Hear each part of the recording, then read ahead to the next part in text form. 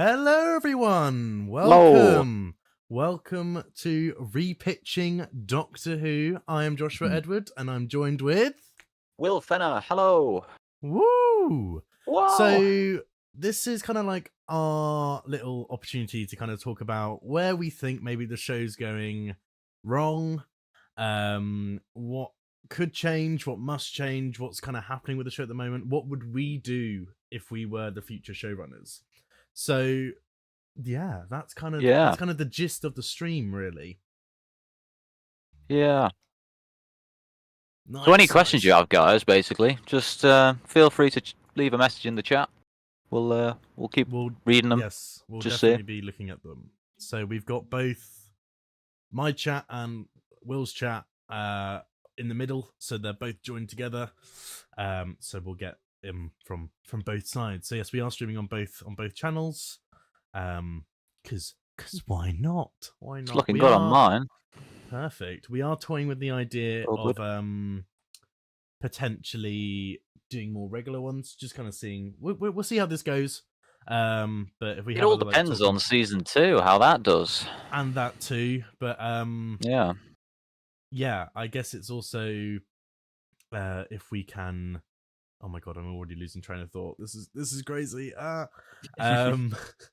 But yeah, no, it all depends whether we have any other things we want to talk about, or even if things that you suggest, and we're like, oh, that's a good talking point for a future stream. But I wouldn't say these will be like weekly or anything like that, but they will be like kind of probably dotted about. If maybe one-off sort of thing, yeah. Yeah. So, yeah. So, do you want to start us off with the first kind of talking point, Will? So what we're going to be doing, we're just going to be reflecting on where the series we both think has gone wrong in recent years, and then just talking about ways how we're gonna, how we could fix things, pitching ideas, that sort of thing. Yeah. Because as Doctor Who fans, we hate to see the show going down the pan. Basically, we don't want it to happen. I mean, no one does. Exactly. So, but will we be going into another Wilderness Years? Do you think? That's what RTD seems to be hinting. So, yeah. Who knows? We will look over some kind of interviews that they've done as well, probably later on into the stream, as we kind of discuss things. But yeah, the kind of the press, the media at the moment isn't looking too good, and they don't have a lot of faith in themselves either, Doctor Who. So yeah, it's kind of interesting to kind of see what happens. Oh, hang on a minute, have we got the stream gone? Oh no, we're still going. Okay, cool. Don't scare me like that. Ugh. Just went off for a minute. Just any issues, guys. If you see any issues, let us know, because we are blind. We are literally blind doing this. We don't know what's going on. So, because if yours goes down, mine goes down. So yeah, exactly. So if I can get both streams up. Everything is looking okay, OBS wise, like my end. So yeah, it should run smooth. I mean, we've done quite a few test streams and they've been fine. So it's kind of a shame if it breaks now when we actually now that we've actually done this. So yeah.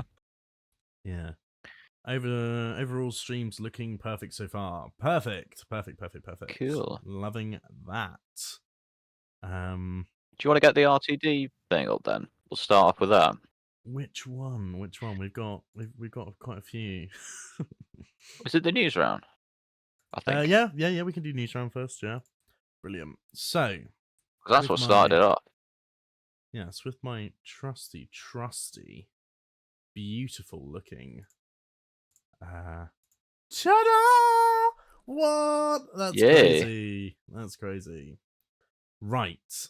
So here we go. So this is from News Round. It was their exclusive interview about Series 2. And they do ask the question of what is happening in the future for the show. So let's give it a quick little watch. Very quickly, Series 3. Anyone know anything? Series 3? I don't know. Do you? I'm asking you guys. You should know more than me. I don't know anything. I kind of know that the Doctor's reached the status like Robin Hood. Sometimes there might be a pause, and during that pause, the viewers of Newsround now will grow up a few years and start writing stories and they'll bring it back. So I have absolute faith that that will survive because I'm living proof of it. And that's what happens to good ideas. No good idea ever dies. So there we So go. there you go. So All he said. He's literally has just said what what we've been discussing, really. Well, I did see some people saying it had been edited, so he could have asked a different question.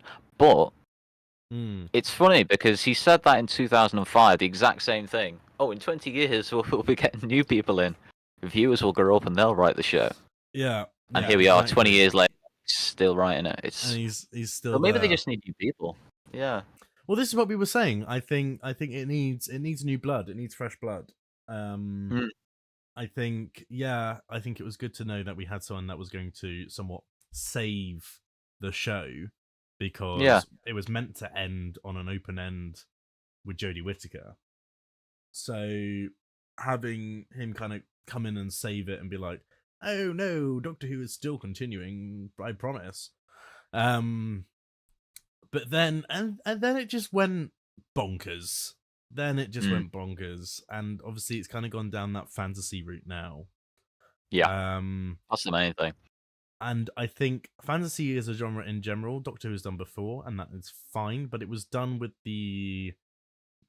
it was more sprinkled in rather than being the core genre, the core focus of Doctor Who. Yeah. Because what they're trying to do, they're trying to change the genre of the show to suit the writers rather than finding writers to suit the show. But I think that's because the majority of the BBC writers, that it's either soap or police and crime dramas. It's that sort of thing. Yeah. But other than Doctor Who, are there any other science fiction shows on the BBC? I actually don't. I think there is. Think there is. Don't you feel that some of the fans are also bringing down the show? If you've seen Twitter, you know what I mean. Yeah. I think some fans do just go all negative with the show, because don't get me wrong, there are still positives within the new season 1 and what we've seen so far with season 2. There are positives, but I think some of the hate that's thrown out there probably isn't deserved, and it's only because it's people who have very extreme views, or they need to express this view that is considered as unpopular. So they just go they don't. The majority of the people who do that are the people who haven't even watched it. I find is they go, "Oh, I'm not watching this because it's this person, or they're promoting this now, so no." So I do find that the fans do kind of ruin it a bit. I look at it in terms of story. Is it a good story? Yes or no? No, exactly. That's how I look at it as well. So, I mean, we watched the new one, the Robot Revolution, I think it's called. Yeah, we watched it together. Yeah. It's a stronger start to season 1. It was a lot better than Space Babies, put it that way. Yeah. It's just not. There's still quite. We were kind of watching it, and my main comment was, I feel like it's now being made to suit people of this day and age where we have short attention spans. We're always on our phones now. We're scrolling TikTok. We're looking at YouTube Shorts, whatever. We're looking at all this short form content now. And me watching that, it just felt so jumpy. And I always found that TV shows shouldn't go that way, because like the whole point is that you're there for the story. That's why you invest your time into it, right? Yeah. So like YouTube's a different thing. You go on YouTube and you just want to watch something in the background or just brain rot. But I was watching it and I kept pointing out all these little things to you, and I was like, they're missing a shot there. They're missing this. It feels like they've just gone, "Oh, I'm so and so. I miss Belinda Chandra." Drop the miss. Yeah. And then it's 17 years later. Okay, cool. Then the Doctor's like, "I'm looking for Miss Belinda Chandra." And obviously that's the whole mystery of why he's looking for her, which obviously we find out probably later on into the series. But it was just that, and then straight away it's the robots are in the house, and I'm like, we just needed just a few more minutes, I think, to really sit with the companion. Yeah, I reckon it's just because it was a big budget story, yeah, and they ran out of time editing it. I think that's what it was. because we were looking at some of the stuff with the AI generator. Mm. I won't go into too much about the reveal of that in case anyone hasn't watched it. But there's just some of the shots where you can probably tell that where the actors are standing is the real stage, and then in front of that is a big like blue green screen or green screen. Yeah. Because if you look, the perception just warps ever so slightly weirdly. Something not right about it. Yeah. Yeah, which just makes it feel like it's AI. Funnily enough, the core of the episode, but it just feels so very AI when you kind of look back on it. And maybe that's what they were going for. Maybe that was the point. They were trying to go for this AI kind of look, because it's down to these robots who worship the AI generator and things like that. But yeah, story-wise, didn't really like grip me. You know, I was, if anything, I actually thought Varida carried the episode. I agree. I think that was the only thing I was really watching it for in that moment, was just I'm watching it because she was funny. Like, I'm laughing at her jokes, you know. Who am I marrying? What? A spark plug? Like that was funny. But the rest of it's just She did feel a bit like a mixture of Martha and Donna. Yeah. There was a lot of reused ideas in that one as well, though. Like the whole like I'm not special, you know, I'm not important. All that Destiny stuff again. Yeah. So it is a bit weird. But there's I don't know, it just kind of jumps to one thing to another. Like it went from, oh, this is my life on Earth, then it goes to, oh, I'm now in what's it called? I'm now in another planet, Miss Belinda Chandra. Now the rebels have arrived, and then they're in the Undercity. You have your little very, very quick, which I think is too quick, quiet moment underground. And then she's like, no, I've had enough. I'm gonna take this into my own hands. All of a sudden, it's just like 1 minute it's like, and then it's okay, here, polish. Give me bring best character in the whole episode, polish. But no, it was just a bit too like next scene, and it also felt like some of the dopamine scenes hits. Yeah. I also think some of the scenes may have been deleted.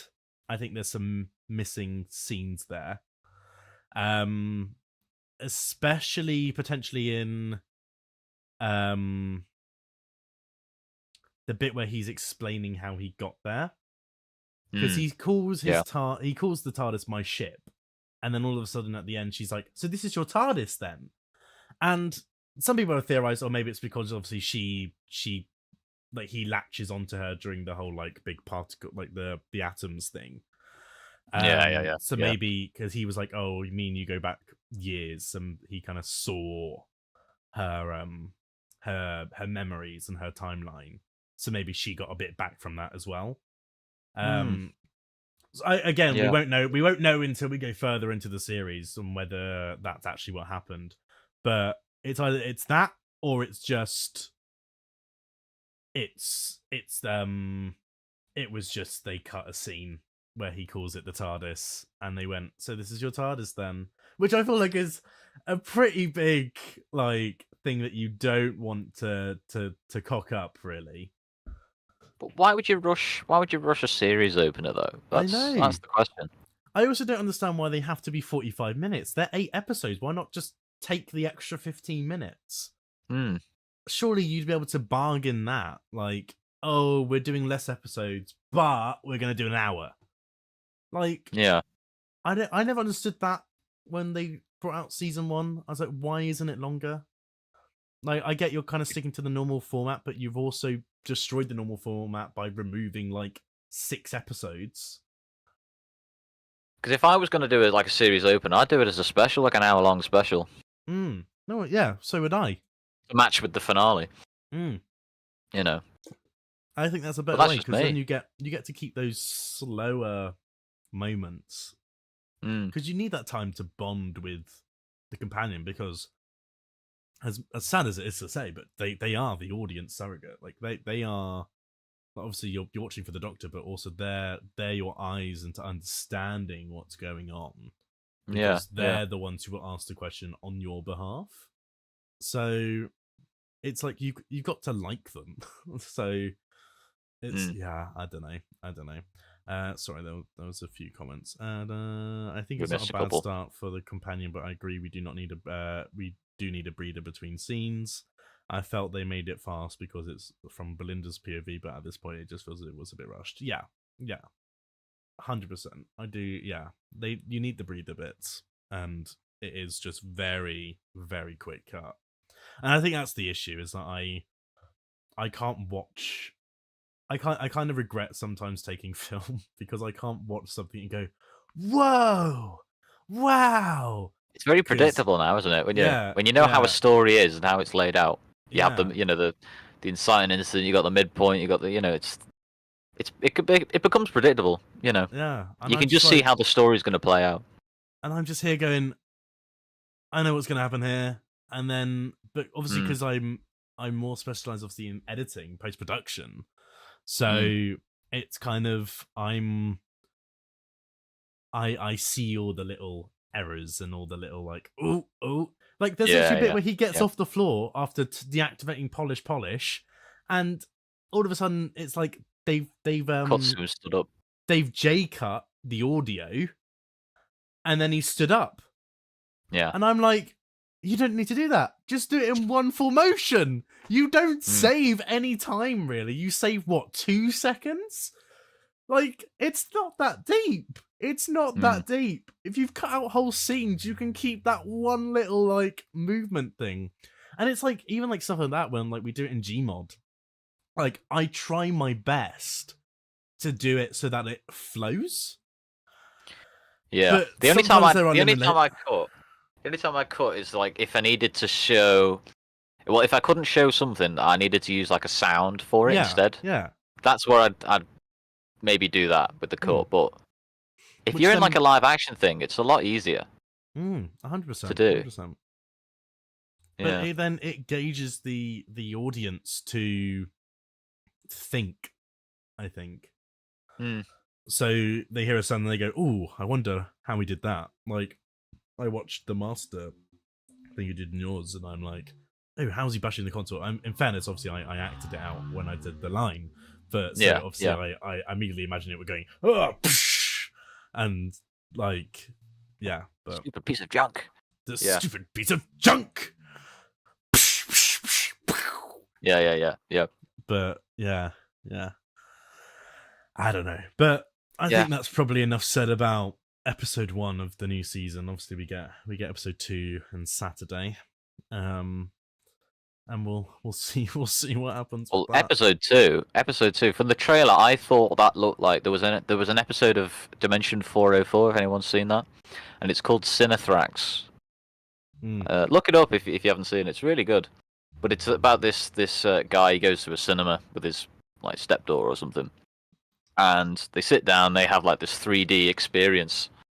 So the uncle, he wears 2D glasses, which isn't suitable for it. So he can see what all the others are oblivious to.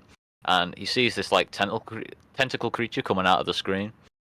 And it's like sucking the souls out of people. It's quite good, but it's a similar sort of premise with like, there's 5 people disappeared in the cinema. Yeah. That sort of thing. It's like 15 or something, isn't it? It's like there's like 15 people. Yeah, it's interesting. It's interesting. I mean, but it's what you said though. I think they just need some fresh ideas and new writers in. They do. And why don't they collaborate with Big Finish? I don't know. There's so many writers for Big Finish, and so many good stories on Big Finish. And I don't get why they didn't go, "Oh, he did a good one," or "She did a good one. Let's get them in. Like, do that. I know series 2 has got a lot more guest writers. But I noticed, I think, other than Pete McTighe, I think he's the only one that has science, and Russell T Davies, of course, but yeah. only those two have science fiction backgrounds. Yeah. Yeah.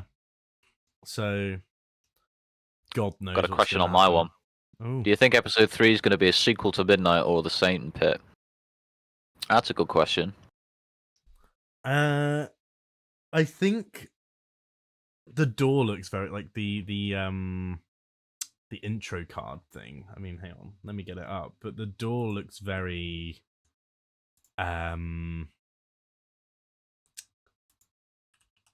like the Satan's Pit kind of look. But then didn't they say, I don't know whether it was confirmed or whether people were just going crazy on it, but like when like it flashes, like the clock goes to midnight or something. Because they said that it was like linked to another episode, right? Because that could be interpreted like in any way, because there was a clock in the blooming Madame de Pompadour episode, so you could say it's like that. How do I? I think you're only going to find out until the episode comes out, but it could be anything. No, yeah. I just don't like the idea of all this sequels and remakes, because there's no original ideas nowadays. Yeah. That's the main problem. And it's not just Doctor Who for that. It's the industry as a whole. Yeah. They're desperate for creative people like to, come up with original good ideas. And they don't. So well, it's, yeah, I don't know. Honestly, what's happened is it's a mystery. It's a mystery. Not the Midnight one. Hang on, I'm just trying to find it. What the hell is that? Oh yeah, this is the new Big Finish. Yeah. Where are they? Yeah. Oh, here we go.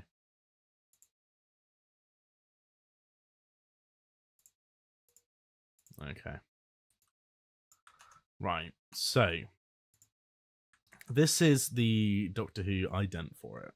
So the door's very, very Satan's Pit, but the light flashes and it goes to midnight. So people thought it was very much like that they land like it was like screaming you in the face, but when it goes bright, there's not really a lot of other details. Well, that looks like a crew quarters, doesn't it? Yeah. So, I don't know. It's interesting. I don't know. Oh, hello, Tharies. Yeah, hello. Well, on to 2025. It's a shock. Welcome to the stream, mate. How are you? Welcome. But no, yeah, I don't know. I don't know where the link is. But maybe it's no link at all. Maybe there's no link to those episodes at all. Obviously they do land on like some planet by the looks of the kind of the behind the scenes stuff. It's like an excavation team or rescue team or something like that. But yeah, don't know. Yeah. I don't know. Guess we'll just wait and see, really. It's going to be interesting, I think, just to see how it plays out. Because all this, like, fourth wall breaking, I'm not really a big fan of it, but I don't know what they're planning, to be honest. Yeah. I think, obviously, this is probably going to be the season when we find out who Mrs. Flood is. Yeah. But the whole thing about it, though, right, with fourth wall breaking, it takes you out of the experience. So if you've got a science fiction show, it's like it seems to be becoming a joke of itself again, like in the 80s. Yeah. That's all I'd say, because it's like I don't know. I think of an example, like it's an old one, but you know how Missy was dancing around the Daleks? Yeah. And it is the Master's character, but if you'd kind of taken the threat level down of the Daleks and making them a laughingstock again, it's just history repeating itself. Because you need like another episode like Dalek to bring them back to kind of heighten their threat. Yeah. Yeah. I Well- mean,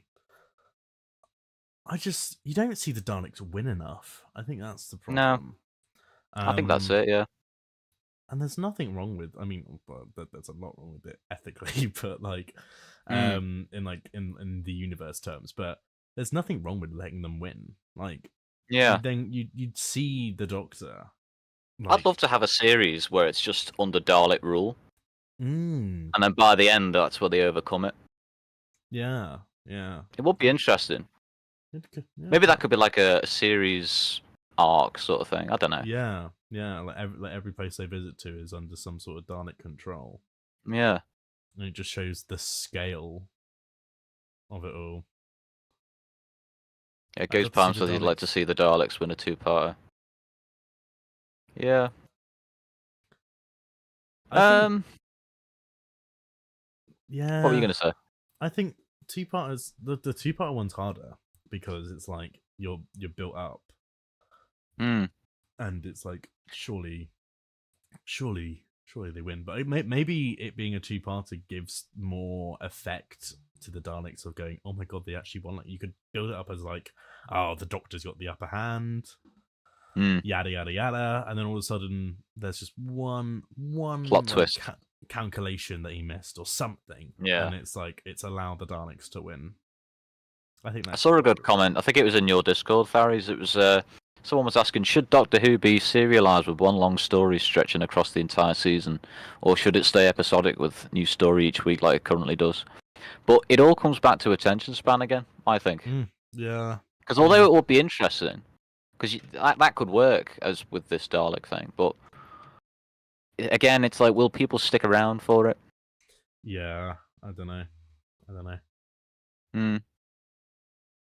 I think Because what do you think about 6 episodes? Like how Flux was doing? I personally, out of all of the Chibnall stuff, Flux was my favorite. Apart from apart from the ending, we don't talk about the ending. But I wouldn't mind it because you could do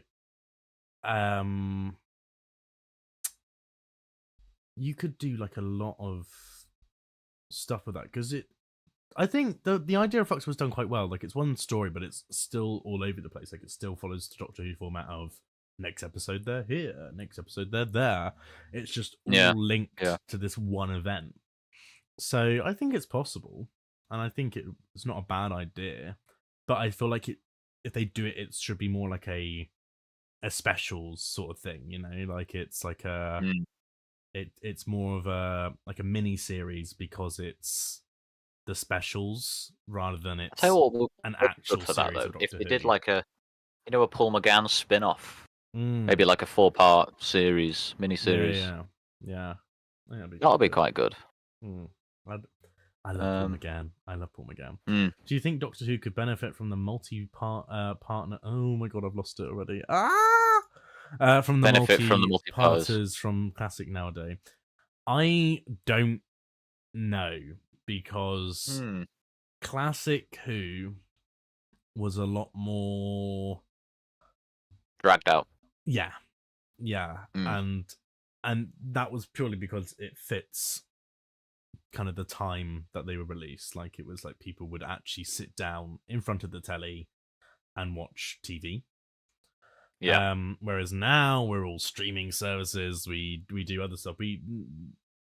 The actual watching of live TV has declined. So I think having a multi-part part of story in like Classic Who, I personally don't think would work because there's just people just wouldn't click with it. I think. Yeah. I think it's fine to do like you have a 3-part story or something like that. Provided that it depends how long the episodes will be, either. Because if you want to do like 25 minutes or 45 minutes, yeah, you're gonna have to sort out where you're gonna break the story up. Yeah, I think the whole point of why we don't do Classic like we do it in Classic because they were 20 minutes. Record the TARDIS off the KP area. Yes, it should do, Joe. It should do. Get back to work.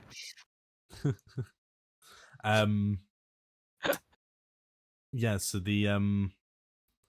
I think, yeah, because we now do 45 to 50-minute episodes, it already takes out 2 classic Who episodes. It's like 2 classic episodes into one already now. So it's like, do we need to do more? I should elaborate. What if they stretch it to how long they need? Again, TV formatting. I think you could get away with it if it was all done on a streaming service, because I mean, look at like things like Stranger Things. Like they've got like an episode that's like bloody 3 hours long. I think the perfect length for a series would be 8 episodes, maybe 9. Actually, you could have a 9-episode series and then 1 special, so that'll make it 10. Well, anything over, I think 10, like how they used to do, I just think it's too much. Yeah. For the production-wise. Production-wise, and also money-wise as well. Like, it's just... Yeah. Maybe that's also why they've done less episodes, is because they can now use more money on 1 episode. Because before, I think... I mean, I don't know how all the logistics work of it. I don't know, say, like, because I know, obviously, in the earlier days, like 2005 to 2010, it was all... They would have to do an episode that required, like, very little VFX. To compensate for episodes that need loads of it. So I wonder whether if they were like, oh, instead of doing 12 episodes, we're actually going to do 9 episodes, and whether they would still get the same money, or whether they'd be commissioned less because it's less episodes that they're producing for the BBC. So I don't know the logistics, but I do wonder if it's anything on the lines of that. Possibly, yeah. But yeah. But how... I guess we can start kind of talking into like how we would do it had we been, or how we'd pitch a new series, how we'd pitch it all, how we'd run it all, how would it work, I suppose. Yeah. Do you want to get that clip up of RTD? You know, talking about the science fiction thing and it being nonsense. Yes. Because I've got a bit of a rant I want to go on here. And I will let you rant. Right, here we go. That's been a real... And to an extent, it's like, let's stop pretending there's any hard science fiction in this show. It is, look at this magical box. It's just nonsense. It's like, we will do... I mean, ironically, yours, about standing on a landmine, is very, very hard sci-fi. Yeah. So you can do those, but you can also do stories that are just wild and mad. And yes. That's nice territory to be in. I've enjoyed that. Yes. Right, I think actually, that... one of my ingredients... Okay. I love how he just goes yes, as if he's just like, yes. Well, he's just contradicting himself, because he said, "Oh, let's stop pretending there's any hard science fiction." Oh, but yours is. So it's like, well, no, Moffat's first just like, of all, like, no, Doctor Who's science, like hard science fiction. What I are know, you talking about? I know. But he's on camera, so he has to be like, yes. Yeah. But anyway, it's the complete wrong mindset to have if you're doing a science fiction show. And it's not even correct either, because Sidney Newman, when he first came up with the concept for Doctor Who, he was intent on because he wanted it to be educational. So he basically said, right, I want to have it so it's basics. It contains basic factual information, so it's educational, but it's also kind of mind opening as well. And all the stories that he wanted were basically based on science fiction and scientific and historical facts that they knew at the time. So yeah, it's just crazy how now it's just flipped it on its head, and it's like, oh, it's not sci-fi. Then they poo-poo it. It's like, well, embrace it. It's a blooming science fiction show from the beginning. It really gets on my wit, though, you know. Ooh, Will, your opinion on the new TARDIS? We actually had this discussion yesterday about... Oh, we did, didn't we? About how we felt about the TARDIS, and then it was all just kind of like, it's all just, we have money. Yeah, it's too big. Yeah. It's too big. I know that they want to do it for the Disney budget, and I understand that, but There's think- so many bloody rails. It's like Too many rails. There's too many rails. It's too Yeah. many rails. Too many rails. Although I do like the LED stuff. I think that's really good. 'cause you I can think change is the nice. colour. The issue is though, Yeah.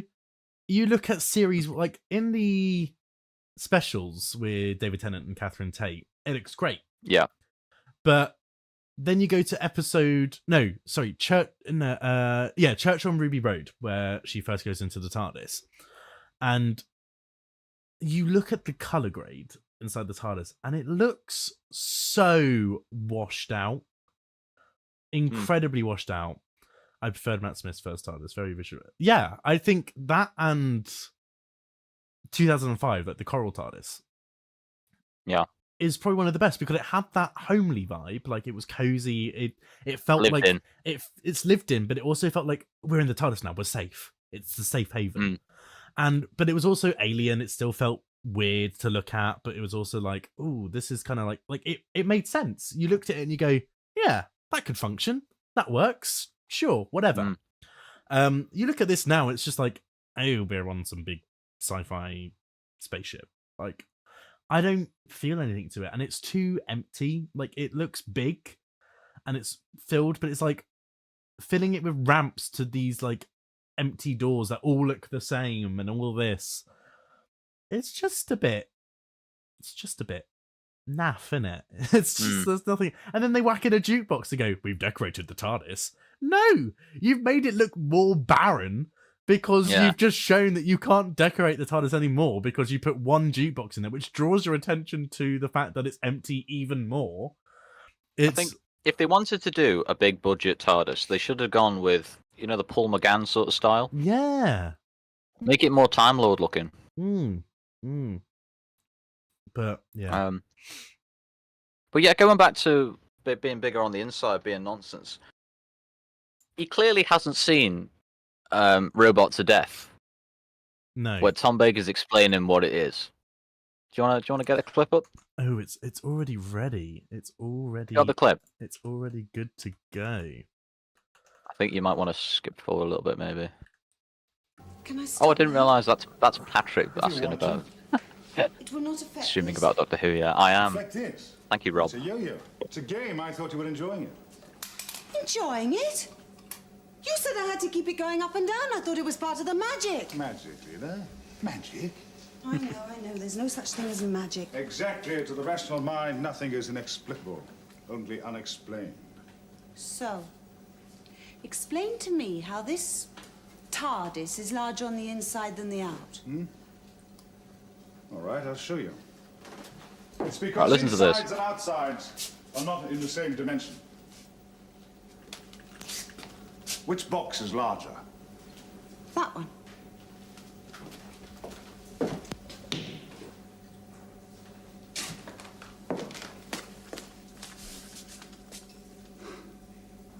Now, which is larger? That one. But it looks smaller. Well, that's because it's further away. Exactly. If you could keep that exactly that distance away and have it here, the large one would fit inside a small one. That's silly. That's trans-dimensional engineering, a key Time Lord discovery. There you go. He's just literally explained it to you. Even though it's a fictional technology, that's what makes it believable. Yeah. Because the science fiction genre makes sense of things like that. They try and find ways to make it more feasible. So then the audience then believes, all right, okay, maybe that is possible, even though it's highly advanced technology. Yeah, exactly. It's just little things like that that make it authentic, which, if you intertwine a bit of real science into fiction, that's science fiction. Yeah. So having it's a bit of nonsense. Oh, it's like, well, no, you're just saying that because you can't be bothered doing a bit of research. That's it. Yeah, and that's the problem because And that's my issue with it. Yeah, and then it's gone down all this like god route, and it's like Yeah. Doctor Who has tackled gods before. Don't get me wrong, but it's done in a way that they try to defy gods with the use of science. Like, Yeah. oh, well, this Yeah. doesn't work. Like Satan's Pit, for example. Oh, it's meant to be the devil, but the Doctor words it as, oh, these are things that control the gravity well, or whatever it's called. So it's just, yeah, it just seems like you look at all of the finale with Sutek in series 1, and there is nothing sci-fi about it other than the fact that he's caused death throughout time. So that's the only sciencey thing, because it's time travel, like it's death, but different points in time. But that's it. And blatantly lying, like trying to gaslight your audience into going, she was pointing at a sign. No, she wasn't. Yeah.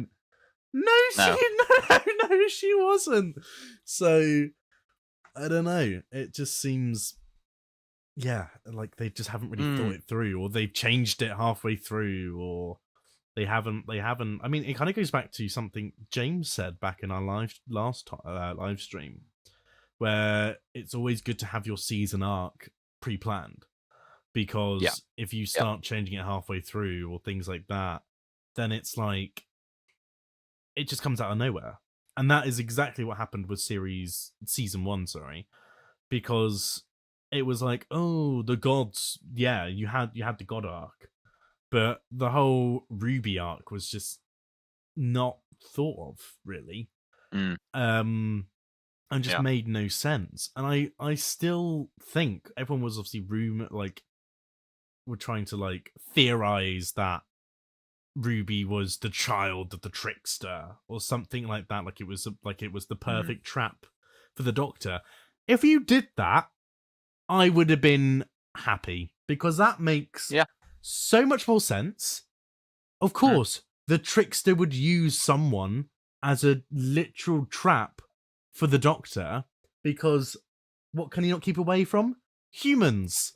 And what does he do with humans? He kidnaps them pretty much and takes them for a joyride in the TARDIS. So it's like, that makes so much more sense if you did it that way. And I mean, it still could happen, because people were like, okay, well, we didn't get the answer that we wanted.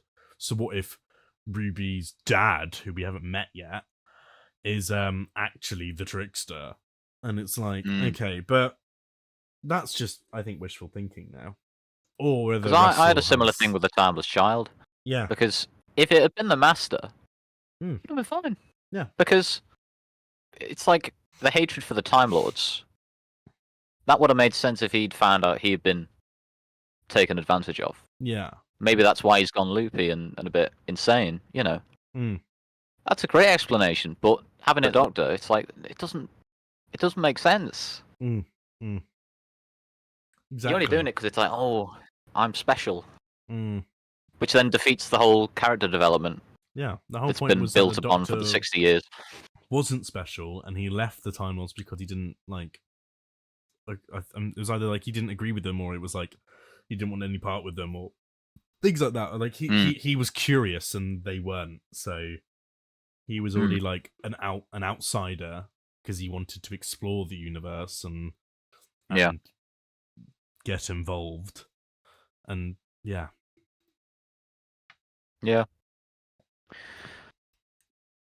But it all comes down to, I mean, as well, the question of canon. There needs to be an answer as whether it does the show have a canon or does it not. Because I think Paul Cornell said it doesn't. Chris Chibnall the other day said it does.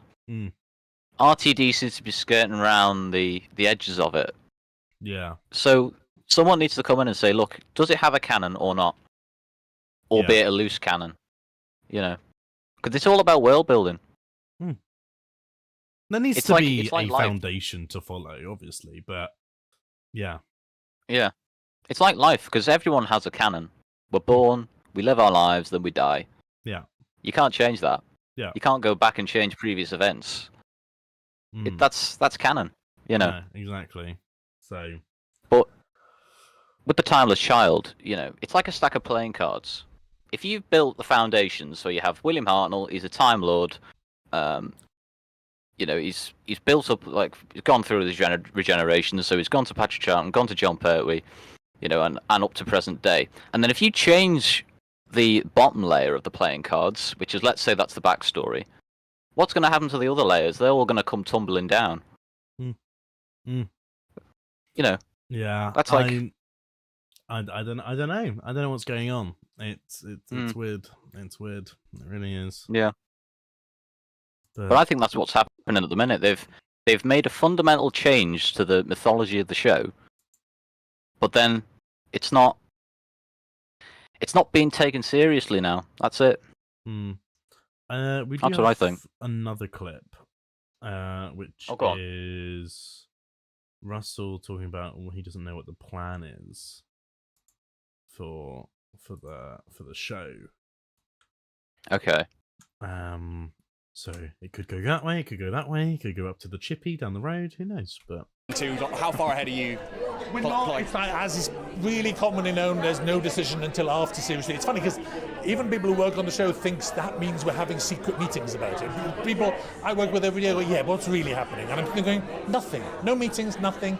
That's when the decision is. And the decision wouldn't be made by the people we work with at Disney Plus. It'd be made by someone in a big office somewhere. So literally nothing happening, no decision. We're ready with just different plans. Could go this way, could go that way, could go that way. That's our job, to be ready. We're ready anyway. But we'll find out. Yeah. Dying to find out. Hope he comes back. Yeah, okay. Well, that's common practice if you're a writer. I mean, you do have to adapt to the executives, because they could turn around and say, "Oh, could you change this?" And we have budget restrictions. Yeah. So you might have to come up with something a bit cheaper on the fly. That's just being a writer, you know. Yeah. Yeah. So I mean, there's nothing wrong with that, really, but. I just think it's his thinking around science fiction. That's what I think where it's gone wrong. And that's something that we need to change. But I mean, also just other things like politics. Like, he used to be really, really good at putting embedded messages. Will, if you bring your Doctor Who series back, are you going to keep using the 9 and 10 Doctors TARDIS interior? Who knows? Let's hope I get it on TV. It could go this way, it could go that way, it could go that way, it could do it this way.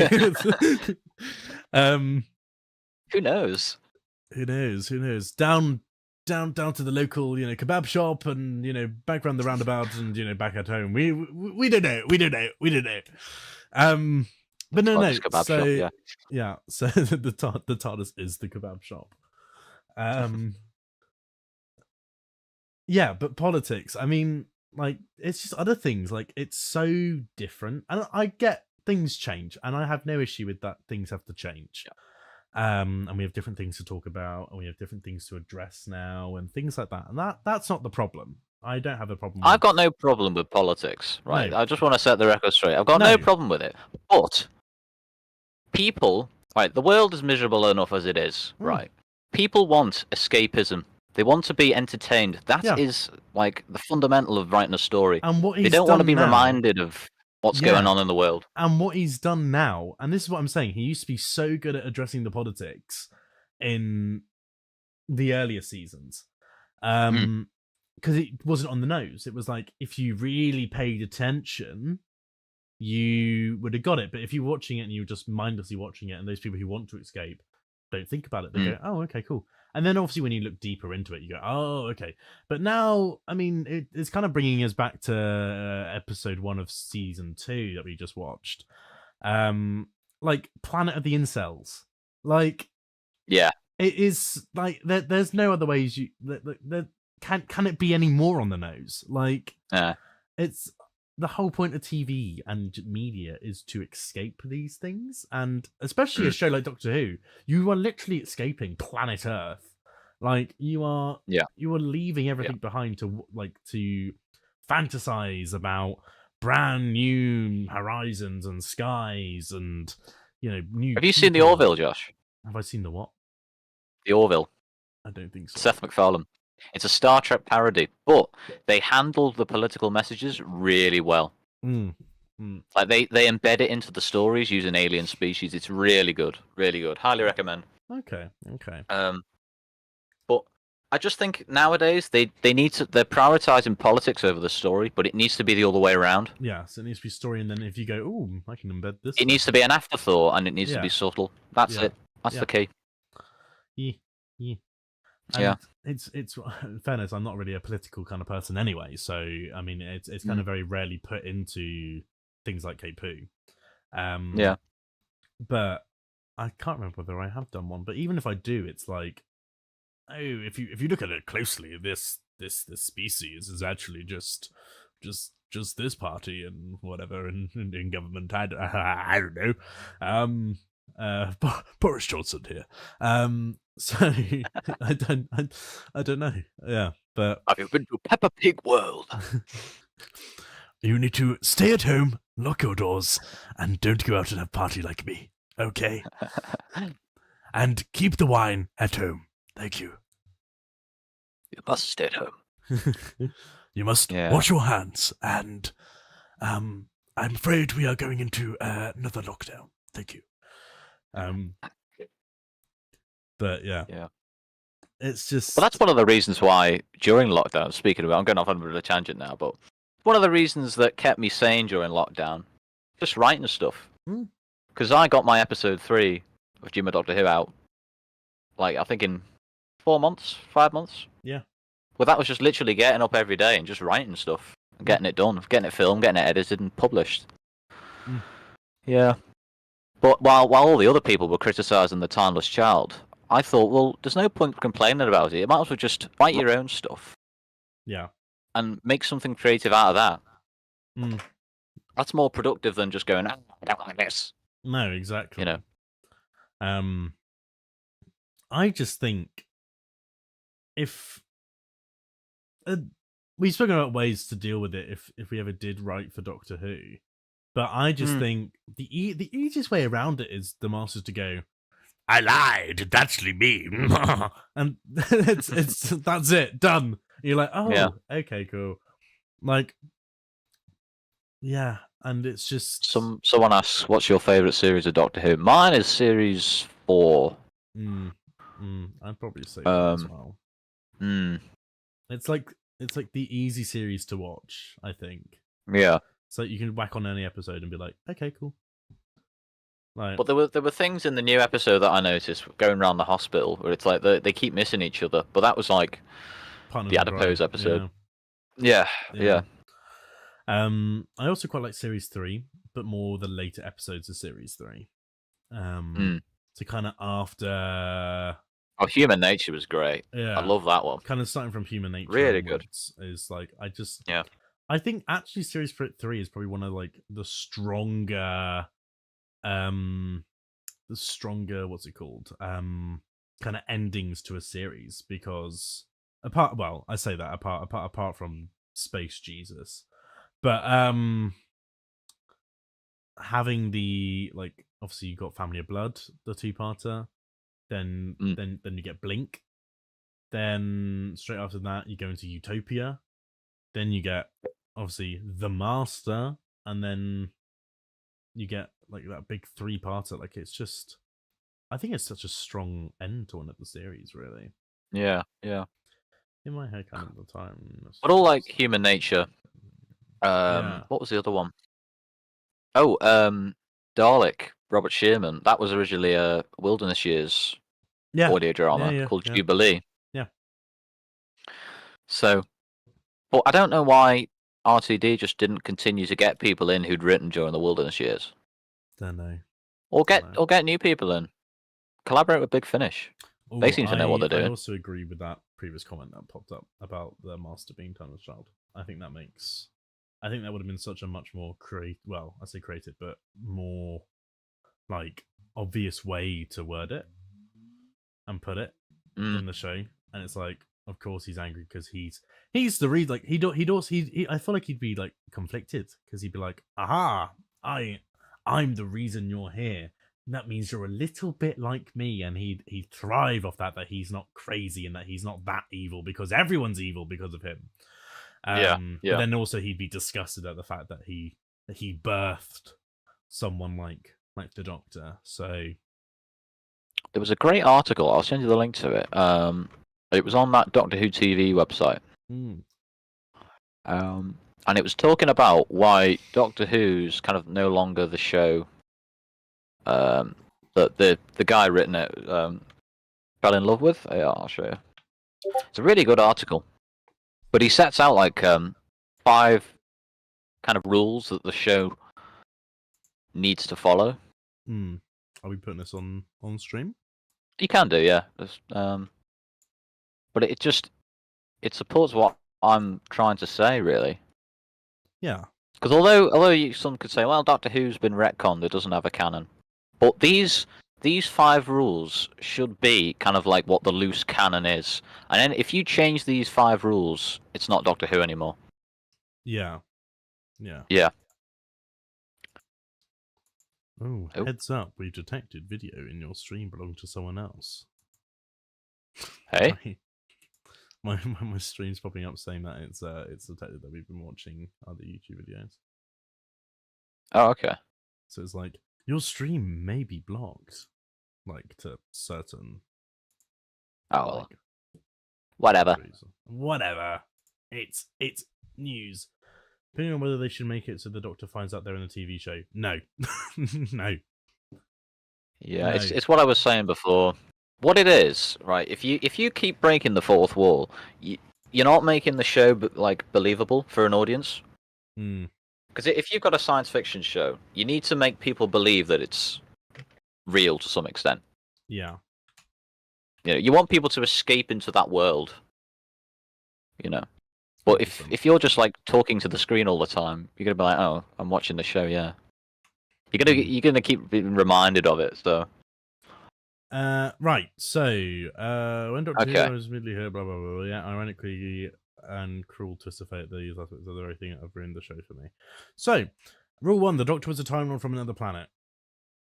Imagine iPad kids getting scared of Mrs. Flood. Yeah, you've got a point there, Anders. Yeah. Yeah. The Doctor didn't want to spend his whole life on one planet, so he saw a TARDIS and ran off to explore the universe. Rule 3: Time Lords could live for hundreds or thousands of years and could regenerate up to 12 times. Rule 4: on rare occasions, time travel allowed him to meet his past and future selves, but such events need to be avoided to protect the fabric of time and space. Yeah. Although the show could dabble in other genres, it was ultimately a science fiction show. Aside from the basic rules, anything could happen. Limited potential by generation. I think we've kind of brushed upon this before. Well, it says, unfortunately, some writers have taken advantage of these relaxed rules and can do whatever they want. So the 1996 TV movie, they said he was actually half Time Lord, half human. Fair enough, but that wasn't. I don't think that was addressed again. I think RTD kind of fixed that. Yeah. And then the main one that's just come up recently is this Harmless Child. But RTD trying to cement that into the canon, that's what the problem is. Yeah. If he just kind of ignored it again, fair enough. But no, he's not. He's going with it.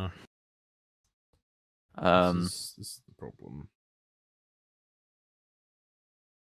Yeah, the shift to fantasy as well. Yeah, David's doubled down on establishing who the fuck's only destroyed half the universe. Yeah. Did you see that Chris Chibnall interview on that podcast recently? Yeah, the one where the guy was talking about the Master, right? Yeah, and he was laughing about, oh, I've disrupted enough of the canon. Yeah. Yeah. So they know they're doing it, but... Yeah, it's no longer a science fiction show. Rule 4 has been broken. The 2 Doctors can now interact with each other at any time without issue. It's changed too many. I'll put a link to that in the chat actually, because it's really interesting. I highly recommend you read it because it's. I did it for my dissertation as well. Oh, hang on. Why is that not?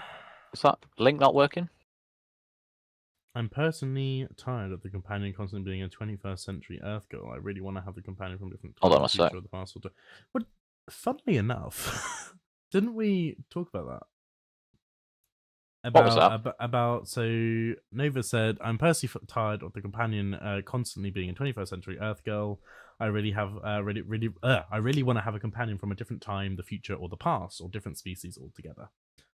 So didn't we talk about how we would do like someone was from like the nearby future? So yeah, the main thing I wanted to do, if I was going to bring it back, right, I'd try and break the cycle a little bit of having modern day companions. Hmm. But I'd try and maybe set it sometime in the not too far into the future, but kind of near future, because you don't want to risk alienating viewers Hmm. if you're going to try and reboot the show again. You want it to be somewhat relatable. So I'd say maybe like 2045 or something like that. Yeah. Yeah. I'd also love to write like a companion who's from the past, like Elizabethan kind of time or Victorian. No, that is, yeah. So and it'd be quite funny because Leela like, was an alien. So. Well, yeah. But I think it'd be quite funny because you would take them aboard the TARDIS, and they'd be like, "Whoa, how is this possible?" Like they'd be so much more baffled by science. Yeah, witchcraft. Yeah. But even then, you could then obviously, because we now obviously address so much more of things from our time, like sexuality, LGBTQIA plus communities and things like that. Like I think it would be so interesting to have them be like, when they see like they see like a gay couple or something like that, they'd be like, yeah, you, yeah, you, and then they were like, no, this is normal. This is normal. Yeah. I think well, that could be quite fun. You could have a good thing at the end there, because when they want to leave, it'd be like, well, hang on, they know all this knowledge now about science. We can't just put them back in their own time. We have to maybe mind wipe or something, because then you'd have that dilemma.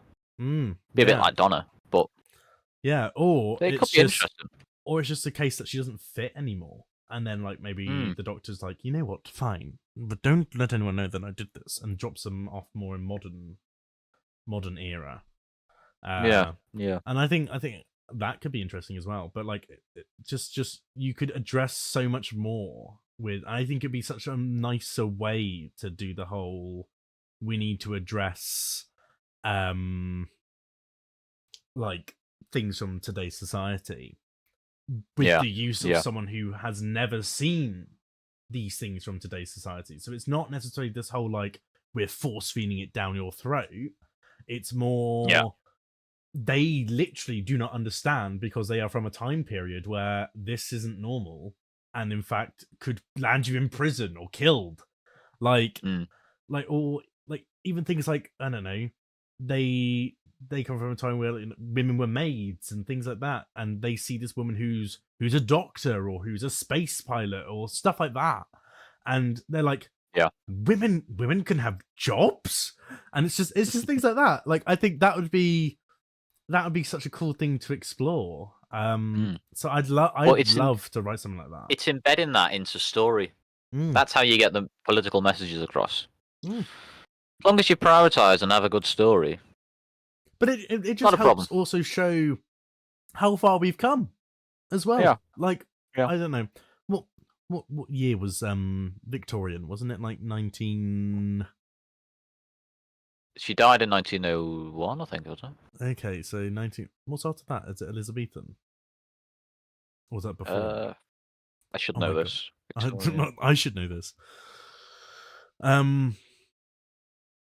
Yeah, she died in 1901. Started in 1837. So what's after that? That was the Victorian era. Edwardian era. Edwardian. Yeah, okay, so Edwardian era then. That only lasted for 9 years. Thank you. But this is a bit of history as well. Yeah, exactly. This is what I'm talking about. So if you have a bit of history, you literally are now going to get a constant drip feed of historical information because they are from this Edwardian period. So they're like, oh well, my mother did this when I was a child, and it's like, oh, I didn't know that they do that. I didn't know that they did this, and then you have the contrast between then and now / far in the future, and you see you don't it doesn't even need to be explained to you. You can see it in front of you. You don't need the whole. Yeah. For those viewers who do not understand what is going on right now, like it is in your eyes. You cannot deny it, and that's why I think I would love to write a companion from the past. I think that would be such an interesting concept. They were going to do that with Clara, weren't they? In They were, Matt and then Smith they thing. scrapped it. Yeah. I think But if, Moffat thought if you can make an audience, issue. Yeah, if you can make an audience take away a bit of information and go, "Oh, that's quite interesting. I might do a bit of research on that." Exactly. That's what you want. You know, that's what makes it good. As well, with like the Egypt episode I have coming up, like Oh yeah. it was never intended to be about the Romans. And me doing research, I was like, oh, wouldn't it be cool if, I don't want to obviously give too much away, but like, wouldn't it be cool if like the Weeping Angels were in Egypt, and like what year did like certain things happen in Egypt? And you're like, okay, so what if the Weeping Angels are behind all of that? Blah blah blah blah blah. And then it was like, well, during the Roman Empire rule of Egypt, I went, huh? The Romans took over Egypt? Like, I didn't know that. And then did you not know that? I didn't know that at the time. All so right. I was like, oh, okay. And maybe that was really obvious that happened, but like, I don't think. I mean, to be honest with you, it's funny now because I hated history in school, so I loved it. Yeah, I hated it, so I just never paid. I remember attention. building I had to build a Motte Bailey castle. I think I did like a model. Mine would just build I've got volcanoes. a picture of it somewhere. Mine I did was them as boring. well. Yeah. Not as a science project. Apparently, it's a historical project, but you know, but like, I didn't know that, and then even that. So then I delve into the idea. So it doesn't even have to be like you have to think, I want a historical episode, and you have to think about all this stuff. Come up with an idea, and then tie that to history. All you have to do is have the good story idea first, then you go into the specifics of how it works, the ethics, the history, everything like that. That's how you then do it, because like I said, the episode was just going to be the Cape arrives in Egypt with Connor, then notices that the Weeping Angels are doing something and done this, and that would have been like an okay episode, but it would have been boring. And then you go, oh, okay, so this happened. The Romans took over in 62 AD and like stuff like that, and like Emperor Nero was in charge, and it's shortly before obviously Rome burnt and everything like that. So then you have like things like that, and like there's a speech the Cape makes later on about Emperor Nero, and it's like even things that are to come in his future, like haven't even happened yet. And that's even more of the thing to go, wait, he was behind that? He did that? He did, because you'll know of the Great Fire of Rome and stuff like that. That's one of the reasons why I did Diaglot. Because I noticed on the Steam Workshop, there were a lot of, World War II models and things like that. Yeah. So I did a bit of research, and I found out about that Diaglot conspiracy theory about how the Nazis had this like super weapon. Yeah. But I thought that would make a really interesting science fiction story, because maybe they've got like this super advanced technology that the Doctor has to try and stop them from using to destroy the world, that sort of thing. Yeah. But I did loads of research for that, because it was like, I think there were some details where people had gone missing, and it was like, oh, what could I do there? How could I make that happen? But all like Sporenberg and Hans Kamler, they were proper officers, so yeah, it fit just nicely into a bit of history, and mixed it with a bit of science fiction. But it doesn't have to be that. It could be anything. You could set something. It's like what you said in Egypt, or have it in like the Wild West or something like that. Or Vanders has made a good point as well with the companion about how you could have one human as the surrogate, and then you have another companion not from modern day Earth, or maybe even another planet, and then you could use that as your way to like create a bond between the person who isn't from our current time period.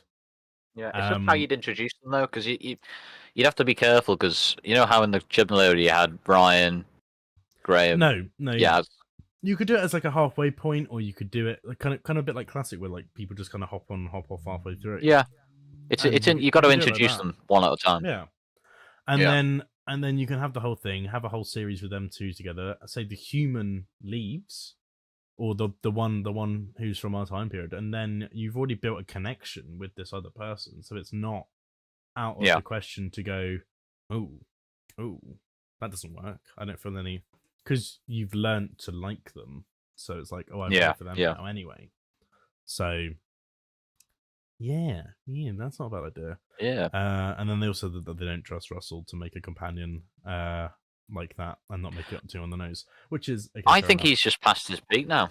I think he has. To be honest. I think he has. I think he's I just think trying to get he's- every idea he has possible out. He's only come back because no one else wanted to take over from Chris Chibnall. Hmm. Which I don't know why. Again, I don't know why they just didn't reach out to Big Finish and say, "Look, have you got any writers who want to take over?" Yeah. I mean, it could be to do with maybe the executive sort of area, because I mean, it would make sense, but Right. you know. Yeah. I don't know. I say we just we storm BBC and go, oi, we're your new showrunners, alright? Well, I'm a bit confused because I'm wondering whether they've seen my series, because that time, what was the second one? Was it Wild Blue Yonder? Yeah. That was very similar to my episode 6. Very similar. Very similar. If you want to watch the highlights, by the way, it's for the anniversary stream. I mentioned it there, but yeah, it's very, very similar. So I don't know whether they've got people out there, like, because I know they know Farries. Because they did that Farries rant recently, didn't they? Yeah. But I don't know. Maybe they've stumbled across mine. I don't know. Who knows? Could have stumbled across yours. Who knows? Yeah. Unlikely, but who knows? I mean, I've mentioned you. You've played the master in mine, so they could have found your channel as well. Maybe it's easy to steal ideas from because it's lesser known, so nobody goes. Yeah. No, but I do find it funny because I remember I panicked when they had just released that Shooty Gatwa and Millie Gibson were going to be together, and obviously they did that like companion interview. Oh yeah, I thought I know what you were gonna say. and then he was like, I'd love to go to Egypt. That I think that'd be really fun to do. And then it was like, what foe would you like to fight as the Doctor? And then he was like, ooh, the Weeping Angels. And I went, no. Stay away. So, what do you know? Have you hacked onto my computer? Have you seen the script? So I was like, oh, I need to get this episode out now. And then they just never did it. I was like, oh, thank God. Yeah. But yeah. Do you want to kind of move on then and just talk about like what we could do to fix things? Yeah. I mean, does anyone want to come on and have a chat, or what do we want to do? Is anyone still here, or are we just bored everyone away? We're just like, everyone's just like, oh God, these. I mean, if someone wants to come on and have a chat about ideas, and well, yeah, feel free. 100%. But I think the main thing at the minute, right? We need to get the genre back to science fiction. Yeah, that is the first thing. Have that as the core. Have that as the core genre. Yeah, core genre. And I was going to say maybe have an emphasis on going back to Sidney Newman's original concept. Not make it too educational, but have a bit of an emphasis on stories that intertwine with like scientific and historical facts. Yeah.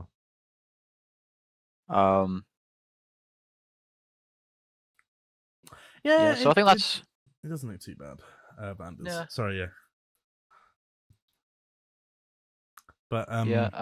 I think we need to bring back that mix of. Everything. Yeah, I was explaining before, Vanders. Look, have a look up Dimension 404 Sinethrax. It's very similar, I think.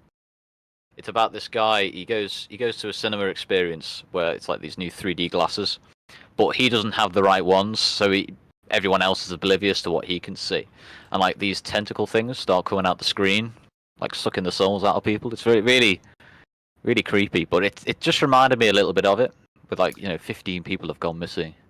I agree that with sort you, of vibe. Nova, that I feel like the exterior needs to be changed. I personally never liked the St. John ambulance badge. That's my personal thing. And you notice, if you ever watch K-Poo, which you should watch it.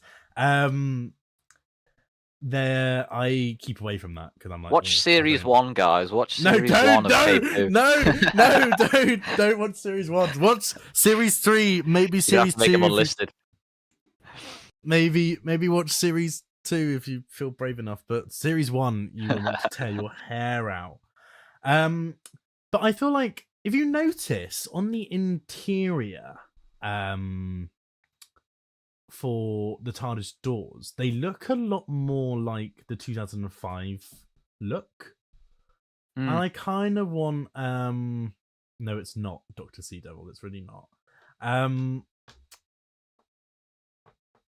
What was I saying? Yeah. And I feel like maybe the door should maybe replicate that on the outside and then the box with that. But then again, you kind of fall into this no, don't, Vanders, don't watch oh no. What have you done, Will? What have you done? Everyone's gonna Unless you mean season 1 of Dimension 404, I don't know. It's like a knockoff of Twilight Zone, but it's really good. They've got some good stories there. No, because they're gonna hear the TARDIS. Oh. With your non-puberty voice. With my non-pubic pubic. Anyway, was like but I feel like it would look a bit like what's it called? The 2005 TARDIS. So I don't know, but I feel like I've never really liked the exterior for Jodie's TARDIS, and the fact that they kept it, I wasn't a fan that they kept the exterior. I kind of wanted that to change, but then I feel like because it's been on screen for so long, it's kind of grown on me. Were they trying to make it look like the Eye of Harmony from was it Deadly Assassin? Because that was like a big crystal thing, wasn't it? Were they trying to make it like that? Yeah. The interior never bothered me, to be honest. I think it did look a bit weird, but like it did look alien. Don't get me wrong, it did look alien. A bit plastic though. That's the only thing. Yeah, but at least it looked like it would be a TARDIS the Doctor would have. So, yeah, but maybe that's the influence. But I was upset that they never touched a custard cream maker ever again. Yeah, why introduce it if you're not going to make use of it? It just seems a bit of a. She just never eats them again. she doesn't. She just has one and goes, "Ooh, TARDIS, you made a bad decision there." Ugh. You'd think someone would write a story including it. Yeah, I do like the exterior though, apart from the lamp. Yeah, the lamp bothers me. The lamp looks a bit. It looks like one of those, Dalek lights from Peter Cushing films. Yeah, I just think the TARDIS exterior now just looks a bit too bulky.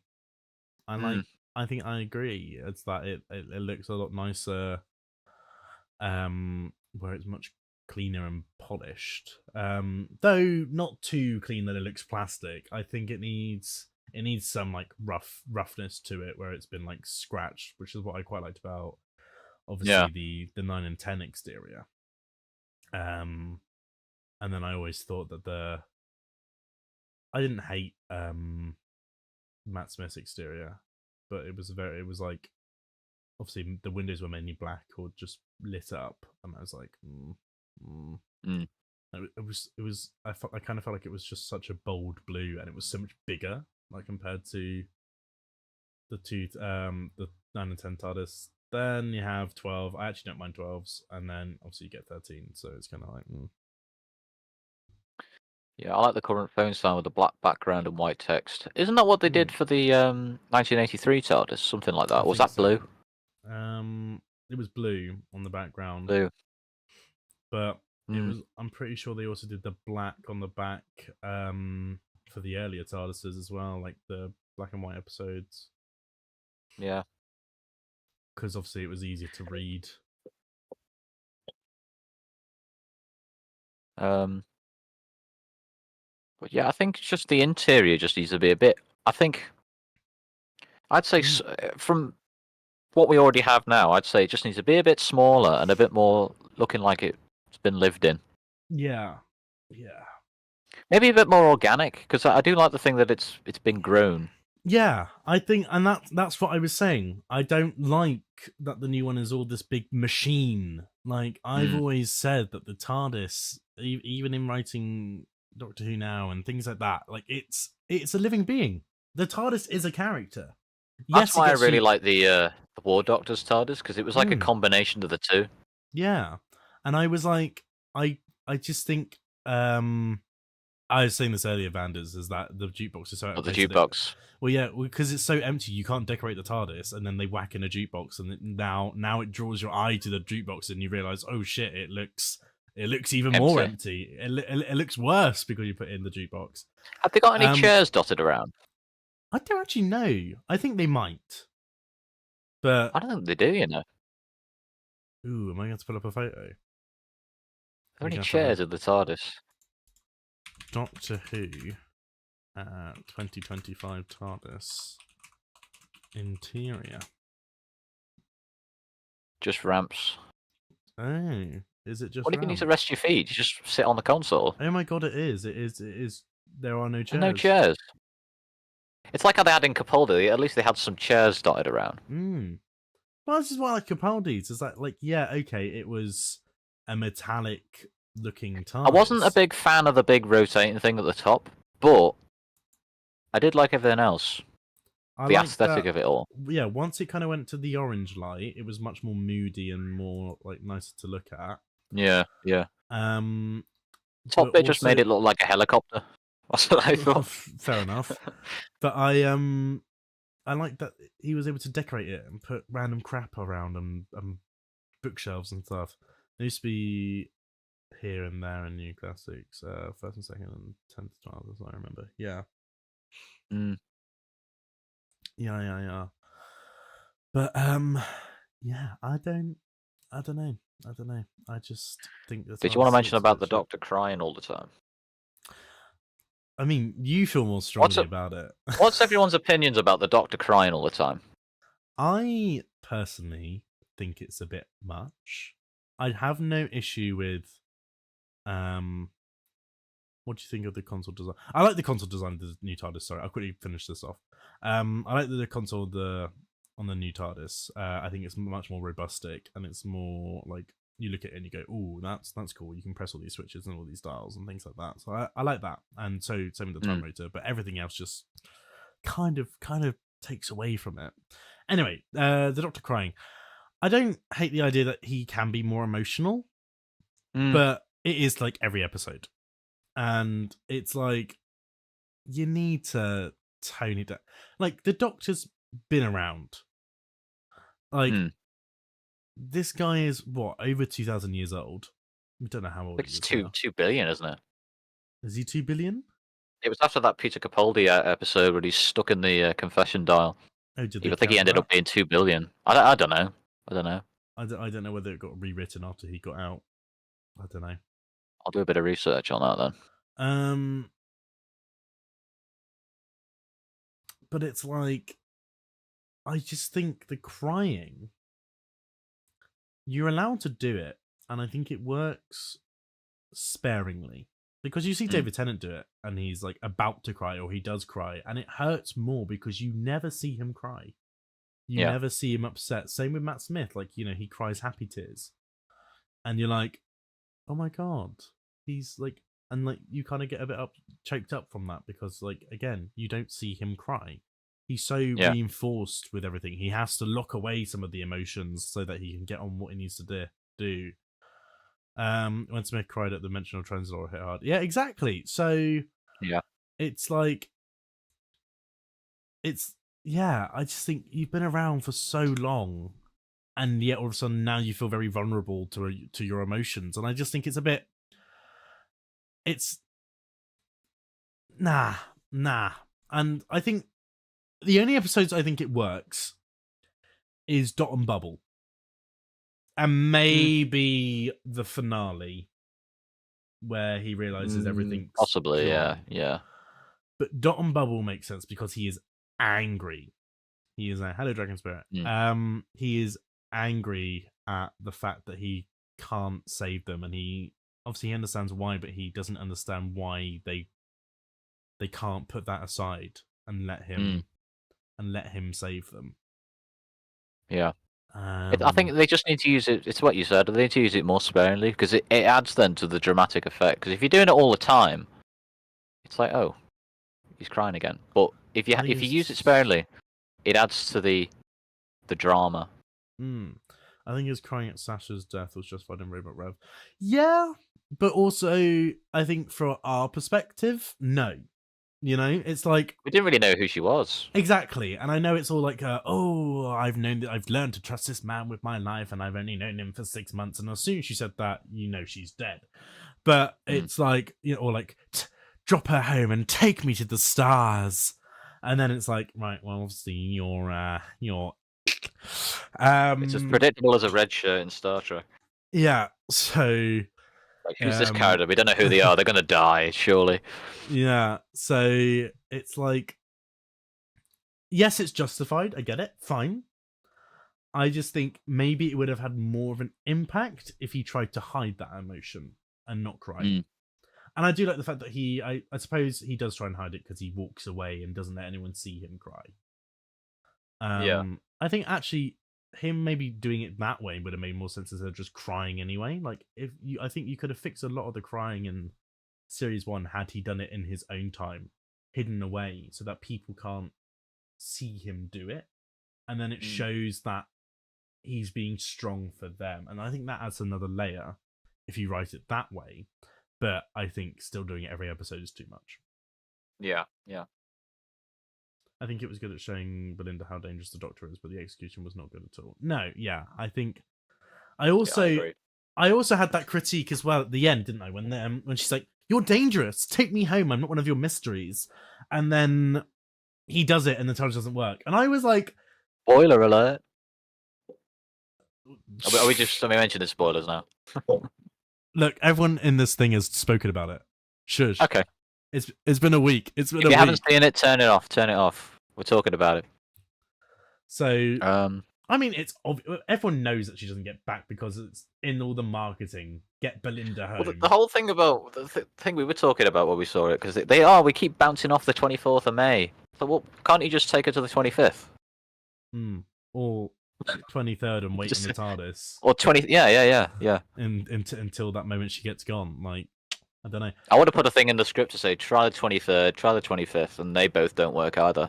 Yeah. But no, my little qualm, as you will, I like that word, little qualm, is that she's like, I don't trust you, you know, you're too dangerous, yada yada yada yada. She doesn't understand how the TARDIS works yet. Like, she even asks, "Oh, is this how it works? We just bounce about then?"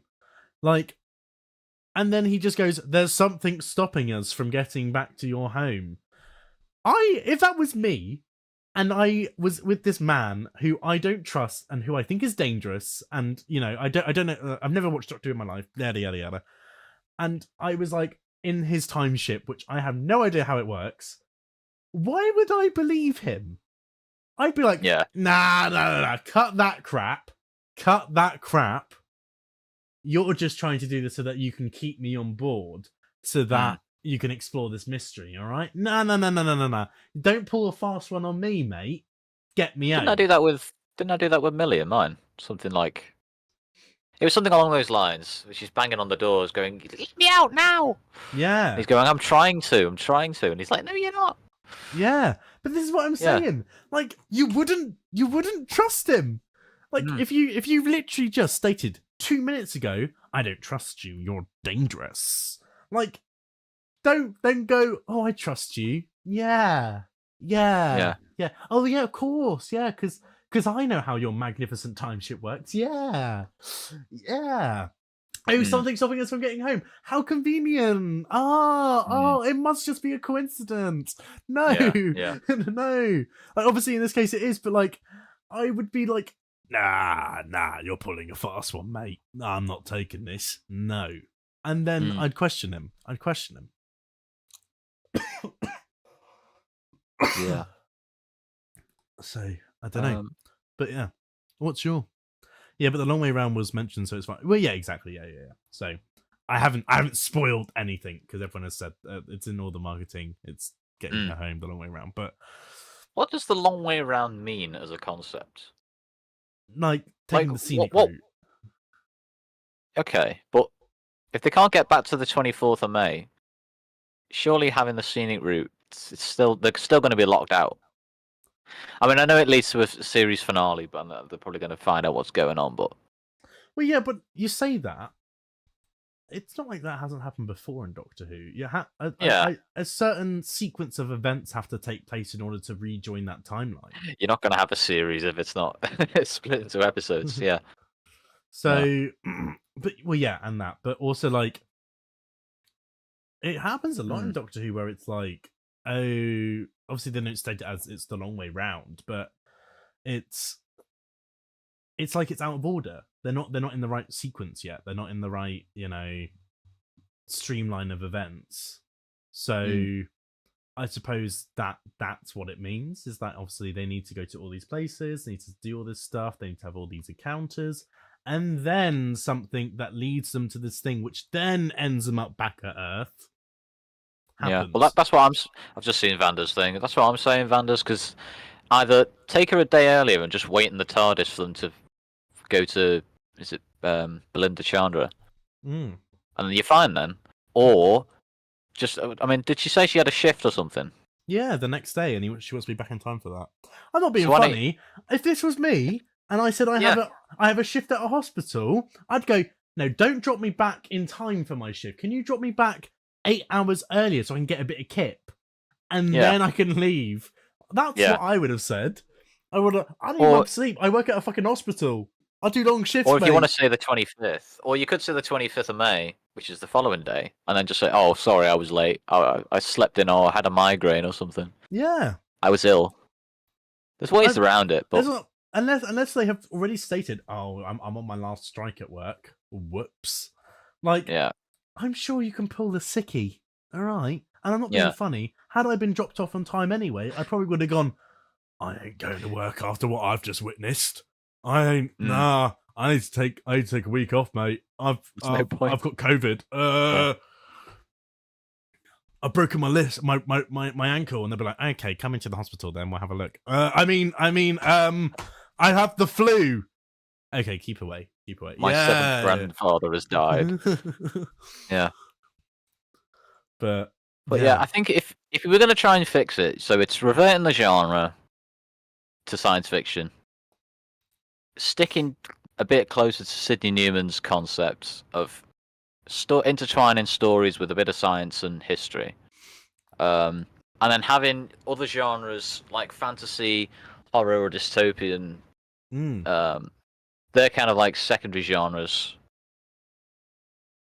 I also thought the same as well, Vanders as well. That sort of thing. That maybe he can't land the day after because of something's happened on Earth, but still, the day before thing still applies. I think that you can land. I mean, the Doctor had to wait 6 months, didn't he? So he knows it's possible. Oh yeah, so he just goes back and he's like, right, we just cannot leave this TARDIS. We are quarantined inside the TARDIS until timelines sync up, and then there's none of that atom shit. Or maybe it's blocked out because they're already there on the 24th. I forgot about that, about the atoms thing, because they basically explained the same thing that I did in my episode about the conservation of energy law. That's it. That's why I had to put Millie into stasis, because she couldn't interact with herself in that same time, because the two atoms, they cancel each other out. Exactly. But there's a bit of science. So RTD's proved that he can do a bit of science. So I don't see what the issue is. Why is he choosing to go more the fantasy route? Fantasy explained as science was good, i.e. vampires. That's what I mean, though. For, like, having vampires and things, you can. I'm not saying that you can't have fantasy in Doctor Who at all, but it's having science fiction as the core genre. You're allowed surrounding that with others. What we're saying, we're not saying that you can't do fantasy. What we're saying is it shouldn't be your core genre. So feel free if anyone wanted to do a fantasy episode, do it. There's nothing. Yeah. You're allowed to have an episode off from science. Fine. Yeah. Like, yeah. in fact, that's probably more refreshing. But to have it as you've changed the whole reason Vibe. for the vibe of the show, that's where it's the issue. But don't get me wrong, if you want to do an episode where vampires appear or I don't know, fairies are in like a fairyland or something like that, like, fine. Maybe they exist. And Doctor Who explains it that way, that planets' science work differently. So like they call it magic, but it's a different form of science. Like, we've had that explanation before. Do you know the werewolf episode? Was it Tooth and Claw? Yeah. Wasn't that based on like a conspiracy theory that they'd been? Was it like a real conspiracy theory that they'd been bitten by or they were werewolves or something? I'm sure they mentioned it at some point. Yeah. There's like a theory going. Well, that there's a bit of like science fiction in, but that's mixed in with fantasy. Founders, is it definitely confirmed that it is a Midnight sequel? Because I know that they said that it links back to an episode, but did they actually confirm that it's definitely Midnight? If it is, I really hope they don't show it. I don't want to see what Midnight looks like. Or I don't want to see it. That would just completely ruin it. My only guess from what we've seen so far is that they've landed on Midnight where it's possibly been destroyed, and that people live under the surface to protect themselves from the what's it called? Extonic sunlight, something like that? Possibly. Yeah. That's my guess. Well underground. If it is still the same place on Midnight, then yeah. Yeah. The cause at the moment is gender politics. That's what we're going to do. I wouldn't say that's the core genre. But core genre is gender politics. Well, I mean, it. Again, politics doesn't bother me. It's just all about story. It's how well the story is. I would disagree in the sense that I wouldn't say that it's the core genre. I wouldn't say that's the core. It's definitely spoken about. Don't get me wrong. I wouldn't say it's the core genre. I just say it's influencing. And it all comes back to prioritizing politics over story. They shouldn't be doing that. It should be the other way around. Having story first, and then thinking of a political message as an afterthought, and making it subtle. People want to be entertained. They don't want to be lectured. That's yeah. That's it. Vanders. It was heavily rumored, and trailers show it sounds a lot like Midnight sequel. And an unreleased Russell said that it was an unexpected sequel, which was before the rumors. Okay, so it's not confirmed, but it's heavily implied. Okay, I mean, if it is, I won't say no to it. I just think don't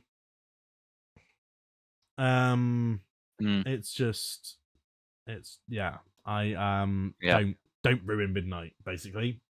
And let's not get a repeat of the Midnight entity.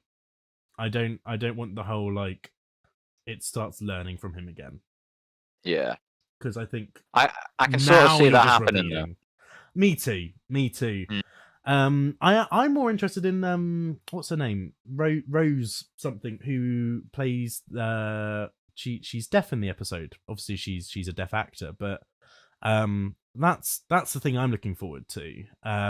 Purely because of how I thought you meant Rose as in Donna's daughter. No, as in the actor. I think her name is Rose. I can't remember whether I'm right or wrong on that. We have two characters called Rose now. Is RTD hinting that Rose is going to be returning or something? No, that's just the actor's name. She's not actually called Rose. Oh, okay. The character name. No. She's the actor. So, I had it earlier where she was talking. Could we find the clip? We had the clip. Was it the news round one? I don't think so. Oh, yes, it is. Rose Ailing. Yeah, Rose Ailing Ellis, I think. I probably butchered that name. But no, I'm looking forward to that because they worded it as, so the episode was never intended to feature a deaf character.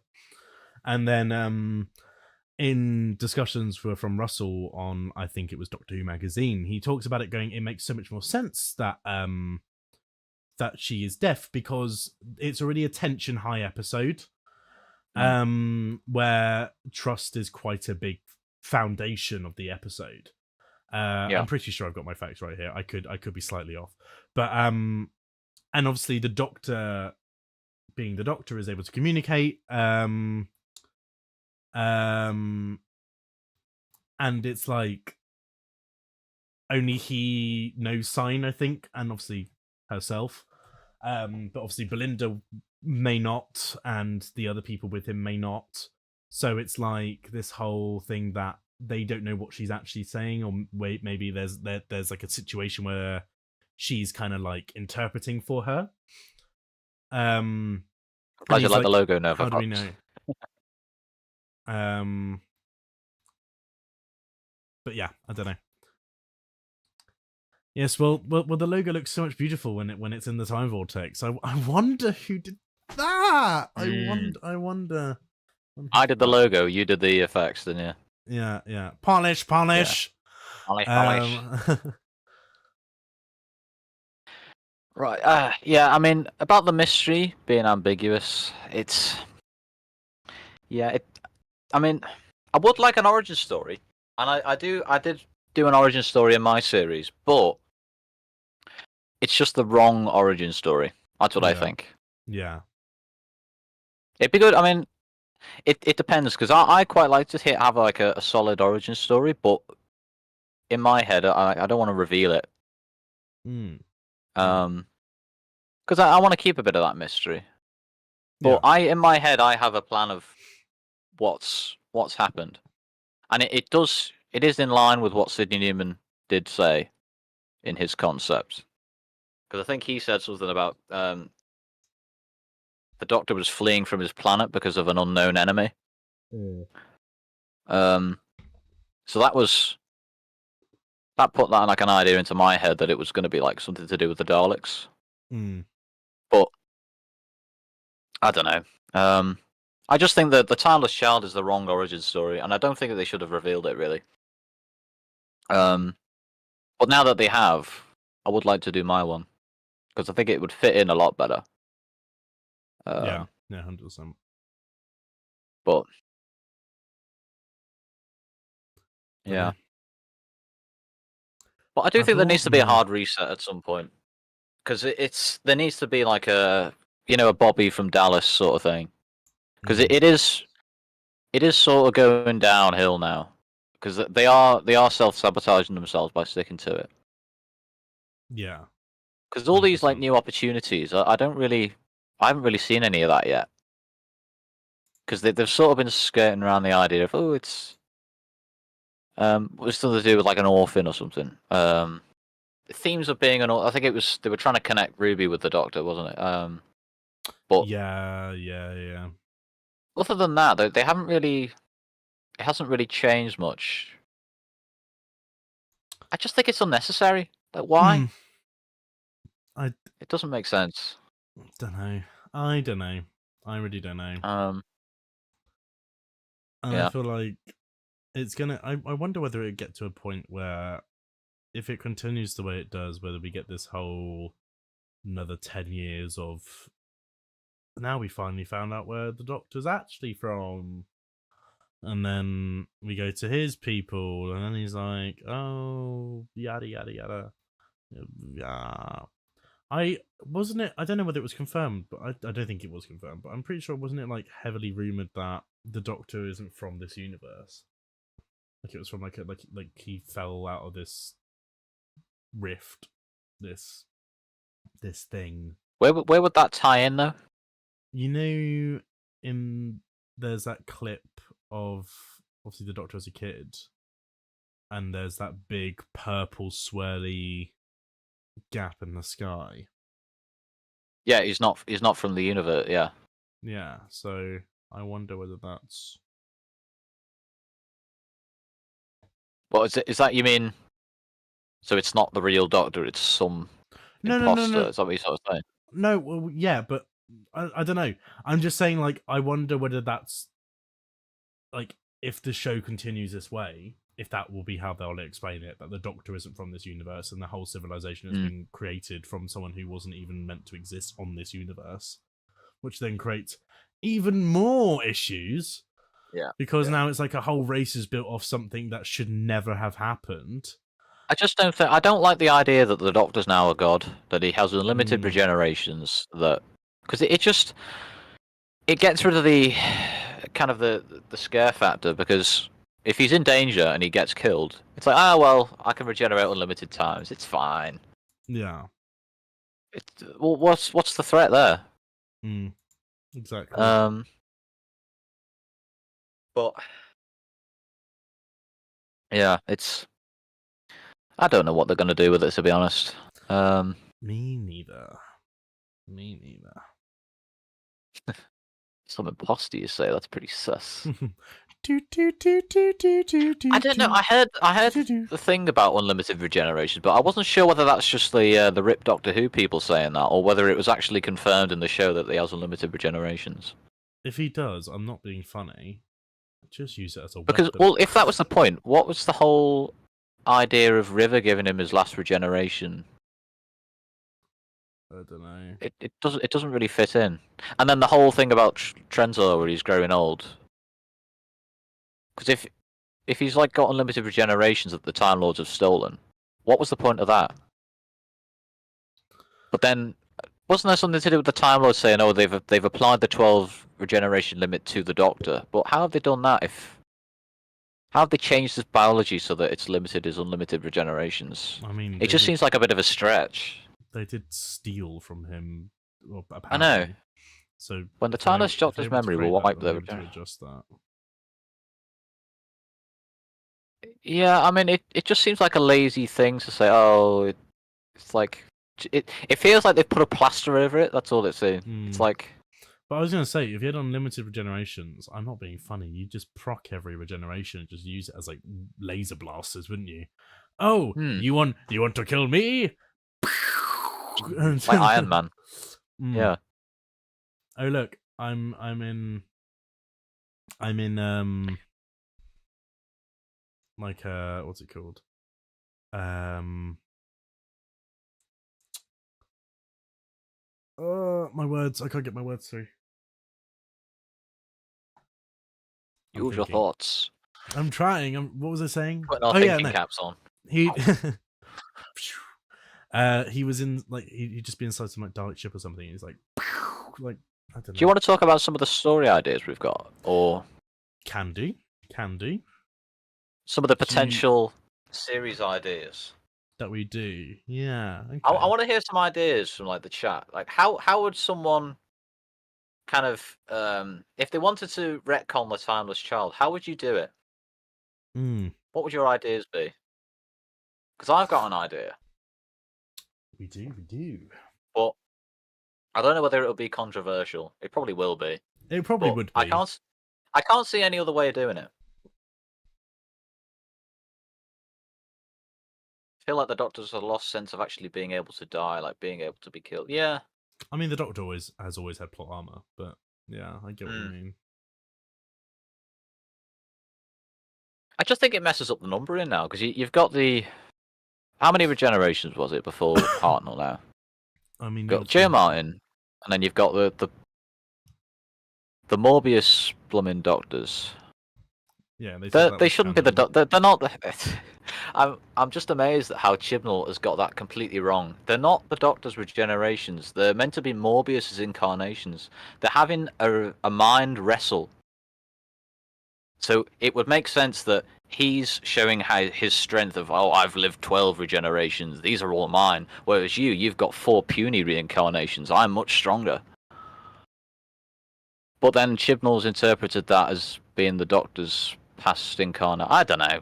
It just messes up the numbers, I think.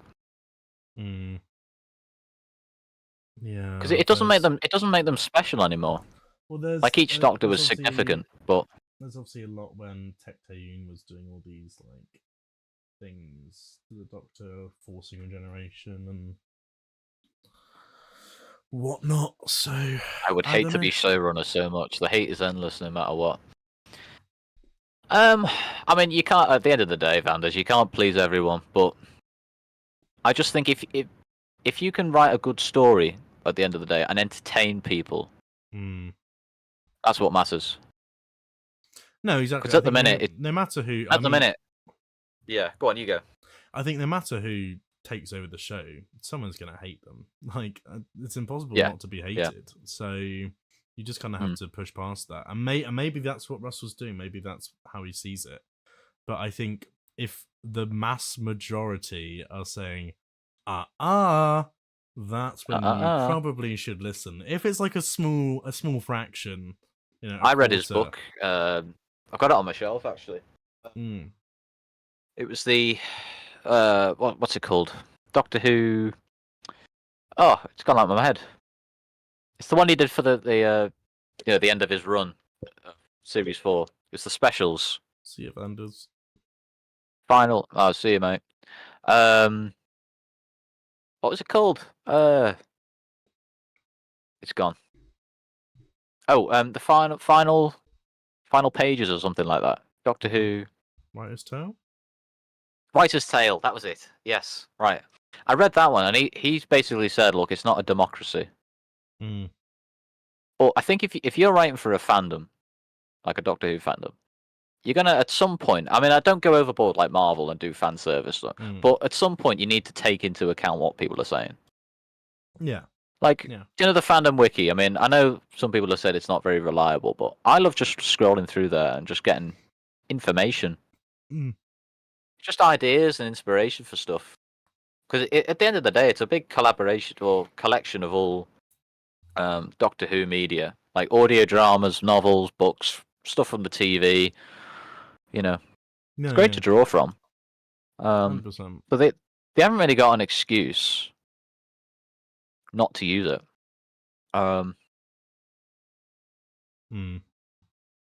Yeah, Writer's Tale. It's a really good book, Doctor Sea Devil. I'll put a link to it in the. I think it's on Amazon. We should be sponsored at this point. Yes, use our link and use the code repitch. Well, no, I just see it as a research thing.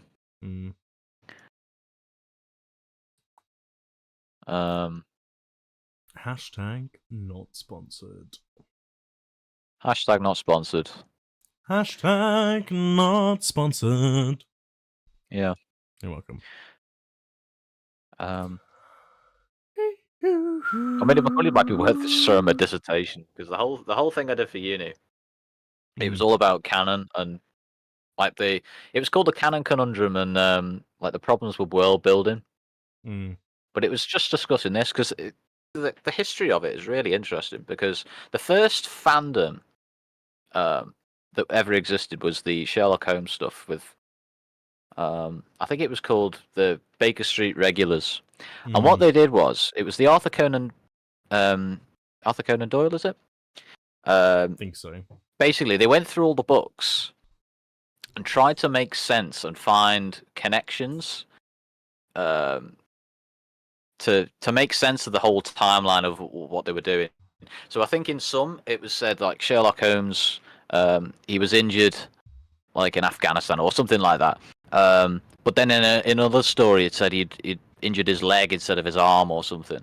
But it was the fandom trying to make sense of all that, and that was like in the 1900s, early 1900s. So it's been going for ages. It's people trying to make sense and find authenticity within kind of, you know, series and books and novels and TV shows. So it's not an issue nowadays that people are picking up on things like this. Yeah, maybe people. I mean, you see people on Twitter now going, "Oh, well, just enjoy it for what it is." But I kind of understand why people where they come from with that. Yeah. You know, as humans, we want to find order in things. That's just human nature.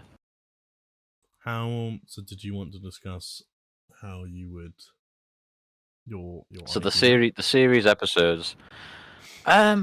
Right. Well, Without going I've got into this idea. It's.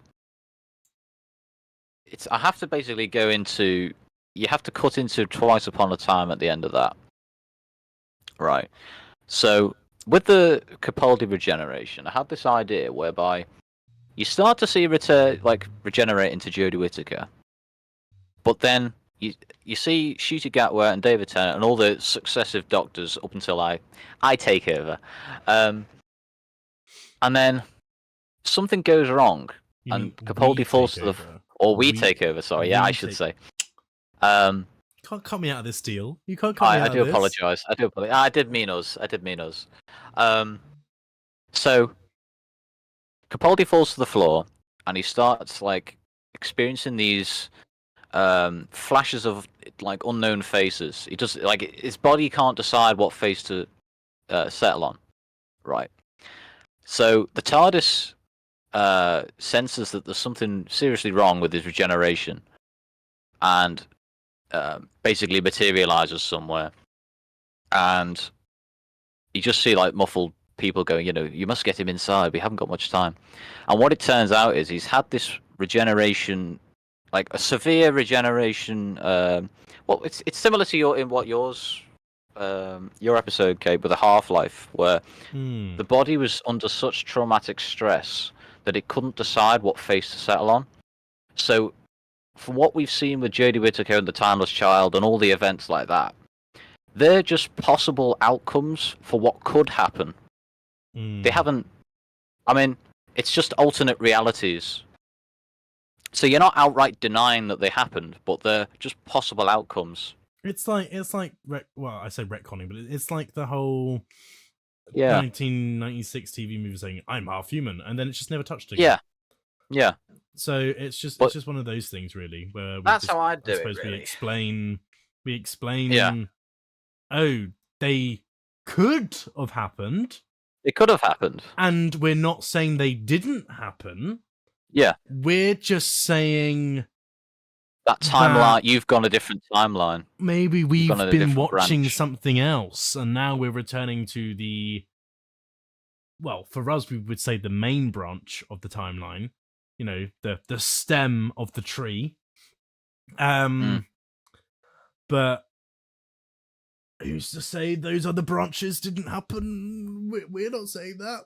No. So, yeah, I think that's definitely how we do it. And maybe you could still whack in that bit of thing that his body isn't quite right even after this thing. So, which then is where I come in with the Half-Life. Yes. Yeah. But I think that's the only kind of idea I can think of that would probably get it back on track, because you can't cut into Whittaker because the stories weren't very good. That's when it started to dip a little bit. And obviously you had the Timeless Child of Series 12. So the only other place I can think of that we could cut in is probably Twice Upon a Time, because it would fit in well with Capaldi being exhausted. So maybe all this trauma of living too long, and he says, "Oh, it's a treadmill and all this." Maybe that's got to him, and his body just can't handle it. So it's struggling to decide what face to settle on. What's that? Similar idea to yours. The companion is seemingly on a fixed path to becoming a villain, threatening the galaxy or this universe, and seemingly the Doctor cannot stop it. Yeah. It'd be interesting to see a companion becoming a villain, because didn't they do that with who was the guy in the long game? With the snapping fingers thing and his forehead. Oh, Adam. Adam. I think in one of the comics they made him He a was villain. Gonna be evil, yeah. I think they did it if he stayed on. What would happen? Yeah. And he would. So have that'd be just quite got interesting to obsessed with do. knowledge. Yeah. I think it's just no reality. But yeah, I'll tell you what I would love to do though, right? Because people forget that the Cybermen of the new series, they're not from our universe, they're from Pete's world, parallel universe. So all this metal business, that's not from our universe. The classic Cybermen are from our universe, and they're plastic. So it would be good to have kind of a resurgence of these plastic Cybermen, seeing these metal ones and going, what's going on? Who are these guys? They're a threat to our race. So they have a bit of a cyber civil war. I think that would be a really good storyline. Hmm. Because the whole thing about Cybermen being robots, it's just a complete wrong idea. They're meant to be based on the Borg, or I think no, the Borg were based on the Cybermen, but it's meant to be sort of a similar vibe to that, where they're not robots, but they're human augments. Yeah. And then So like, all this stomping business, I didn't really like it. The way to understand it, I'd say easier is cyberpunk. You know, people who Yes, yeah, put in chips into their body, like basically just add like augmenting bits of technology inside of them to improve things or make their life. Obviously, in cyberpunk, it's a lot more about making their lives easier and things like that. But like that's probably the best way, probably to explain how the Cybermen should work is that they're doing things to improve them, and they think that's more superior, rather than going, we want full autonomy. So like in series 12, because if you make them robots, you basically just put them in the same category as Daleks. They just want to kill you. No, exactly. Which I think was what happened was it Ascension of the Cybermen? They just wanted to delete people. They didn't want to take them over. No, yeah, exactly. Because the whole premise of you will become like us. That's what I like about Tomb of the Cybermen. That's what it needs to go back to. Being very creepy. Like if they snuck up on you, you wouldn't be able to hear them. No, they just get you. If they did now, you did the stomping. But that's what made it creepy. Which is one of the things that I'm potentially looking into changing in mine. Yeah. More on that in the future. Because you could do a really good horror episode with, you know, 100%.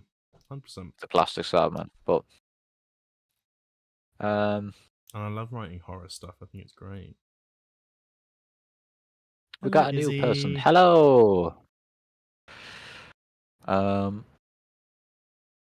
Yeah, I think Arthur Conan Doyle hated it. He didn't actually. He was more surprised at how people were this like into his stuff. If I think I had a quote somewhere, if I can find it. I think he didn't hate it. He was just amazed at how people were just this embedded into the finding continuity within his stuff. Got to go into my file. Oh god, what draft was it on? Final Amend. It's fine. I might put this in my Discord actually, because I haven't published this yet, but I would like to at some point because it is interesting. But it's a bit of a read, so I don't know whether you want to. You might have to spend a bit of time on it, but I'm still slowly working my way through it. Yeah. So basically, they said, how, for instance, is it possible that one story Watson's described as having been wounded in Afghanistan in the shoulder, and then in another story he complains that the wound was in his leg? But it's just little continuity things like that. And then where was it? What they said? I'm sure I quoted him somewhere. I'll have to find it. Conan Doyle. I should have prepared this really. That's all right. I'll just do some background music. Some background do do do do do do do do do do do do. Oh,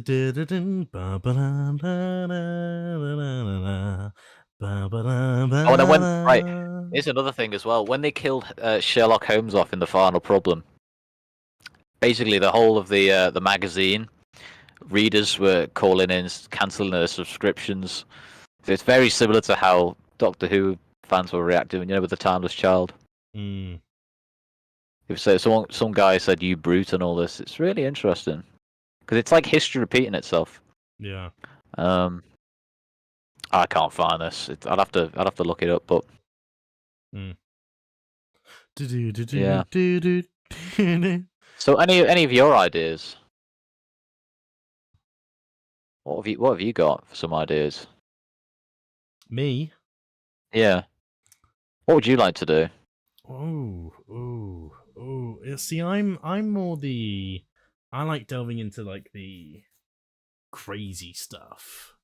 So I think that's where it works between us, because you kind of keep on the balance path, and I'm like, I'm gonna whack in this and make this work. So I obviously that sounds like so careless, but not not that carelessly. I things I'd add, like I said, I quite like the idea of having like a companion from another time period. I'd love to write that. My only worry is if it's like a reboot or like we like bringing back Doctor Who sort of thing, then it's a bit weird because you don't want to ruin the whole audience surrogate thing, especially if it's like bringing it back to viewers, like bringing it back to TV, bringing it back to our screens, yada yada yada. Yeah. But ideas of what I'd love to do, I'd love to kind of visit into things that, I mean, I'm trying to think of stuff I've written that I think would be quite good for Doctor Who. Like having this concept of being like separating the Doctor and a companion, and it being that they're on the same place just at different times and they can't really communicate, or they can through certain things. I think that'd be a cool visual as well. God, I literally would have to look at my list, but I get the Cybermen thing. I mean, I think elements from what I've written for that, obviously not out yet, but I'd love to do some things from that as well. There's a lot of ideas that I've got, and like storylines that I want to follow, and so yeah, I kind of want to delve into this. The Cybermen should be more like look. The Reapers would be a good idea, actually, Nova Fox. Yeah, you won't be able to do it exactly like the Reapers, but you'd have to do a similar sort of villain. I mean, it depends how big of a threat you want them to be. Is it like a galactic thing? You know. Hang on, I need to pull up my list of episodes so I know what I'm talking about. I had this all pre-planned yesterday and then I forgot. So I know what episodes I want, and no, I just don't. I quite like blending genres together. I think that's quite fun. Like, I remember telling you obviously about the Doctor Who meets slasher. Like, I think it'd be such a cool episode in Doctor Who.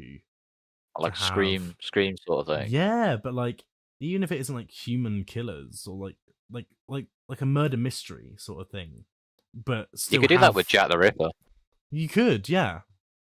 And it's like, who is it? And maybe you never do find out who it is, because I don't think they ever did find out who Jack the Ripper was. Though new evidence is still coming in to this very day.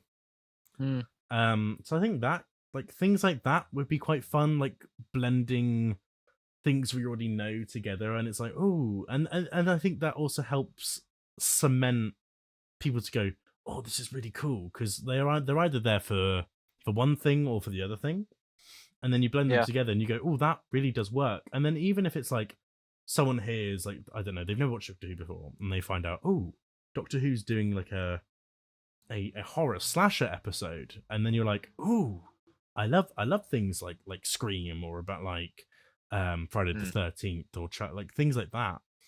I think they would do that quite well. I think you get people to come in and they'd watch that and they go, ooh, I really like that, and then they want to see more because they realize the actual premise of Doctor Who as well is really good. And then I think things like that, I think, would be a good idea. But I agree, I would love to do like a season arc where obviously you still got the Doctor's condition. Time War 2, Electric Boogaloo, yeah. Sort of thing, yeah. They threaten the whole universe instead of one galaxy. Yeah. The one thing I wanted to do with Doctor Who, though, is mix it. I mean, not exactly copy Star Trek, but use Star Trek to inspire a little bit of Doctor Who.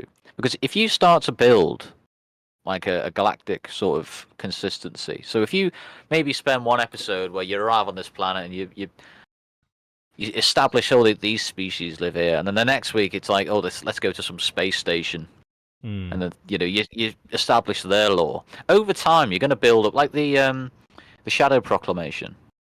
You're going to establish over time and build this kind of galactic presence. So you had like I think the Ood trade sector in one of series 4 episodes.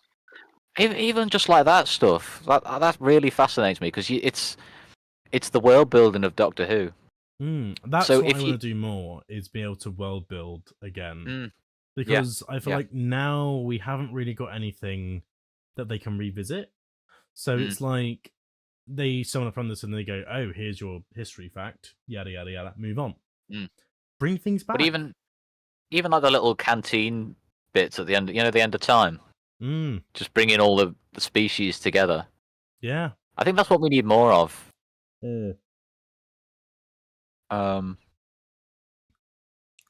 But and that's where you can quote Russell T Davies. It's fantastic nonsense. Mm. But it works. That one. But it works. That one thing. Not. It's paradoxical, but it works.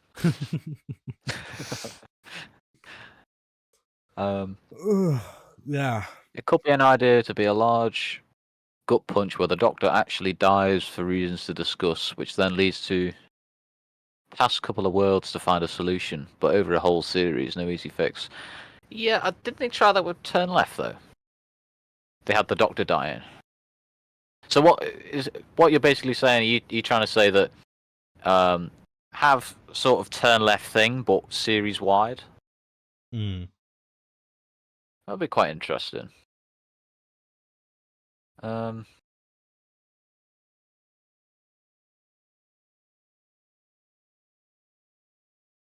Yeah, I think that would be quite good. I think it'd be like interesting, maybe to build on. No, I don't know. Okay, maybe not this way, but I'm gonna just throw the idea out, just so that it's out there. Okay. I was thinking maybe if we were to do the whole go back to Capaldi's thing, the world is a lot different to how we saw it. But maybe not that way. Or you still link it to the episode, but the Doctor's been on this, obviously, in the thing getting better for a lot longer than we think. And I think whether it's that way done or whether it's because the Doctor's the other timeline thing we've been watching the whole way that we'd like kind of sort of retcon or go backwards, is that we see the universe now having to have to struggle without the Doctor. Whether that's been because he's been recuperating on the place, or whether that's because of the whole we've watched all this other stuff with 13, 14, 15. That is yet to be tweaked. But I think it could be interesting to see everything is in peril and actually the universe is kind of hanging like on the edge because the Doctor hasn't been around to influence these things. And that would be quite. I think that could be interesting because as a whole, not necessarily a season arc, but like an era arc, you see the universe improve because the Doctor's back at it again, which is then slowly showing you how much the Doctor is impacting things, but not playing God. That would fit quite nicely with that Dalek idea we had. It's the whole series, the Daleks win, and then by the end, that's where they get defeated. Yeah. Big there brain. You go. But one of the things we were saying last, was it last? When did we watch the episode? Was it yesterday? That could be the reason why the Daleks have taken over because he's not there. Sorry. Yeah, that's what I mean. Yeah. But and then little connections like that though. That's what makes it good. We're kind of talking timelines again here, but one word he does where he dies is one that cannot be rectified. Yeah. You're kind of writing yourself into a corner with that though. Right, I'm head off now, but thank you for this incredible sort of podcast stream. Told you it was a podcast. Great to see Who's Willow's that? in the Dr. C big. Devil? Yeah, great to see Willow's in the big 2025. Make sure you not to overwork yourselves. I always overwork myself, just behind the scenes. Yeah. As in I'm still working on my short film at the minute. That's coming out hopefully this year. I've just been waiting for good weather because it's been miserable. So it's a bit sunny now, so we're going to start filming again.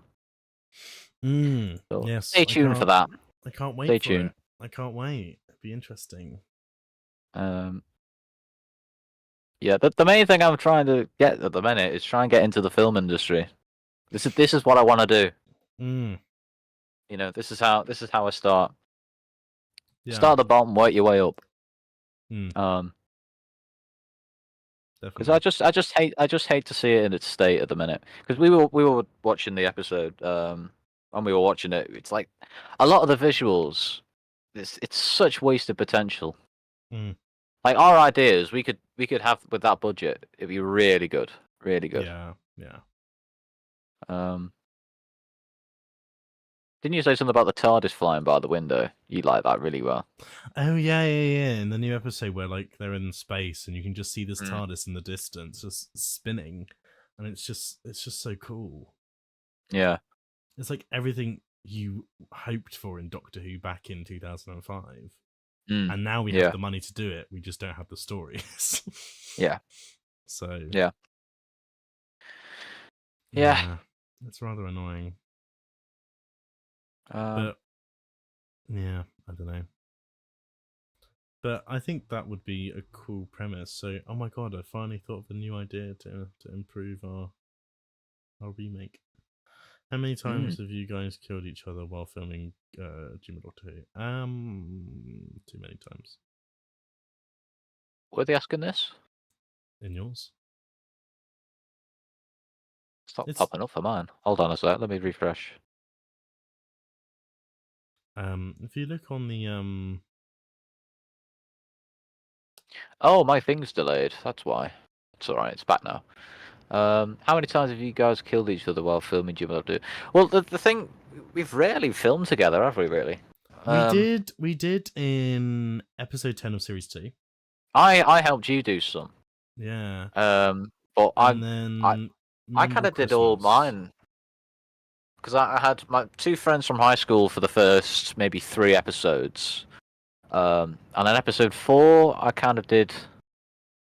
I think I just did that using myself. Because I'd learned how to do masking then. Yeah, and then 5 and 6 were just the same. It was just me on my own. I think I had for one scene I had my mate helping me again. But that was it really. It was more me helping you, I think. Yeah. But now that we've got the stop motion helper, we're just kind of like one-man bands now. Yeah. I did have battles though in Juma Doctor Who while filming. Yeah. Episode 2 was really funny because it was the first time we experimented with multiplayer. So I think we had some guy on helping me, and I think in the end we just turned it into like a bloodbath. It was so funny. Right. Yeah. Mine. Yeah. Series 2 is kind of where it all really happened because we had everything was all done in multiplayer, so it was all like we actually were in game together every recording session. Yeah. Because you used to do that lip sync, didn't you? We'd have to say the lines, and then you put the audio overwards, like for the top. Yeah. So that was chaotic because we were both diagnosed with ADHD, so we'd get distracted anyway. I'd then finally get my mind, like my head set, and then he'd be off doing something else. I'm like, oh my god, Danny, come back, we need to film. He's like, right, okay. Then he finally comes back. Then I get distracted, and then it just took longer than it needed to. But hey, it just shows that maybe combining people with ADHD it's not a good idea. Not a good idea. But it was quite funny. Yeah. Have we got any other questions, by the way? I think we're coming to the end now. But if there's any other Hmm. Q&A, so what was that thing that engage with your audience? Start a Q&A. I don't know what this is. Do you want me to click it on mine? I can do it. So it's I just don't know what like it does. you just say something. Oh, you got to think of a question. What question could we ask? What would you do if you were showrunner? I haven't tried this yet. I don't stream that often, so Okay, let's copy that.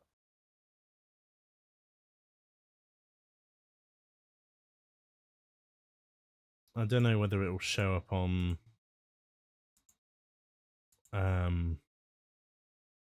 text thing. Oh yeah. Oh, mine's gone a bit weird. Ugh. Ask something. I don't know. I would. You can answer your own Q&A. I'm just testing it, see what it does. Hmm. Question sent. It doesn't pop I up would on team up thing. with the fabulous Willogs. It does for me. It pops up on Mm. mine.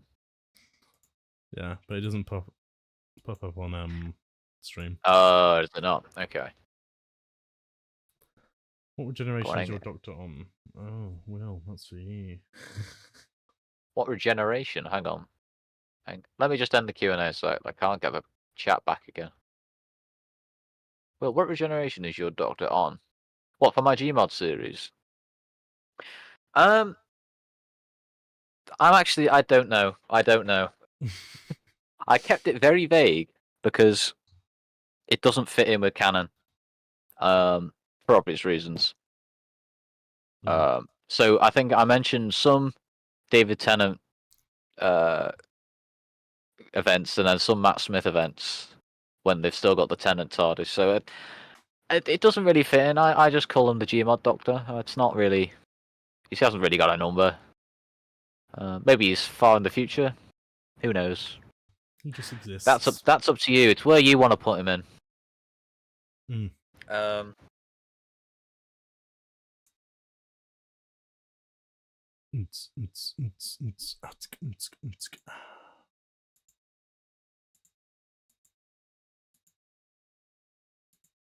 Yeah, mine isn't done anything. Cool. I made out a headcanon that your doctor went back to a previous interior just to explain the 10th Doctor's TARDIS. Yeah, maybe. Maybe he just wanted to reminisce and be nostalgic. I like that. Yeah. If you got any other questions about Juma Doctor Who, feel free. I'm here.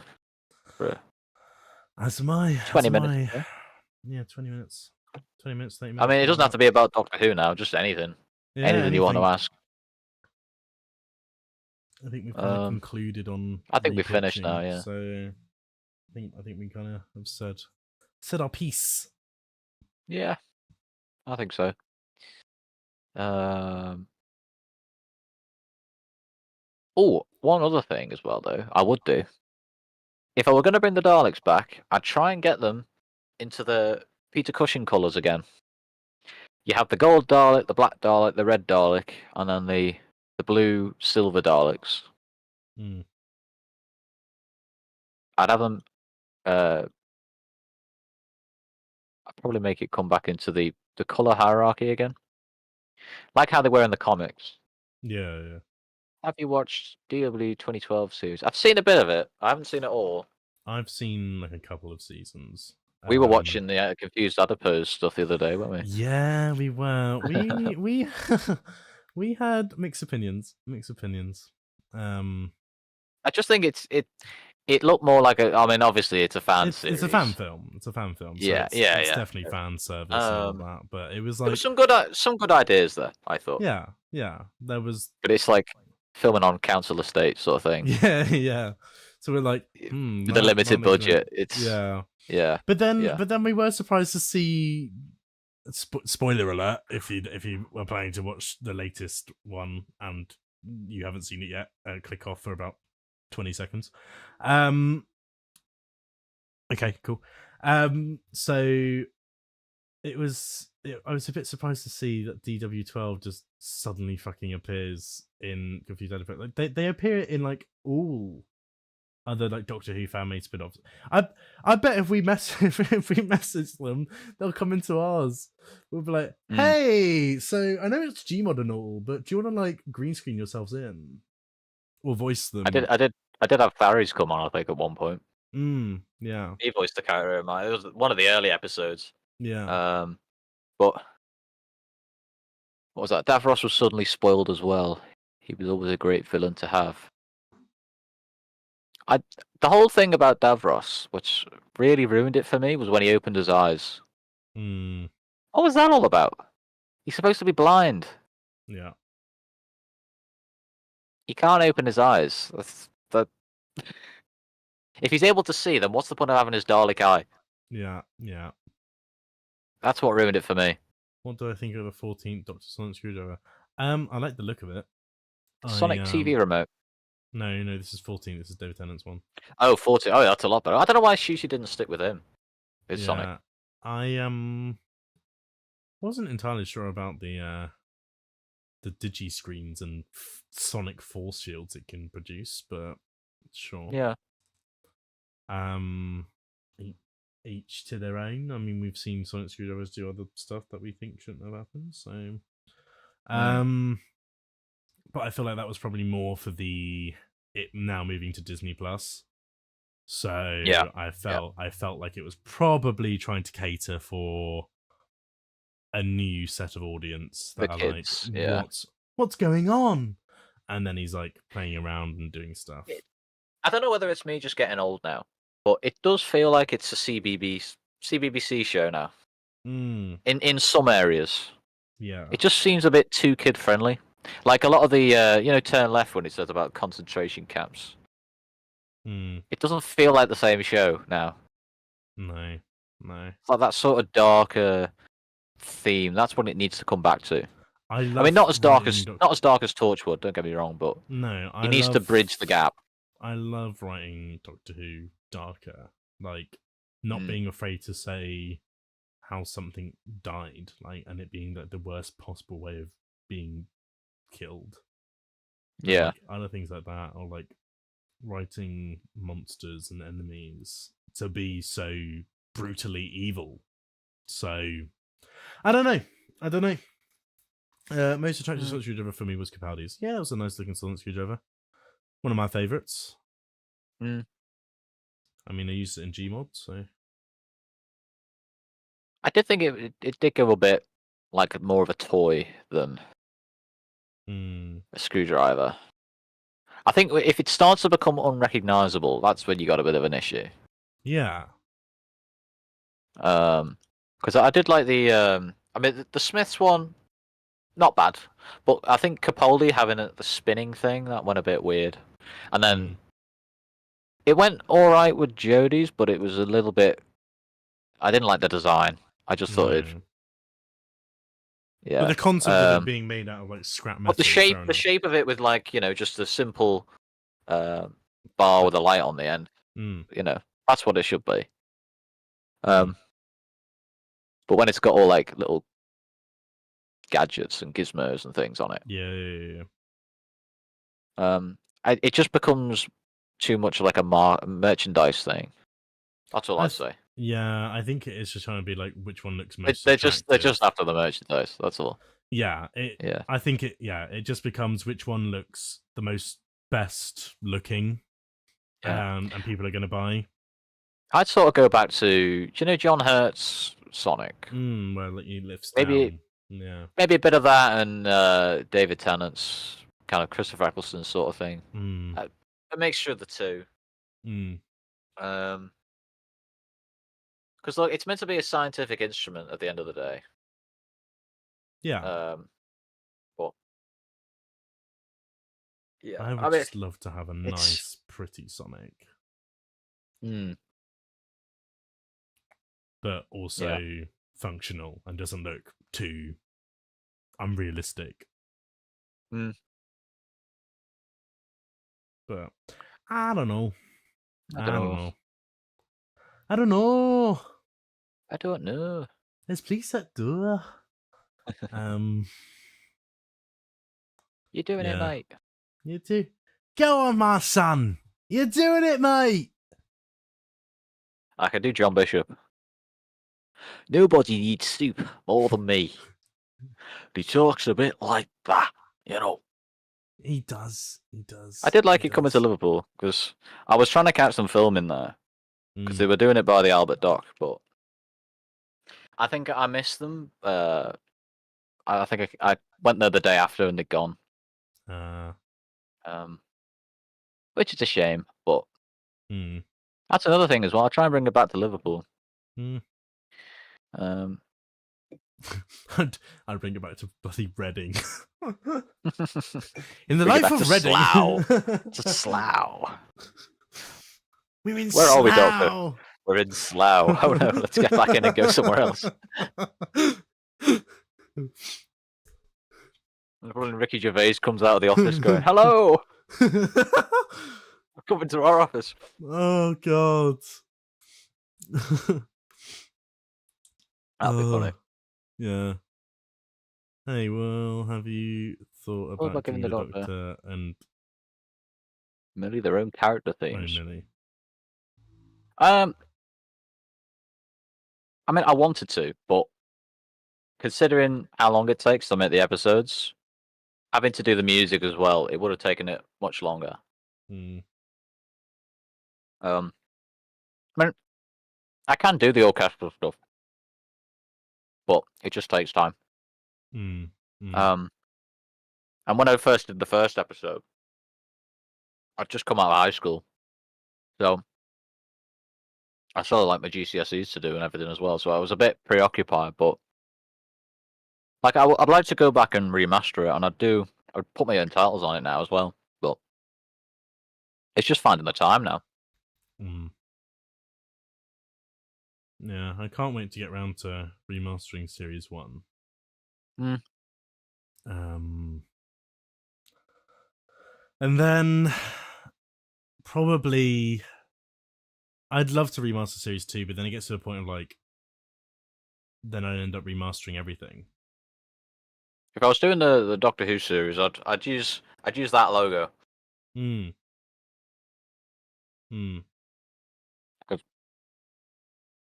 It makes it look like a bit more like Series 4, sort of regeneration energy sort of thing. Yeah. Yeah, But definitely. yeah, I think that's it really. How much do you hate Kate Boo season 1? So much. So much. It was all done in first person. I sound like a chipmunk. I sound like Theodore, specifically, from Alvin and Chipmunks. Simon! I'm in the TARDIS! That's what I sounded like. So, yeah, and it just had no plot. So, to even be called Kate Poo Series 1, I don't know how I do that, but I kind of have to because I call back on it from Series 2. So it's like, if I don't have a Series 1, then it makes no sense for Series 2. But the plan is to remaster it as a 6-episode serial, as the original was only 4. So you get 2 extra episodes out of it. And hopefully it looks a lot better and everyone's like, oh my God, it's one of the best seasons ever. And I'm like, yeah, I know, because it's amazing. And it'll be great. It'll be fan-dabby dozy. We are getting the actor for Clunky back as well. So it's still the original guy. So it's great. It'll be great. I've said that now, and now it's all just going to go tits up, isn't it? It's just like, season 1 remaster has now been cancelled. But yeah, who knows? Who knows? Got some really fun scripts for that one. Definitely a great opener, which kind of blends the past and the present together. So it kind of excuses, since I have such a shorter series, I don't have to do the whole going back in time episode. So because you literally start off in present, and then you end up going through into the past because of like some like time fracture or something like that. But yeah. You guys think you'll make a crossover if we had time? I mean, it's up to you, Kate. What do you want to do? Who knows? Who knows, mate? Who knows? Who knows? Who knows? Time is Time can be rewritten. time is relative, unfortunately, and that means everything has to happen in an order, which means I have no time. So who knows? If we had the time, maybe if we could make something work. It's just making it can't impact. There's a lot of factors to think about because obviously you can't impact each other's law, I suppose. Yeah. So yeah. You gotta work it out. You can say, "Oh, it happened," but then you can't be like, "Oh, because this happened here, it's changed everything from before." So. Because I remember we had other people be like, "Can we do a crossover?" And then we were like, no. Yeah. Because their idea was just us to show up as a cameo. And then they wanted to then like tie in their whole series with our lore. Yeah. And then I was like, I'm not being funny. I don't want too many third-party things to be associated with me. Yeah. Because then it's a whole other thing to think about. So I think the less amount of times you have to keep bouncing between different medias as like a spin-off or as a cameo or as a one-off, the better. Yeah. But who knows? Who knows? That's all I'm saying to that one. Maybe we won't need to because we'll be screenwriters, showrunners. Sorry, so we'll already be working together. That's what I'm aiming for at the minute. I want to get Jim or Doctor Who on the TV, or recycled ideas at least. You know, I can't have it the same, obviously, because you'll know what happens, but no, I can't be letting you give spoilers. So, well, I think just having this discussion today, we've already kind of worked out how we can change things from the previous, well, from your series 1 to fit with the new. Yeah. Well, you could still have Millie as a character. No, 100%. Because if you set it in the future, like not the too distant future, but maybe like 2035, when they're starting to go to the moon again, because it is going to happen. It's Artemis 3. I think that's launched in 2029. Might push that back, but by that time, because at the minute in the space world, what they're planning to do is they've got Artemis 2, I think next year, maybe 2027, and they're going to be doing a lunar orbit. Right. But they're not going to land, and that's just to check everything, make sure it's all right. Right. But then Artemis 3, which is in 2029, that's where they're going to do like the lunar landing again. They're going to land there, I think, since 1972 for the first time. But then once they've landed there and they know it can work again, they're going to start building a space station around the moon called Gateway, and then that's going to lead them to Mars. But that's what they're planning at the minute. But if you could set something in like 2040 odd, Billy Anderson would fit quite well there. Maybe the Doctor could stop off and see them, having a rocket launch, or already on the space station. He just lands on the space station by the moon, and she's just there. What are some scrapped episodes from both series? Good question. I mean, I did mention it in the documentary, but I did have one. It was basically the Time Warrior, if you haven't seen it. But it was just like set in medieval times, and it was a Sontaran going round. And then I changed it to Wild West, and then that didn't work. And then that's how I ended up with Die Glock for episode 3, because there was a lot of World War II models on there on the workshop. So it's just a learning experience, really, just trial and error.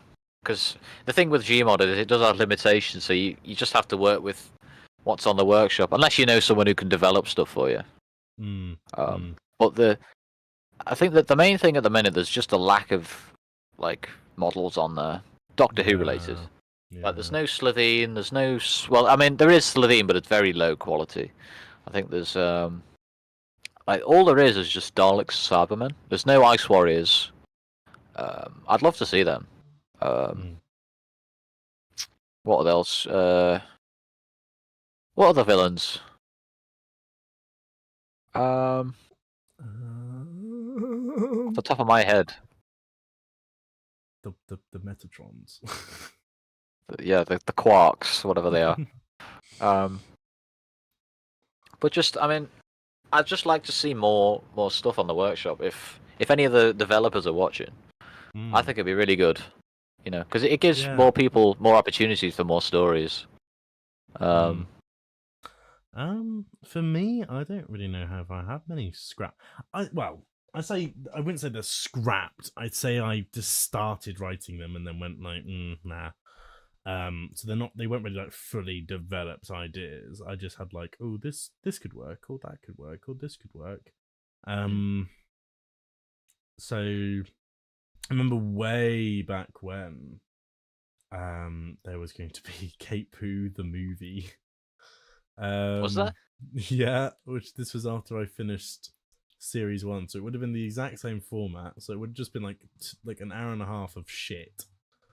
And it's funnily enough, some of the ideas were actually adapted to series 2 episode 10. It was all going to take place in like this video game dimension, so that's kind of like the similarity. And it was going to, I think, be against Dedicape. So it was just kind of adapted and not shit anymore. So don't get me wrong, series 2 episode 10 has its quirks and its issues, and the fact that it uses the fucking Infinity Stones, and I wish I'd never fucking did that, but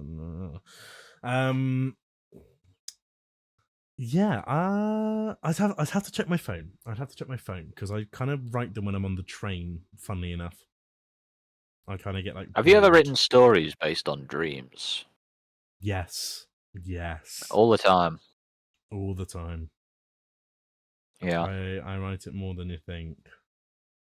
I had a dream the other night that I was at work, and I got a call that like a black hole had formed in the sun where the sun is. We're all gonna die. I don't know why. It's just fair enough. Yeah, but it's just a random little dream. I don't know.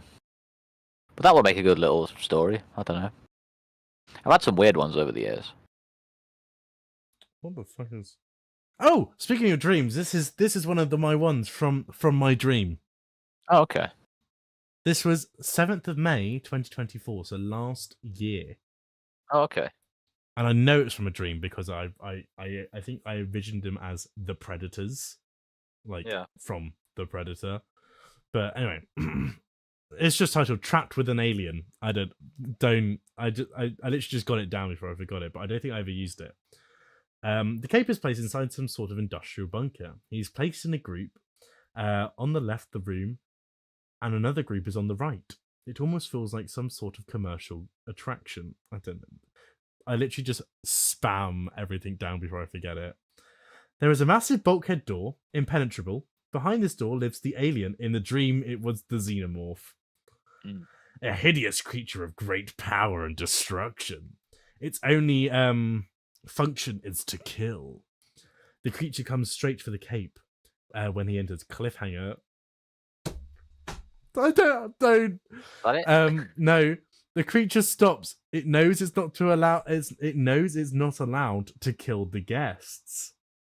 The Cape is confused. The Cape is confused by this. This shouldn't be possible.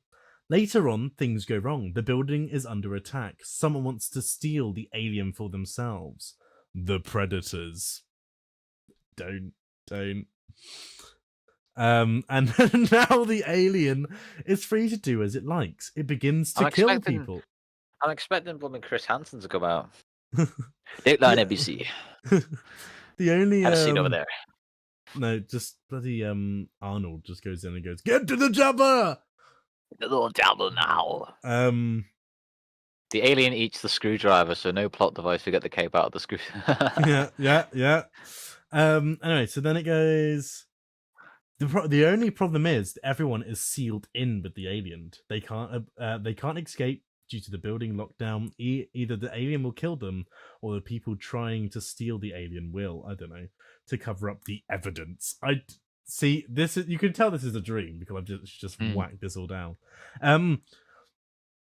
Ending. I wrote an ending. The cape is able to reason with the alien somehow. Not sure yet, in brackets. The alien tries to save the remaining survivors by giving them a clear passage out.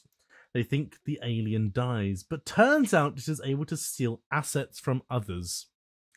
The alien takes a piece from the hunters and is able to survive the explosion of the building. Okay. The end. So that's one of them. I found one just from 2021. Oh, I've got one from 2021 as well. This was actually going. June. Yeah, this was going to be an episode for series 3, but I'll let you go first, and I'll read that one later. So, right. So it starts off in an old house. Doctor and companion. I think it was Donna in the dream. This is from years ago, so I don't know what I'll be talking about. But a small shop of antiques. A few people on the inside. Very Victorian. The woman is a school teacher, etc. I can't remember. The group of people are chatting when a creepy sound is heard. They all turn around and it's the sound of a zip being shut on the bag. What is this? The owner of the shop sat behind a desk at the back of a room. They all laugh and return to talking. Oh, it's like a murder mystery sort of thing. Like there's someone melting the door handle from the other side and a faint scream. This is very bizarre. I don't know where I've got that from. But some of these, like, I just have to make sense of, and just little random ideas, you know. Yeah, I've got one here. 10th of July 2021. I remember I was in the car, and we were just driving around some random ass road, and there was a train line, and there was an office block that looks over it. And I went, "Oh, that could be interesting." Now, fun fact: this was meant to be episode 10 of series 3. So the creature is still the same, but the setting is completely different. Don't be giving spoilers. Series 3. No, it's not really spoilers. Okay. Anyway, someone working in an office block late at night, finishing off work. A train goes past. Nothing unusual. They start to finish up work. Another train is about to arrive. The worker walks up to the window. The train goes past. Someone is now standing behind the tracks. The worker is shocked. They wonder who they are, but another train goes past, and then they vanish. The worker makes their way out of the office, only to see the mysterious figure was by their car. They start shouting at them, but the figure started to walk up towards them. The worker runs away, does a loop of the office block, assuming they lost them, gets in their car, and the engine struggles to turn on, but eventually does. The worker starts to drive. Then the mysterious figure emerges from the back seat with a sharp object in hand, killing the worker as he screams. The car continues moving until it disappears in a bluey purple light, that being the time vortex. Ooh. Okay. And then to continue it, it's not written down, but I knew that the car would have hit the TARDIS while in the time vortex. And then that's what leads the Cape to explore the mystery. Yeah. So it's like, all of a sudden, they're just like chatting in the TARDIS, yada, yada, yada. And then, whoa! And then they open the doors and there's just this car floating about in the vortex. And like, So, it'd be quite interesting. I would like to see a murder mystery type situation, but it takes place in the future. But instead of the guests being killed by knife or poison, they're killed by futuristic weapons in other ways. Maybe some stolen technology of Cybermen, Daleks, and Autons. What if they just found someone floating in the vortex? They have to like revive them. Nah, bro, they're dead. In fact, no, you wouldn't even see someone floating in the vortex because they'd get disintegrated from the time winds. But wouldn't it be a good thing if they didn't? Because it's like the Doctor's going, "Oh, why haven't they disintegrated? What's going on?" True. That could make a good episode. Mm. Why didn't they disintegrate? Who are they? Mm. What are you? Yeah. State your identity. Yeah. Maybe with so much technology of Cybermen, Daleks, and Autons. Possibly.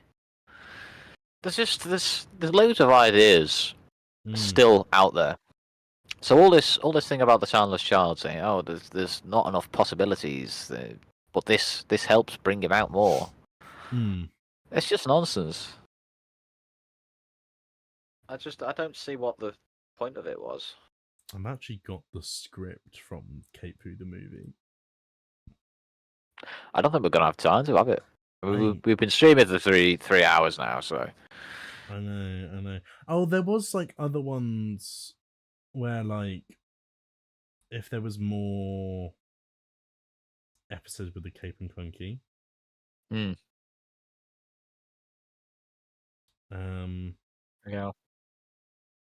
And that would have been interesting where it's like I mean even I added it with like other people were in it. I wonder if we can make some shorts out of this stream as well. Oh, 100%. Yeah. Just little snippets. Oh, I've got a good one that I know I didn't do for series 3. Go on. There's just a note here that says drug quote. First you use, Drug quote. Then you abuse, then you lose. The doctor catches Millie watching KP season 1. Millie, what are you doing? I'm not doing anything. First you Watching use, season 1. then you abuse, and now you lose. I've got all my quotes as well. The episode was going to be called Mirror Mirror on the Wall. That's a Star Trek episode. I think it's called Mirror Mirror.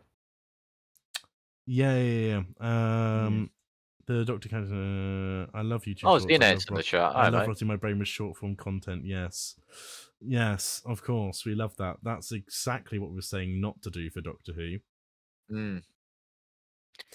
Have you got any opinions on the music, Xeno? Because I know you specialise in that. Any opinions on it? How would you change? What would you change? What would you not change? Do you think Murray Gold's ran his course? What do you think? So, Mirror Mirror on the Wall was going to be a mirror that doesn't show your reflection, but an alternative reflection of yourself.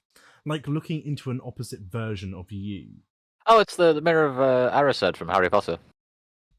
It's like what your deepest desire is. Oh, no. Sort of, but no. Sort of. Okay. So, if you were pure good, you would see pure evil. Hey, Logan. So, the mirror people start to come... people. These are literally just bullet points. The mirror people come out of the mirror impersonating people such as the Cape. So it's like an alternative dimension. But it reflects a complete opposite version of yourself. So, yeah. So if Dedicate was to walk in front of that, he would see a perfectly good version of him. Yeah. Or the opposite would just be the Cape.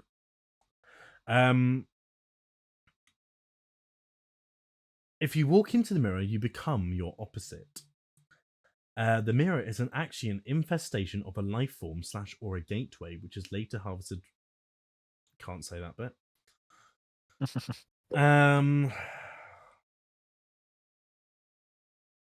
I think the Cape should show up and save the day. If I was to set it in the past, it would have been Macbeth themed. So it would have been a play on the things that, you know, how like Macbeth turns like evil to get his way. Oh yeah. So it would have been like actually the real Macbeth, who wouldn't have done that, was swapped by the mirror doubles. So it would have been like an interesting concept there. Or you could have in future just on some like random ass alien planet, which I thought would have been a bit boring. But then in the present, you could have had a random mirror situated in an important building or a building of public interest, museum or art gallery. Mm. So there were some ideas for that, but that was kind of like the main.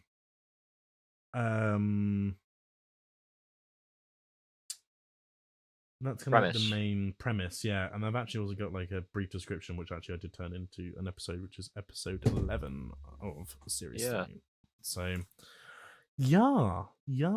So there are definitely some scrapped scripts, and who knows, maybe I'll use the mirror one day, but it didn't quite fit for series 3, and I think it became a bit too complicated to write, because you had to think about the fact that you could step through and then it literally would change you. You wouldn't be you would be the other version of you. So it's like walking around, but if you go in, then the other person goes out, because obviously it's a mirror. So if you walk through the mirror, then obviously it's got to reflect. So it's like you go in, the other version comes out. So you're basically swapping without even knowing it. Oh, okay. So Yeah, I'm sure I've seen that somewhere in something else. I mean, I've never seen it in like as in I don't watch Star Trek or anything like that. No, So. I'll tell you where I've seen it. Do you remember? Right, it was a few years ago. It was before COVID and all that. It was probably 2018, 2017. Do you remember that there was a channel, and it was an American channel, and it was Thingy Nuggets or something, and it was about like Psycho Dad. I don't know if anyone remembers that, but there was like basically he had this thing where he'd have different personalities, right? And it was to do with like mirror, and he'd like snap his fingers or something. It's been a while since I've seen it, but it was that similar sort of thing where when he snapped his fingers, the personalities would swap in the mirror. It was quite clever back in the day. Okay. I thought the music was great. Marigold has definitely evolved as a composer, and it's very interesting to compare his RTD1 stuff to what he's doing now, because they're very different styles. Okay, fair enough. Did you think in the Robot Revolution, because when we were watching it, we thought it sounded a bit more like Classic Who? Like a little bit of traces of that? Yeah, we did, didn't we? I feel I'd include some accent ancestry in an episode like Taylor Super Eruption or Permian Extinction. Taylor Super Eruption. Yeah. Something that hasn't been established before. Yeah. I mean, obviously you can't do Pompeii now because they've already done that, but there's plenty of other conspiracy theories out there and bits of history that people think, that aren't really aware of. Sometimes you can bring awareness to certain events. I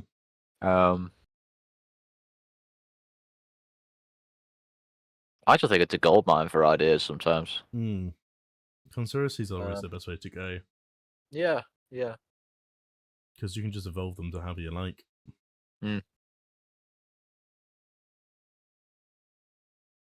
Wasn't the one that happened in somewhere in Asia, and it was like an airburst from a meteorite? That happened, I think, in the 1800s, I think. But there was like an area where all the trees were blown back. But you could have something there. Maybe that was like a UFO or something. Who knows? Yeah, exactly. RTD1's music is more bombastic and in your face, very upfront and noticeable, whereas RTD2's music is more sound designy. It's more of a mix between Akinola's work and his own RTD1 work. I agree with that, yeah. I can see that. It's the best of both worlds, because my main complaint with RTD1 music is that Gold would tend to overcompensate with music when he really didn't need to. Yeah. Fair enough. You could be the composers, if we're showrunners. We'll hire you to do it.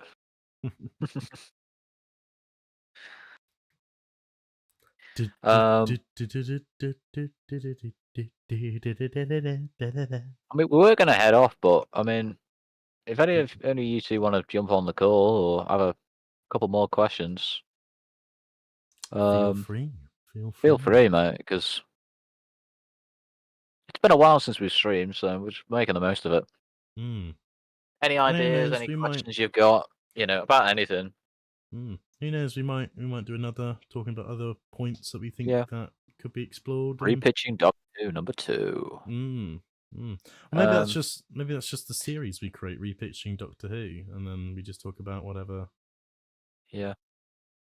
A lot of the stuff we talked about, it was earlier on, so I don't know whether you want to go back and rewatch a couple of it, but We'll probably make a stream highlights on both. yeah, we'll channels, do one. Yeah, we'll do a couple of shorts, I think, as well. Try and get them out. 100%. Yeah, get them out as soon as possible.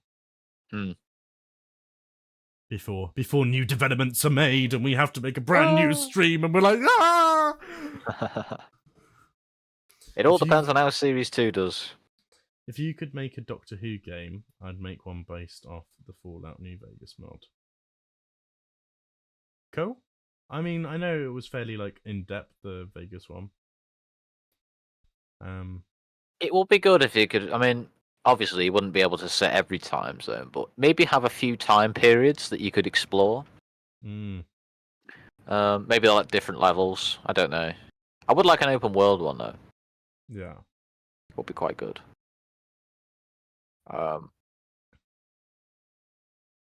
I think it'd be quite Even just like exploring the TARDIS, that would be quite interesting.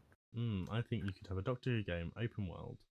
I think they could use some progressive system or something like that, where it like tries to determine what it would look like between the gaps of predestined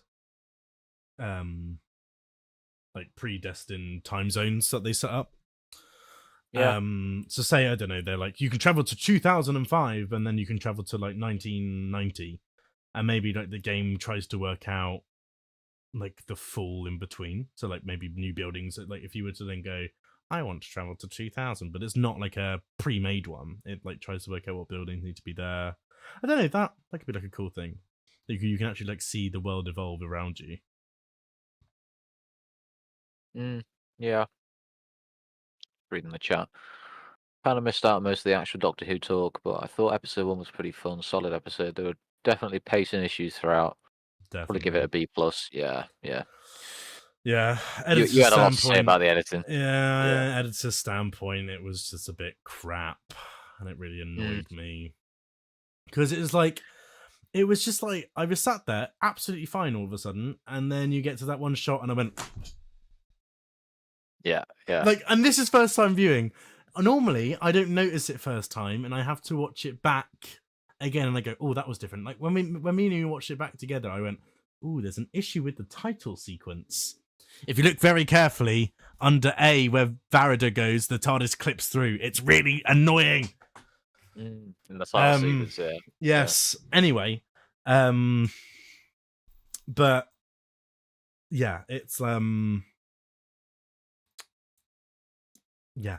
I just the fact that I noticed it first time is probably the issue. I shouldn't have noticed it at all, and it was obviously clearly that jarring to me. So, Logan, I'll tell you when season 2 is going to be, and I've just been talking about this before. I want to see more models on the workshop on Steam. When I see Ice Warriors on there, I will consider making season 2. We need to get a movement going. There's a lack of Doctor Who models on the Steam workshop. We need to get that going. Yeah, they give people some more opportunities for stories. The TARDIS people need to stop making new TARDISes, and TARDIS exteriors need to start making more enemies. Yeah. What's the point of having the TARDIS if you can't meet Doctor Who foes, huh? Otherwise, you'll have to wait and see it on the TV. Yeah. And I really want you to do series 2 because it's so cool. It's so cool. I already know. I've left it open. Yeah, but there's always a chance. You've told me things, and I'm like, I want it. Well, we'll have to see. It all depends on if season 2 gets cancelled or not, or season 3 or whatever. You know. Oh right, if that gets cancelled, then we're like, get us on there. We'll sort it out. Well, I feel you look back on your episode feeling like you could improve the scene and pacing. Meanwhile, you look back on Kate Boo season 1 with pure cringe and regret. Don't get me wrong. I mean, I do cringe about it now, but it's only because I find it really weird how quality-wise, episode 1 is probably the worst out of all of them, but it's the most popular. It's the most viewed. I don't know. Well, they I don't know always how. say it. Someone creators worst, like who think that it's their worst work ever, tends to be people's favorite. It's like because they want to change so much about it, and people just think it's a masterpiece. 'Cause I think if I redid episode 1 and remastered it, it wouldn't be anywhere as near as popular. I don't think it would be. No. But I would like to improve the pacing on it.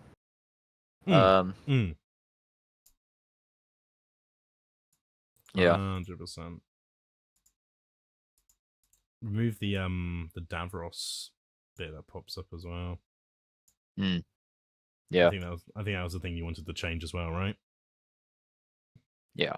Yeah. Yes. What Davros? What were you saying then? You know when you talk about Davros, and then like you get like the clip from Genesis of the Daleks pop up. Oh yes, sorry, the flashback bits. Yeah. So I'd redo that if I could. But again, I think I've only seen like one Davros model, and that's made for one of the Doctor Who servers, RP servers. And it was such bad quality. You couldn't even move the head or anything. It was all just like a static thing. You know. I'm very much looking forward to the next 2 episodes. Lux seems like it's going to be great, and the Well has most likely the Midnight Entity. It will be cool to see how it interacts with the Death Woman, if it is the Midnight Entity. Yeah, Lux. I've said it about 2 times now, but Lux. Right, there was an episode. Let me just take off my headphones. Ugh. There was an episode of Dimension 404 called Cinethrax. Look it up. It looks very similar. Like this guy, he goes to a cinema, and it's like this new 3D experience, but the guy doesn't have the glasses, he has 2D. So he can't see what all the other people are seeing. But while he's watching it, these like tentacle creatures start coming out of the screen, start sucking all the souls out of people, but they're all oblivious to it because they've got these 3D glasses on. But he's the only one in the cinema who can see it. But it just reminded me a bit of it because it's all like 15 people have disappeared in the cinema, you know. Similar sort of thing. Well, it's obvious that they've probably been sucked into the animation. But the only difference is it's a 2D animation. But I don't know how different it's going to be, but similar sort of premise. Wish the show gives us more explanation of how the TARDIS works, how it was made. I don't think it needs to. I think neither TARDIS more of a mystery, the better. You know, I disagree with that. I'd like to know that as well. I would. Yeah, but what specifically? You don't want to go overboard. You don't want to be like, this is everything about the... Have you seen that picture, like the full-size TARDIS of what it looks like? Oh, sorry, that's me. Say it again, sorry. What does the TARDIS look like? I'm trying to find an image. There's an image out there somewhere of like the full-size TARDIS of what the interior. Oh, there it is. Found it. I don't know whether this is like an official thing or just a fan-made one, but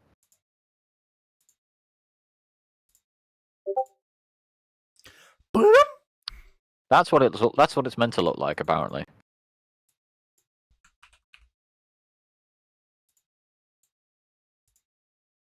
Bloody hell. Yeah. Do you want to put it on the Chrome tab thing? Oh my god. But this is like a fan thing, I think. One of the forum pages.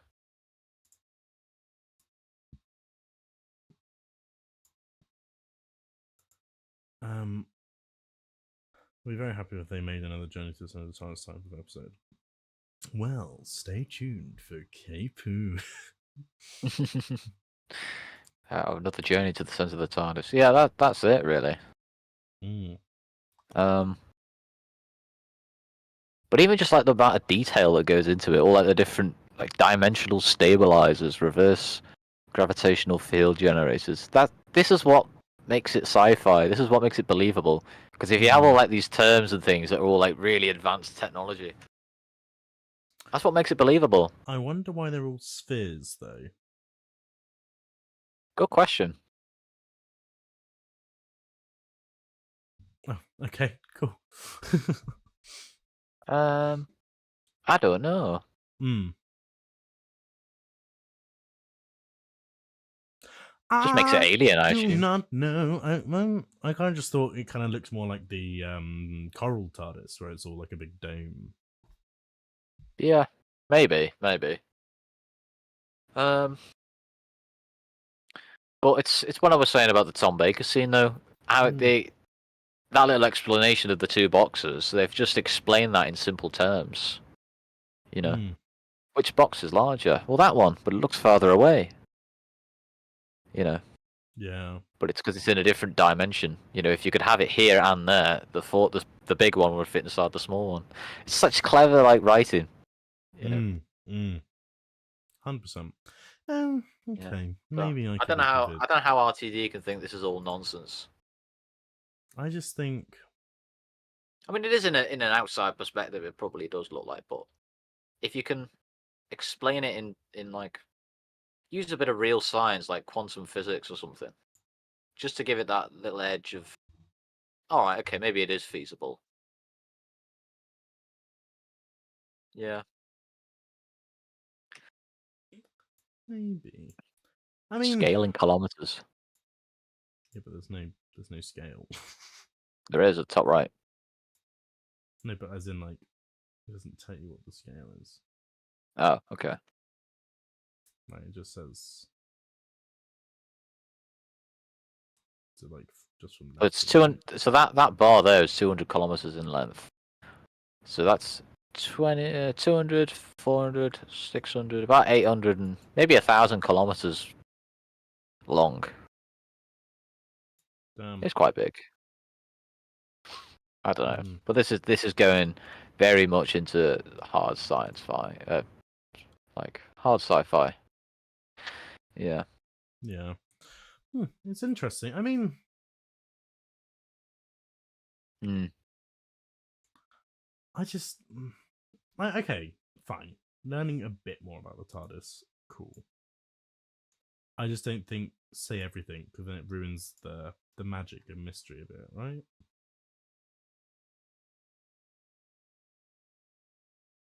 That's really annoying me that image. Main problem with R2D2 doesn't actually have anything to do with the episodes themselves. Empire of Death and the Star Beast being the two notable exceptions, those are bad. Yeah, it's just the whole thing about RTD. He does have an issue with stakes.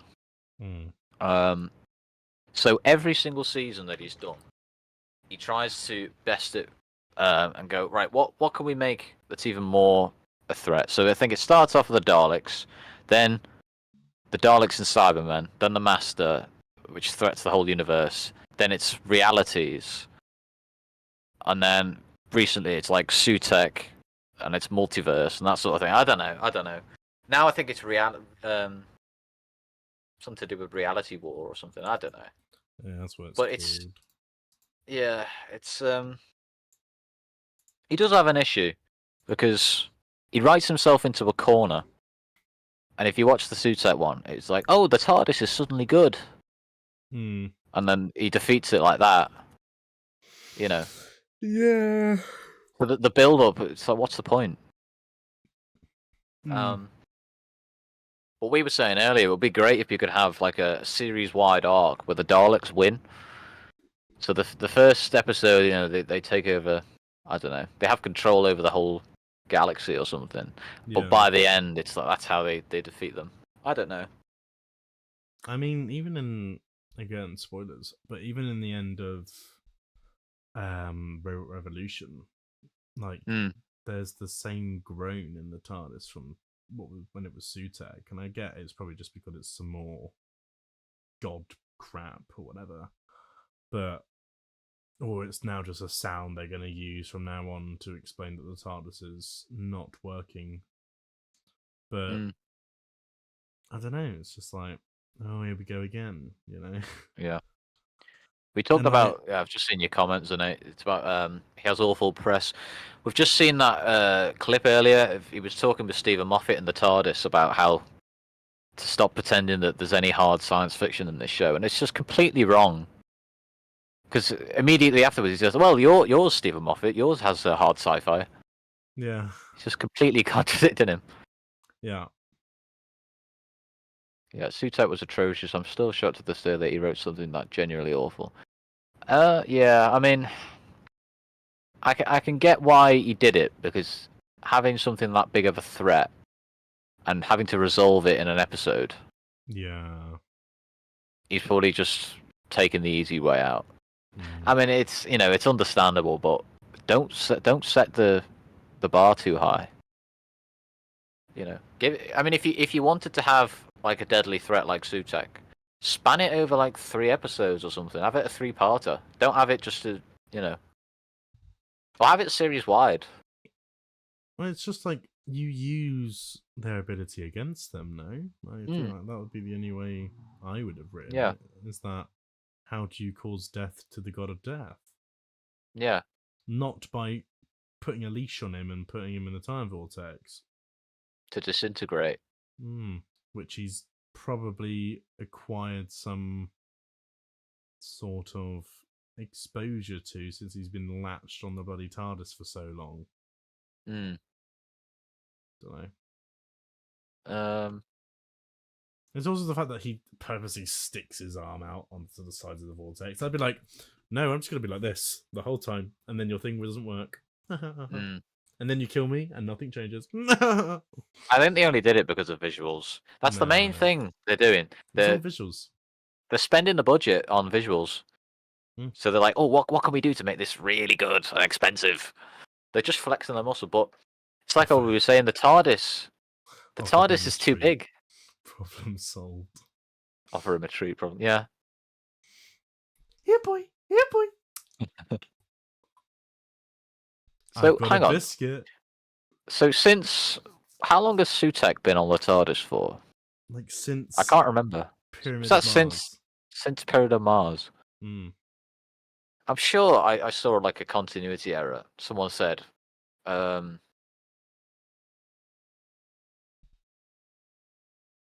can't remember what it was now, but it was something to do with the TARDIS getting destroyed or something like that. Like, what's her name? It was in that Capaldi episode with the Daleks, which is familiar. It gets destroyed. What was Sutek doing there? He was just like, how did he survive? Wasn't there memes when he goes, "Oh fuck!" Yeah, and then he's like, yeah. Where he's like, "This is gonna hurt a little." The 45-minute format doesn't work anymore. It's too outdated, and it's really showing an R2D2. This is coming from someone who's really liked R2D2. It's one of those things that it's like, do people have the attention span for that now, or do they need to have shorter episodes? I think 45 minutes is fine, or make it an hour. I think it's fine, but it's how the story's done. I think what I was saying earlier, it needs to be, I'd say maybe 13 episodes, how it used to be, is too much now. But I think 6 episodes is too short. So 8, I mean, is not bad, but I think it needs to be at most 10. 9 for a series, and then maybe 1 special. Because if you go over 10, I think it's straining the production. It's too much work. But 8, it might work, but you need to give it a chance to build up the story and the characters for the finale. Yeah. But yeah, it just depends on the story, I'd say. I'm not really sure why you didn't just keep the Chibnall format where the episodes were 50 minutes to 1 hour. 10 episodes with specials. Yeah, you could do 50 minutes, 1 hour. I normally say, like, if you have the first episode, like series opener, an hour, everything else 45 minutes, and then the last maybe 2 or 3, if you want a 3-parter, you have another hour, maybe. I don't know. For the shorter, light episodes, maybe 45 works. Even like half an hour if you want, but I think that's too short.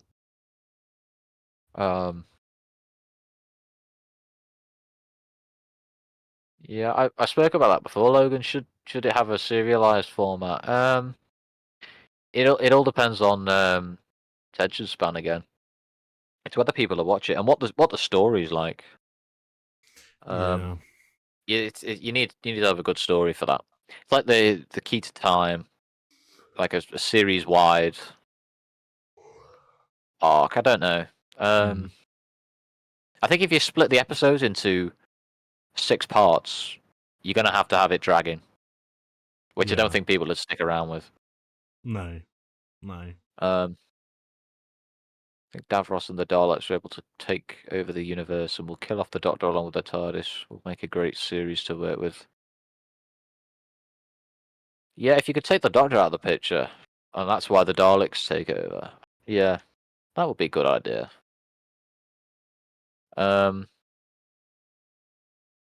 Flux does it Anything- okay. yeah. I just think the ending is awful.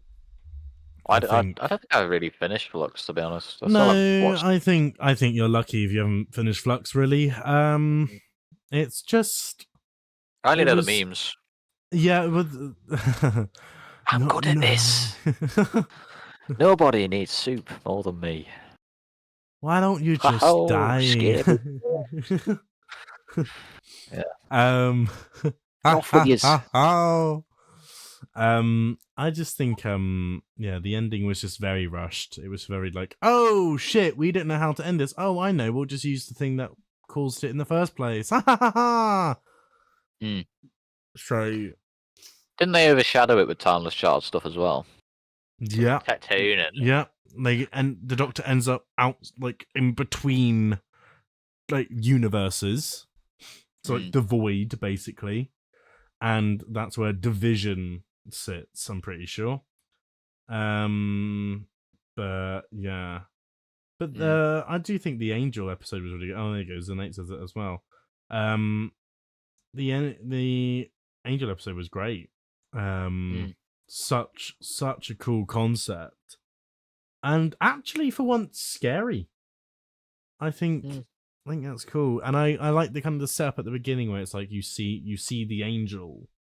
yeah. And then it takes Die with her, and then that's all you see for a while. And then oh no, not Die. It's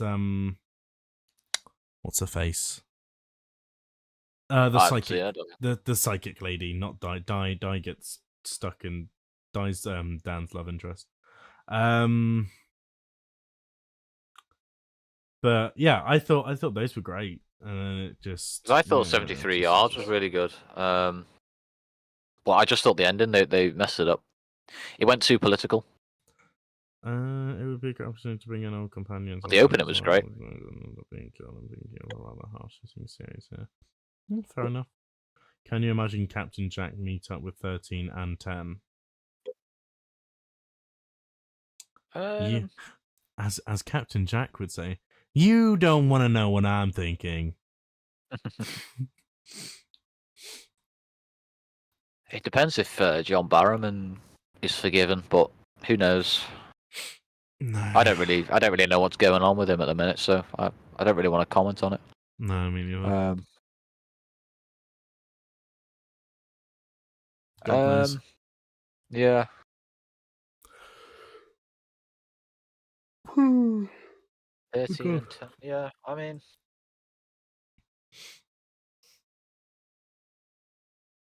bring in old companions who could end up being killed. I think you can rather harsh it in series here.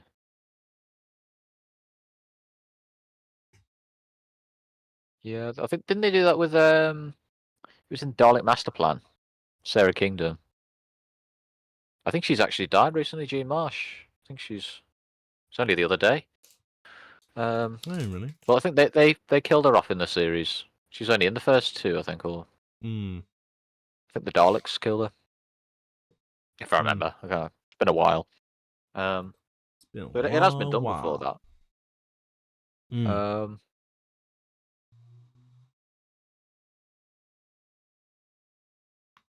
Yeah. But again, it's all down to That's what I was saying. It's just authenticity and world building. That's what they need to bring back. And they need to decide whether Doctor Who has canon or not. Because Chibnall confirmed the other day in that podcast that it did exist. Moffat seems to think it doesn't with Paul Cornell, and RTD seems to be skirting around the issue. So someone needs to come on and say, does it exist or doesn't? I think it should have a loose canon with those 5 rules. I can pin that actually. What do you think of the overall design of 13 Silence at the Rules console and entryway? I didn't hate it. I know that you thought it was a bit plasticky, Will. Oh, the new TARDIS, yeah. No, It's 13. not 13. Oh, 13. The 13, yeah, a bit plasticky. It Um, reminded me a bit of the Eye of Harmony and Deadly Assassin. but no, It was like I a big didn't. crystal. Yeah, I didn't hate it. I just like it kept the alien vibe. That's about it. Another show I have with Doctor Who. Nobody is, and now is nobody who's a Doctor actually dies. They're all killed off in really complex ways that get them out of the picture. It'd be so much more impactful if a companion actually dies once in a while. Yeah, 100%. Favorite Doctor, go. Favorite Doctor, go. David Tennant. And Tom Baker. You think if you want classic and new. David Tennant, Paul McGann. Oh yeah, I threw that in there. I dropped Paul, the Paul McGann. McGanster. It's a great Boom! opportunity. You could bring him back in a miniseries. And you could tell you what, you could have that as serialized as well. What Logan was saying. So that would work quite well as a 4-part or 6-part series. If I was showrunner, that is what I'm doing. I'm do bringing it. back. I'm Why are bringing they back. doing one about Sea Devils? Do one about 8th Doctor. Yeah, I don't know why they're doing Sea Devils. Is it because the Legend of the Sea Devils didn't do very well, so they're trying to make up for it? I don't know. Don't know. Seems a bit dumb in my opinion. RTD is finished as a written Doctor Who. He's not the person who did the classic days anymore, but he had restraints on him back then. The thing about Peter Capaldi, he's a good actor, but I just thought none of his episodes really stood out to me. Not even Heaven Sent. Apart from, I don't know, because it was at that point I started to tune out a little bit because it was after Series 6, so I was just kind of watching it when it was on. But yeah, I think like before the flood and that sort of stuff, it didn't really excite me to want to watch it. But I rewatched Twice Upon a Time not long ago, and I thought it was really good actually on a second watch. Yeah. Considering what we've seen in the last few years with Chibnall and the new series, I thought it was really good. Cape has such McGann vibes, like me personally, or the Cape. Matt Smith, you get Peter Capaldi. Cancel me. I have more McGann vibes because I'm from Liverpool. Paul McGann mentioned who's the Dr. McGann is. He's MVP. Capaldi struggled to have a personality in the beginning. That is true. I think obviously you had he's new companionism, so it was a bit of an interesting thing there. But I think kind of end of Series 8, Series 9 is kind of when he starts having more personality. And then Series 10 he's great in, I think. But do you know that scene when he's on the tank but like playing a guitar? Yeah, that's where I kind of thought it started to become a joke of itself again, like in the 80s. Yeah, that's where I couldn't really take it seriously, and that's why I started to go off it a little bit. Yeah. I'd like to see an Irish Doctor one day. Me too. Me too. Because that would probably be my new personal favourite. Must have been a Welsh Doctor. If he's ginger, and if he's got an Irish accent, take me. Where was I? Has it been a Welsh Doctor? I don't know. I know obviously Scottish.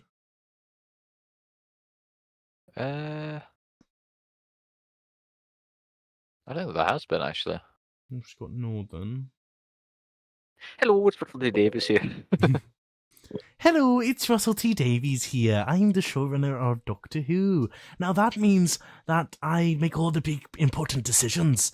And yeah.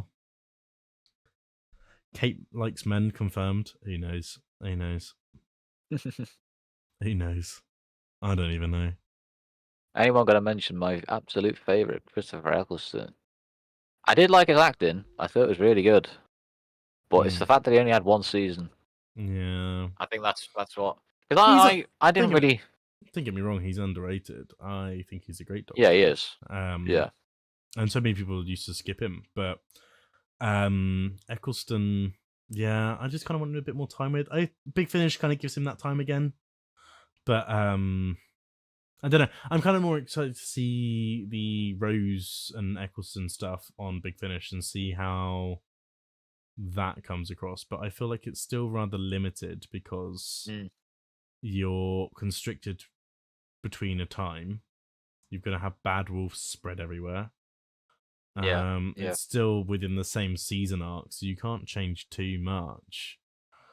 Unless they do the whole, my headcanon is that every Doctor bad generated. So like fuck knows.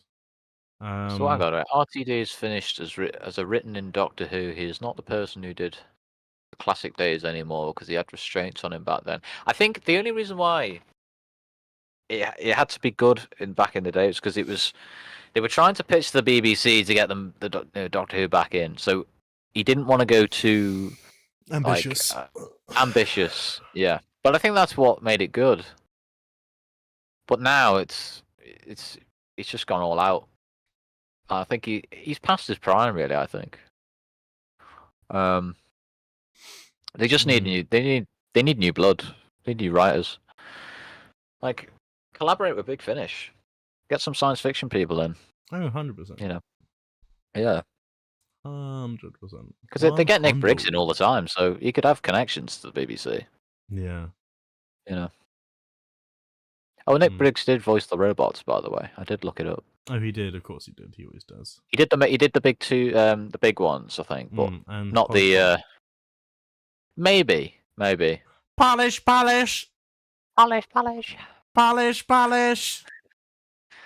Can we get polish in chat? Can we get a polish? Going full Twitch mode now. We get some polishes in chat, please.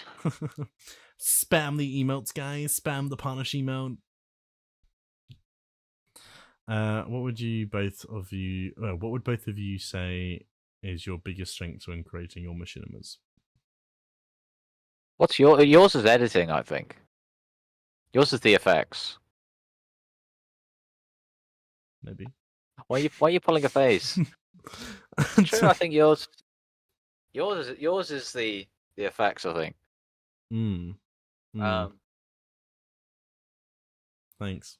I don't know about mine really. Surely the story.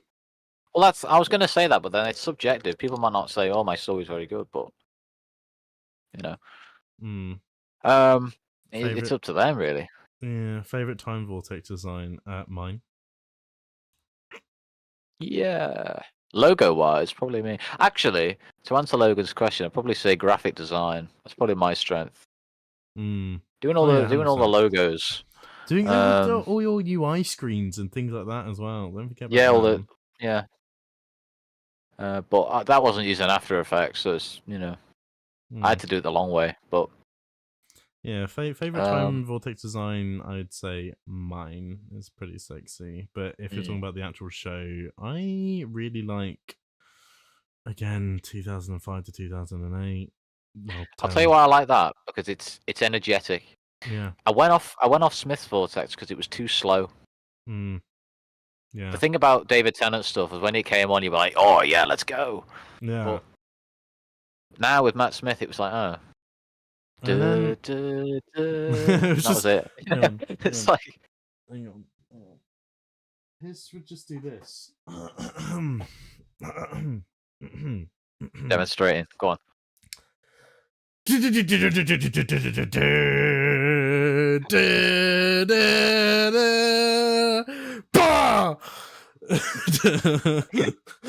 That was me when I was 5. But the thing about Tennant's one, though, it was so much quicker than that. Yeah. It was like, pew! You know. His was just.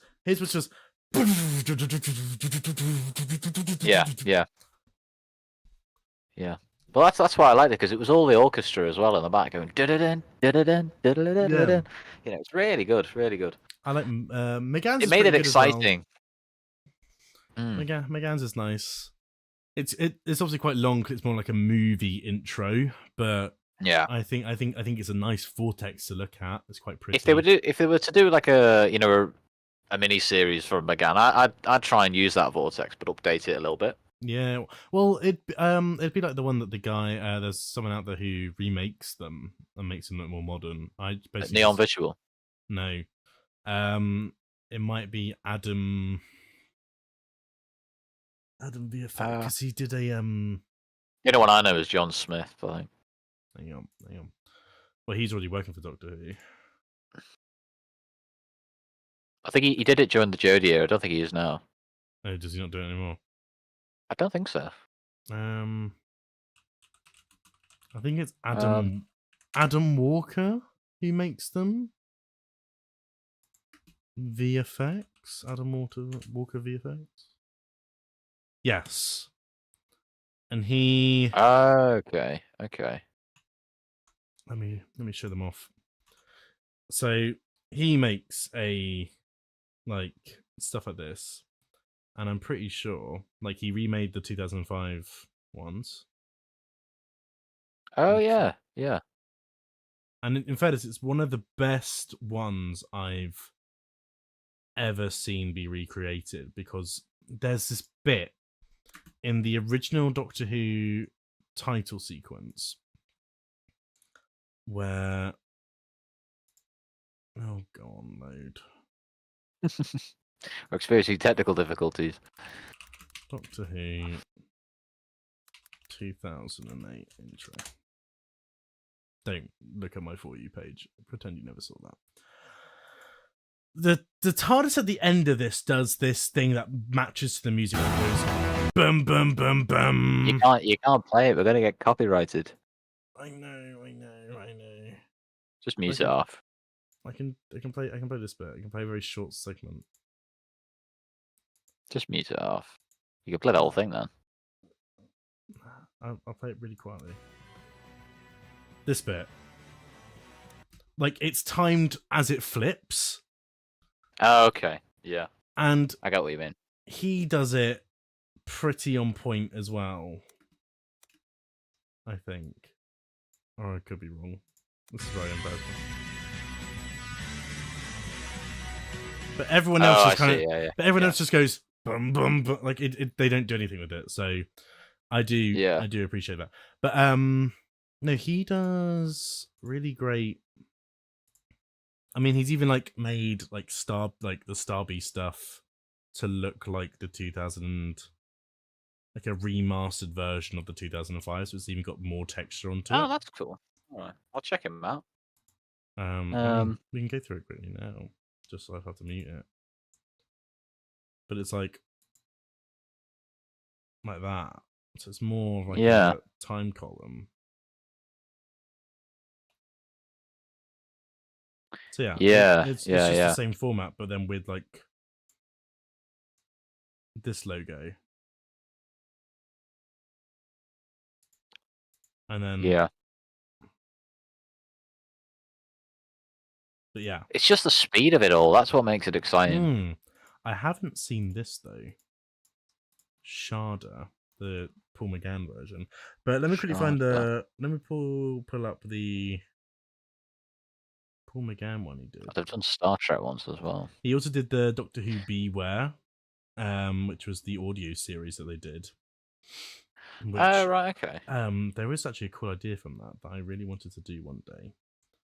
This is actually where I got my idea for my vortex, this kind of fluid looking vortex. But anyway. Yeah. I haven't seen this one, so I don't know what this looks like. Okay, maybe not quite like that then. Yeah. But Who yeah, no, did so the movie theme for Paul McGann?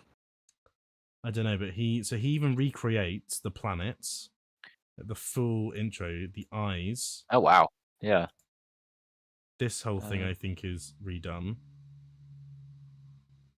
Oh, even that as well. Yeah. Oh, do you know? I might have seen that. I do recognize that shot. And then you've even got this stuff. Yeah. I can't really play it, but like I'd get them to do this because it looks so much nicer than obviously because obviously it's more high quality textures. But like those bits, those big like bright fiery bits there, and this, look how good that looks. Yeah. Imagine that back on our TV screens. Yeah. I'd even same sort of text as well. Yeah, You know? I was literally about to say keep the same font, keep the same look. I literally would be like, hey, look, we want this for Doctor Who. This is what the Whoniverse should be. All right, if you're going to be I forgot to mention this as well. If you're going to be having this whole Whoniverse thing, right? It should have a canon, a loose canon. Because that's like having like the Star Trek brand without canon. If you're putting a label on it, it has to be. Yeah. You know. It's making it believe the universe and having some sort of consistency. Because it's again, it comes back to world building. You know. Yeah, you need the world building. Yeah. But that'd be really good if you could have like a spin-off series. I that would be one of the first things I'd do if they ever came up to me with like, I want a spin off. Yeah. Be like, okay, Paul McGann. Let's get him on. I want a Paul McGann miniseries. And then get some of the writers in for Big Finish who've written for him. Exactly. And they know what they're doing because they are mainly the foundation for Paul McGann. He's like, they've molded him. And I don't know who's the main writer for the original Paul McGann ones. Let me look. The TV movie? No, as in for Big Finish, because I know they get other ones in. I know that, but he might be getting a bit too old now. True, but then it's Doctor Who. No one cares. Maybe you explore it more into the Time War stuff. Like you get him in a wig again. Maybe you kind of split it into 2 parts. You have like a 6-part, but it's like 1 to 3 is like the early years, and then the other half is like him leading up to the Time War, where he does look older. So there's ways to get around it. I do like the vortex playing in the background, where one side flipped and both sides mirroring each other.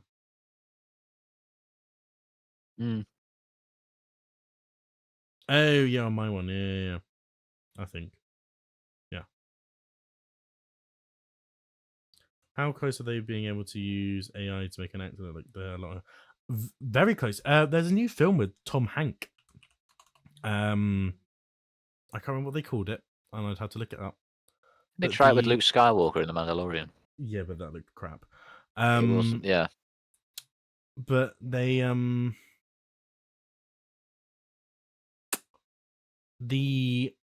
sorry, my brain's gone all squiggly. Yeah, so it's like a Tom Hanks thing, and it's like they literally de-age him right in front of your eyes, and he looks perfect. So they could, but it would be a lot of money, I think. It's gotten pretty good, but it's still in the realm of Uncanny Valley. It's almost there though. Yeah. So the main writers seem to be Eddie Robson and Steve Loynes, who writes for McGann, at least for Pat Mills, Mark Platt. Sometimes Nicholas Briggs writes them. But this is for Lucy Miller, in fairness. So this was Sheridan Smith. Yeah. Alan Barnaby Edwards. Oh my god, it's me. Yeah. Eddie Robson again. But instead of getting writers who've written for soaps, why don't they get these people in? Barnaby So Edwards again. who have they got at the Jonathan minute? Because they've Morris. got. I know Pete Mathias coming back, but he's only written. I think it was Praxis and Kablam. I did like Kablam, but it was like wasn't the best. I do find these artworks funny because it's just like he's got a wham forehead. Oh yeah. Like just look at this, everyone. Like, look how wham his forehead is. It's crazy. Yeah. No hate on the art, of course. Like, the art's amazing, but like it's just funny. Obviously, they've had to use like younger images and. Oh, is that the time controller as well? Dalek time controller. Why did they get that in the series? That would be really good. I'm just trying to see who wrote the ones with Charlie to the originals. Okay. Oldest, which would be Storm Warning. So, oh yeah, Monthly Adventures. So that's made by Alan Barnes. They could write K-Poo the movie. Nicholas Briggs. Yeah, they could. TV Doctor Who with Big Finish writers has the potential to be some of the best Doctor Who ever, but they won't ever do that because they're dumb. Yeah. Paul Maggers or Magger, I don't know how I say that. Gary Russell, Alan W. Lear. Chimes of Midnight was written by Pronounced Mars. Oh, okay. Robert Shearman. We've heard that name before. Yeah, well, he did Jubilee. And Robert Shearman is also behind The Chimes of Midnight, which is one of the best 8 Doctor audios ever. They even remastered it on vinyl as a limited edition. Which one was that one? Chimes of Midnight. Chimes of Midnight, yeah, that was it. And now they've just released a novel for it. Okay. Is that a Target novel? I actually don't know. I don't know. I think it's just... No, I think it's just a normal novel. I think they just... Penguin Random House is what it's called. Yeah. So I don't know what that's. So who's writing the new series now? Oh, what, the new stuff for the 8? Yeah, for season 2. Because I know Pete Mathias back. Doctor Who season 2. No, not the blue William Hartnell one. The new one. It was annoying because why did they call it season 2 again? Just call it Serial or something.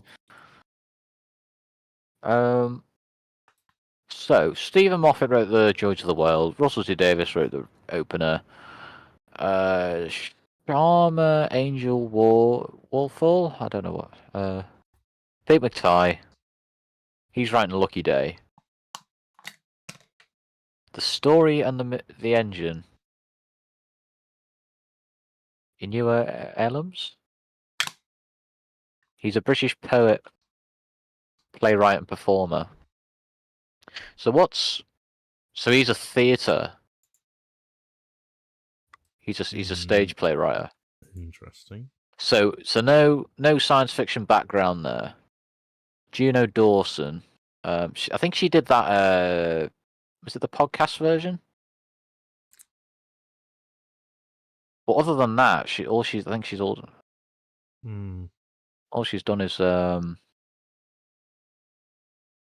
But I just find it funny that like episode 1, it's just 2, novels. And the finales are written by Russell T Davies. The rest of it's by other writers. He's co-written The Well with someone else, but I wouldn't say. So basically, he's written 5 episodes out of them. Yeah.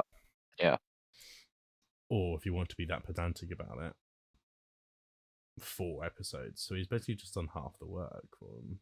And obviously he's gone over each one and double checked. I'm assuming obviously Wishworld and Reality War is the 2-parter.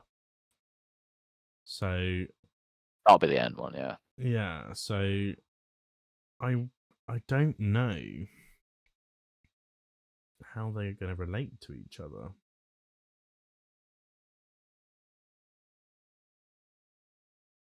Wish also, World. like, Wish World just sounds kind of crap. TV Doctor Who with Big Finish writers have the potential to be some of the best Doctor Who ever, but they won't ever do that because they're dumb. I think what it is, right? The BBC, they have this weird, like, I don't know, dislike, I could say, or they seem to poo-poo science fiction. Mm. Because other than Doctor Who on the BBC, can you think of any other science fiction shows? No. Because most of it at the minute is just like police and crime, drama, And soap. and that's it. And soap, reality TV. So I wouldn't even say BBC do much reality TV. Well, I can't think of anything else. So what they're probably trying to do is just use the writers that are at the BBC. I don't know how the ins works. I mean, I could be completely wrong in that regard, but it just seems like, from an outside perspective, why are they not using Big Finish? Because I know they've licensed Doctor Who, but I don't know. It does seem it seems ridiculous. like wasted potential. It seems so dumb. Yeah. But, I've thought about there being an episode about what happened to the Mary Celeste or what happened to the Mayans. I want to know what happened to Jenny. Mm, There's a loose end there they could pick up on. yeah. They still haven't come back to that. We still haven't come back to fucking Susan. Susan, Romana, Jenny, who else? There's a couple of ways you could do it. You know, the Rani, if you want to be. Well, yeah. But everyone's I think, expecting her at some point. But I mean, I would. Do you know what I would do? I think I would write an episode instead of it being like the finale. It's the big reveal of like another Time Lord. That's like the Master. I would have it as Romana, because Romana becomes president of Gallifrey, right? Mm. And I would change it so that, yeah, we know Romana as she's good, but because of the presidency and stuff, it's changed things. I'm pretty sure there was some falling out between her and the Doctor or something else. And it's like she uses the Doctor to get what she needs, and it turns out it's probably not great.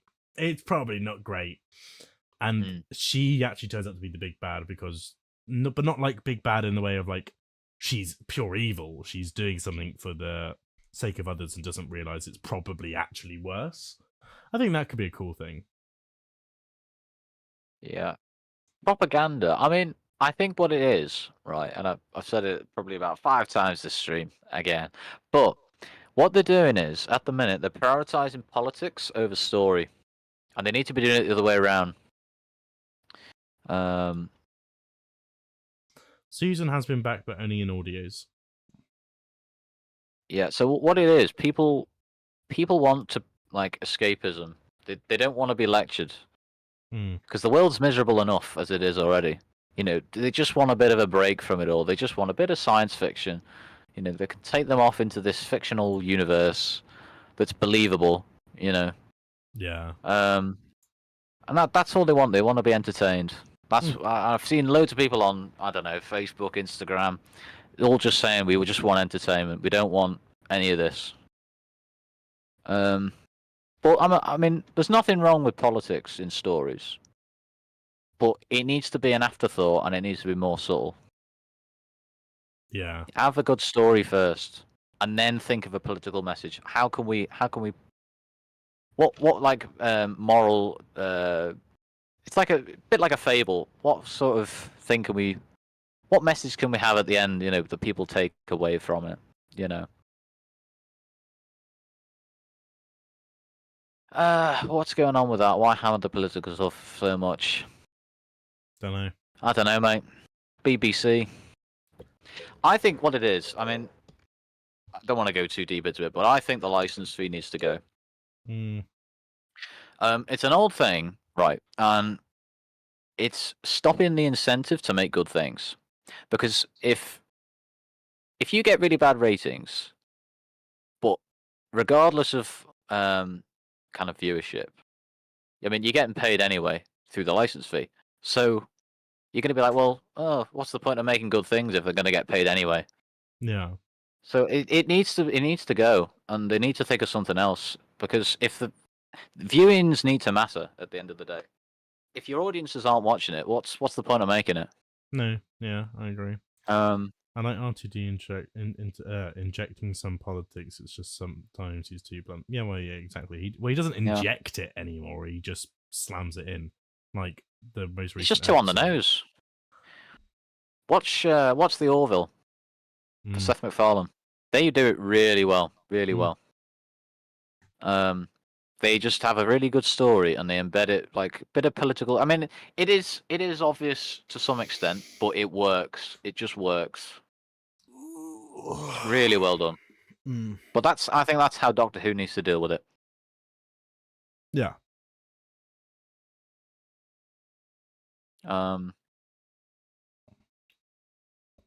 Couldn't the opposite be true, that if you were worrying about views, then you could be too busy trying to cater to the audience rather than just telling a good story? Well, in terms of fan service, because I was reading RTD's book, The Writer's Tale, last year, and he was basically saying it's not a democracy. But I think if you're writing for a fandom like Doctor Who, there needs to be some sort of, all right, okay, well let's see what the fans want, but don't go overboard like Marvel.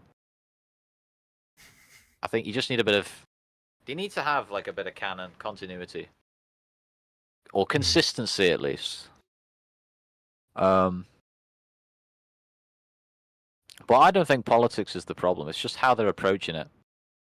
Because there's nothing wrong with political messages. They just need to prioritize the story over them. That's it. They're just slacking. Yeah. End scene. End scene. We should probably think about ending soon, in fairness. Yeah. How long have we been going for? 4 hours, 1 minute, and 32 seconds. Wow. Yeah. New record. How long was the anniversary stream? Was that like two hours or something? 2.5, something like that.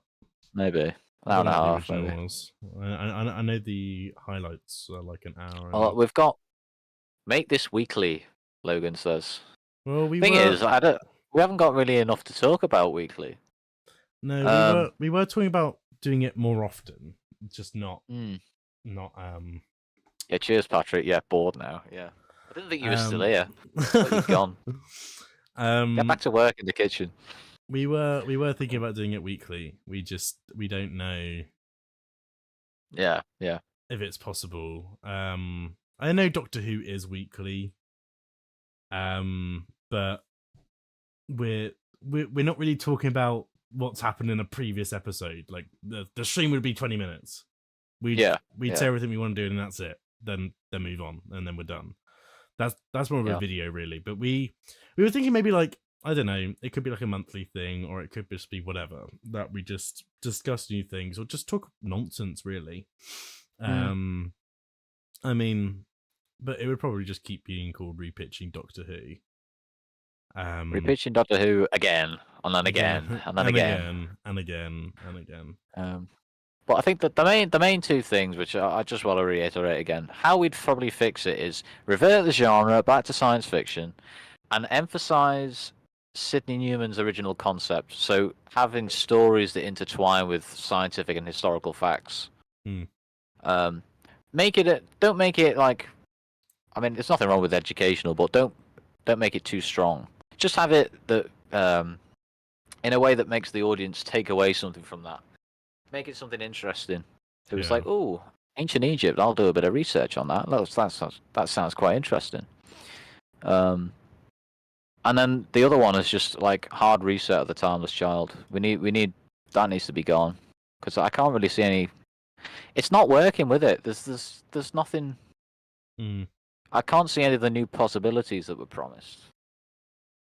I don't get it. Ever since about Series 5, we've never had a good idea about if the Earth knows about aliens or not. There's all this weird stuff going on, but nobody ever seems to react to any of it. That's another thing about Series 1 to 4, is its Earth continuity. You can always tell where the Earth's position is on the whole extraterrestrial stuff, whereas now things just happen. Yeah, Moffat kind of ruined that with the cracks in time. Mm. Mm. It was like a blank slate. I Well, mean, in it makes fairness, sense. But yeah, it makes sense. I mean, I think it just gets to a point that you can't. I think you have to try and make a way so that people are oblivious to it. I think it made more sense if this was taking place if they took the same methodology. I mean, Method could you onto have like an classic. idea of maybe the doctors put like a thing around Earth to shield? I don't know. Maybe just like a perception filter, so they just keep forgetting. Something like that. I don't know. But But it's just think of an idea that's kind of feasible. So yeah, like, oh, okay, I mean, maybe that would work. Yeah, you'd have to think of a way to make it so that they don't always remember stuff, because eventually, otherwise they'll be like, "Oh, not another bloody alien!" Oh, so because if it was like post Time War and the Time Lords aren't around anymore, maybe the Doctor's just having to fill in for them and just preserve Earth. Something like that. Just a simple idea that explains it a little bit. But no, Yeah. Fair enough. Fair enough. Gatwa did also speak that thing about either like it or go touch grass. Yeah, I don't like any of that. I don't like, because why go against like the fandom? If you're trying to appeal to them, it sounds to me like RTD's going, oh well, old fans, you get off here. We're gonna have the new people now. But it doesn't make sense, because you're throwing away all like you're turning your back on everyone. I know. It's crazy.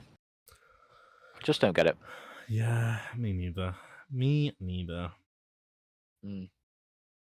Welcome to Doctor Who now. RTD try not to. Impossible difficulty. Nightmare mode. He contradicts himself though, because the whole thing about bringing Doctor Who back in the early 2000s, there was a thing in his book, and he was saying like, oh, there's a plethora of Doctor Who continuity that we can work from. So on that regard, he's basically saying, all right, it's got this rich history. Let's acknowledge it, but then now he's like, oh, it doesn't matter. Doctor Who canon, it doesn't exist. We're just doing our own thing. It's like, make your blooming mind up, How would you feel if they decided to full reboot Doctor Who and completely start fresh with the new canon? I don't think that would work. That's like rebooting the Harry Potter series. I don't think that's going to work either. It doesn't need to be remade. Because it's just the only reason why they're remaking it is because there's no original ideas. All it is now is just money making. They know that an idea works, so they're like, oh, let's remake it, let's repeat it. I was watching a thing on Sky Store the other day, and it was literally 90% of the stuff they were advertising were either remakes or sequels. Yeah. There's no creativity at the minute, like in the industry, for original ideas. They're desperate for them. Yeah. It is crazy. But because it's financially hard times, they're just trying to stick to what they know to save money. But I do think they need to take a bit more risk at the minute. 100%. Just have to get Willoggs in there to say the chat. Please get us both in there. Please get us both in there, mate. Logan, how dare you? Just Willoggs. Is this how it's going to be now, guys? Is this even if you just get me in? I'm getting him in anyway. Oh, well, that way. There you go. It's flipped. Yeah. And then we're getting Xenate on music. But Josh for the VFX, you could do the VFX as well, Josh. Yeah. No. Writing and VFX. No. I would not touch VFX. You could do advising. Oh, I'll tell you another thing they should do. What they need to do for the show, they need to get an official scientific advisor, like how Kit Pedler was on the classic series. Yeah. They need to get a person in on the series who's a scientific advisor who writers can go to and say, is this accurate?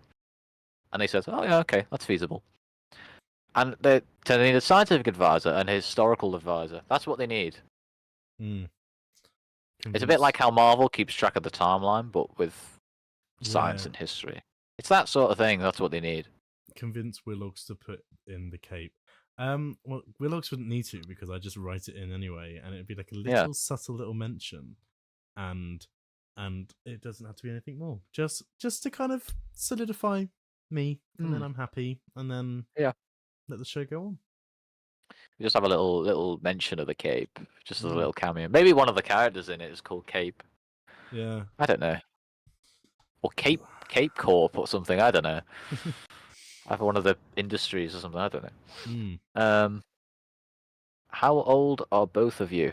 If Too old. anything, I would if I to put, I wouldn't put the cape in. I would just call a planet Tyrento, and then that solidifies that the cape could be from there. It doesn't have to mean that that's the reason what Tyrento is, which we find out later on, which I can't say. But I would just have a planet called Tyrento in Doctor Who universe, and then I'd be happy. Yeah. Even if it's just like a throwaway line that the Doctor's just going, we could go to Tyrento, we could go here, and then I'm just like, nice. Josh is 50. I am 50 years old. I am Joshua Edward, and I am 50 years old, and I am reborn. Yay! Thank you, thank you, thank you. He's regenerating to Mark Gators. Mark Gators, sorry. I mean, Tyrento is a cool ass name for a planet, to be fair. I know. I mean, I can't remember how I came up with it. I think I was just very into Resident Evil and everything was called Tyrants, and I went, oh, Tyrento. And I was like, oh, that's cool. So then that's how Tyrento was born. Yeah. But also the name, like, obviously Tyrant, it fits later on. But anyway. Moving on. Otherwise, I'll end up spoiling it. Dr. Biden writes into the cape. Yeah, I think 100%. you guys should start a Doctor Who cinema production company. Right, the thing I would love to do that, okay, Logan, but the thing is, it's trying to get everyone together to do it.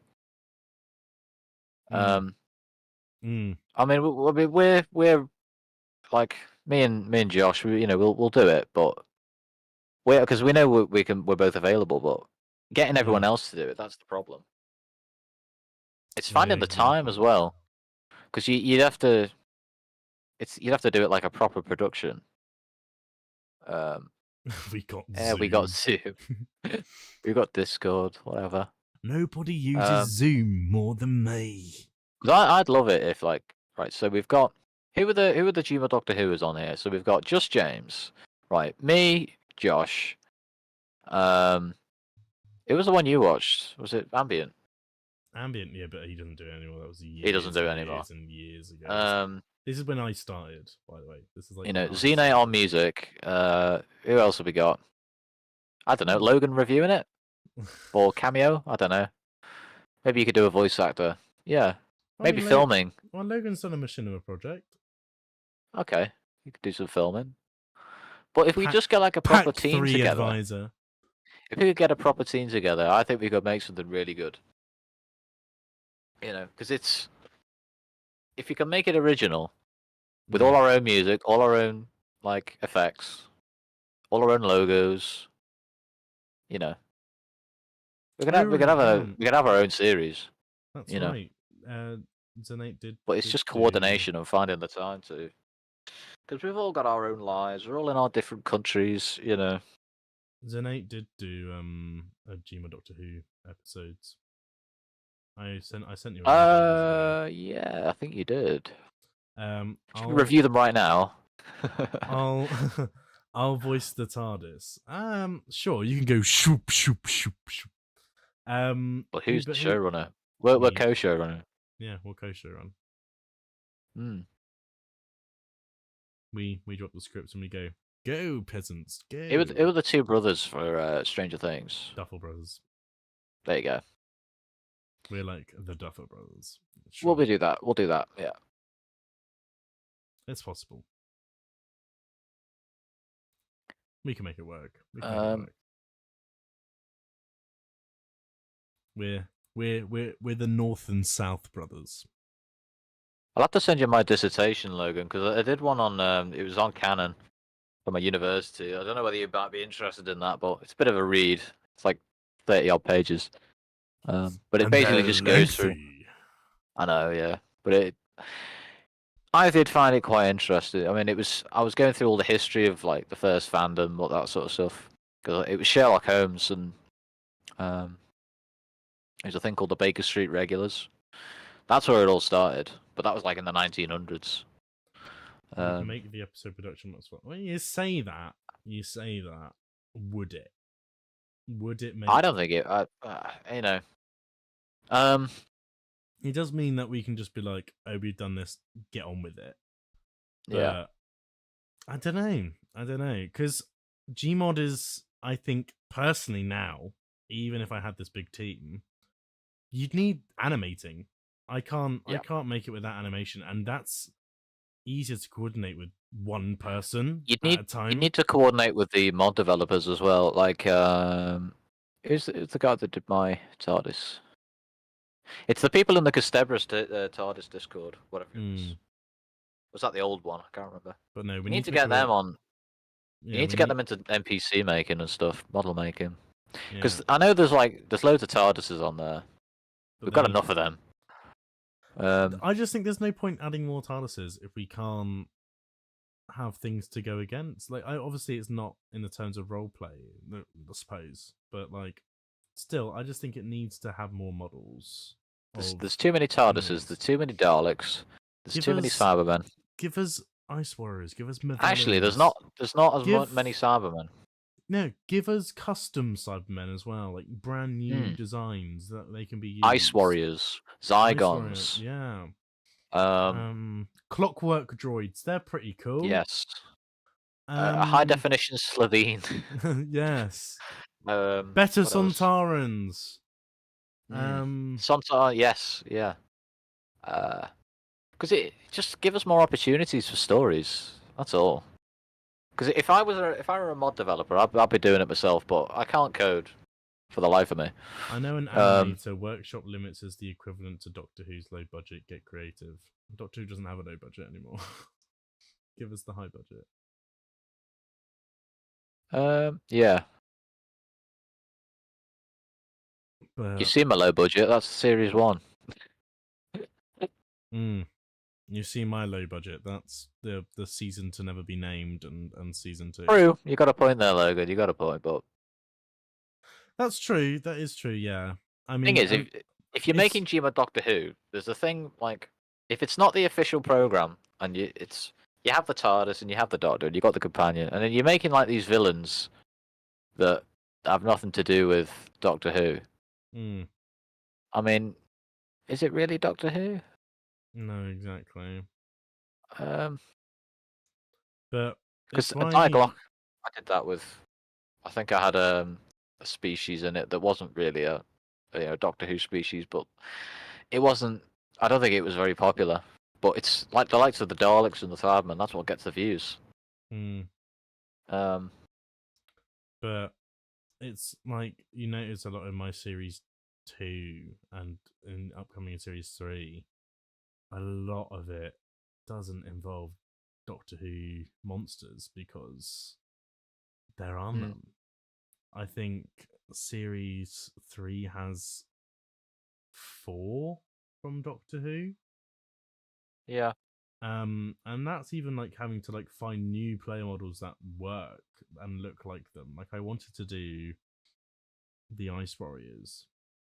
And there was the other problem you've got though, if you wanted to do a non-Doctor Who villain, like the majority of the workshop are either anime, or like some well-known game player model. So the first thing you're going to see is, oh, I know that's from a game from I don't know PS5 or whatever. You know, like Bum and Deadpool. I'm scrolling through now. No, not every story needs to have an actual Doctor Who villain. No, I agree. And it doesn't. But I'm saying like 90% of this is just anime. Yeah, the mass majority still needs to have some sort of link to Doctor Who. So start a Patreon and eventually commission a model you want to use. I know there are pages out there. I think it's like garysmod.org or something like that, and you can commission people to make things. Yeah. But that's the thing, though. You just need a group of people that want to do it and come together to make it. That's why I just want to get it onto the TV. I don't want to spend 200 quid or whatever much for like Yeah. a couple of models. It's not worth it. Like I'm still trying to work out how I'm going to do my episode 4 with that. Like, Because look, you can't monetize it because it's Doctor Who. No, exactly. So it's not our property. You can't make profit from it. Because you probably get a problem cease and desist letter from the BBC. So, yeah, it is painful. That's our issue from our previous seasons, is that we've had to rewrite stuff around Gmod's limitations. I mean, my series 2, I used to write it like it was real life, and then realized, oh, the cape can't. Obviously, I didn't know about posing and stuff then, but like, oh, the cape can't just reach out and grab stuff and do that. So I had to like change how he'd react to things and what he'd do, and yeah. So it's a bit annoying there, but now we got the animation. I can now do whatever I like. So that kind of stops the issue of it not being somewhat realistic. Like I can now do what a human can do, but having things to go against, I think that's the hard thing, because there's nothing on the workshop, and I don't want to spend loads of money on something. As much as I love, like, yeah, it's a passion project, and I do spend money on Cape Who, for the music, for other things. But bearing in mind that Cape Who takes like an episode takes like a couple of months to come out, and then like I probably spent 50 quid. So that's like what 20 quid, 25 quid a month, like, which is like pocket change really. Like the end of the day, I think you can loophole earnings with Patreon. I did find a Terminator Machinima that actually went to disc, so they somehow got permission. You reach that point though, because in the US is the law different? Because here I think it's a bit more strict here. It's a lot more strict here. Have you got a license, mate? No, but you can't come in my house because you're not legally allowed to. All right, so fuck off. All right. Have you got a TV? Go back to your dumpster. Fuck off. Yeah. Get out of my pub. Yeah. That's how we all talk around here. When the TV license people come up, that's how we chat. Get the fuck off my property. Okay, we're starting an American.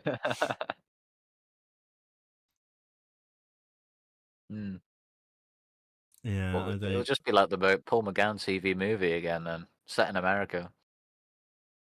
Yay!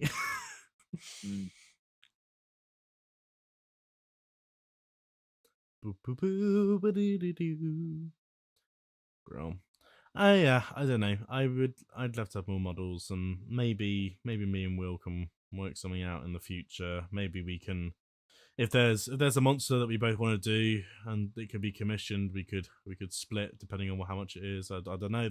There's options out there, but it really. Why did I choose the name Millie as your companion? Do you want to know why? Because my sister's called Emily. That's it. That's it. There's no deep meaning to it. That's it.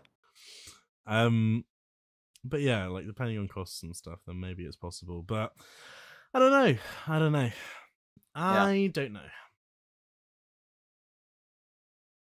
think we both need scripts really for that stuff before we even think about it. I think if you were to write some scripts for if you were to do series 2, and then we can look into the logistics of it, then who knows? Maybe there could be a series 2 of Willox's Gmod Doctor Who or whatever, but God knows.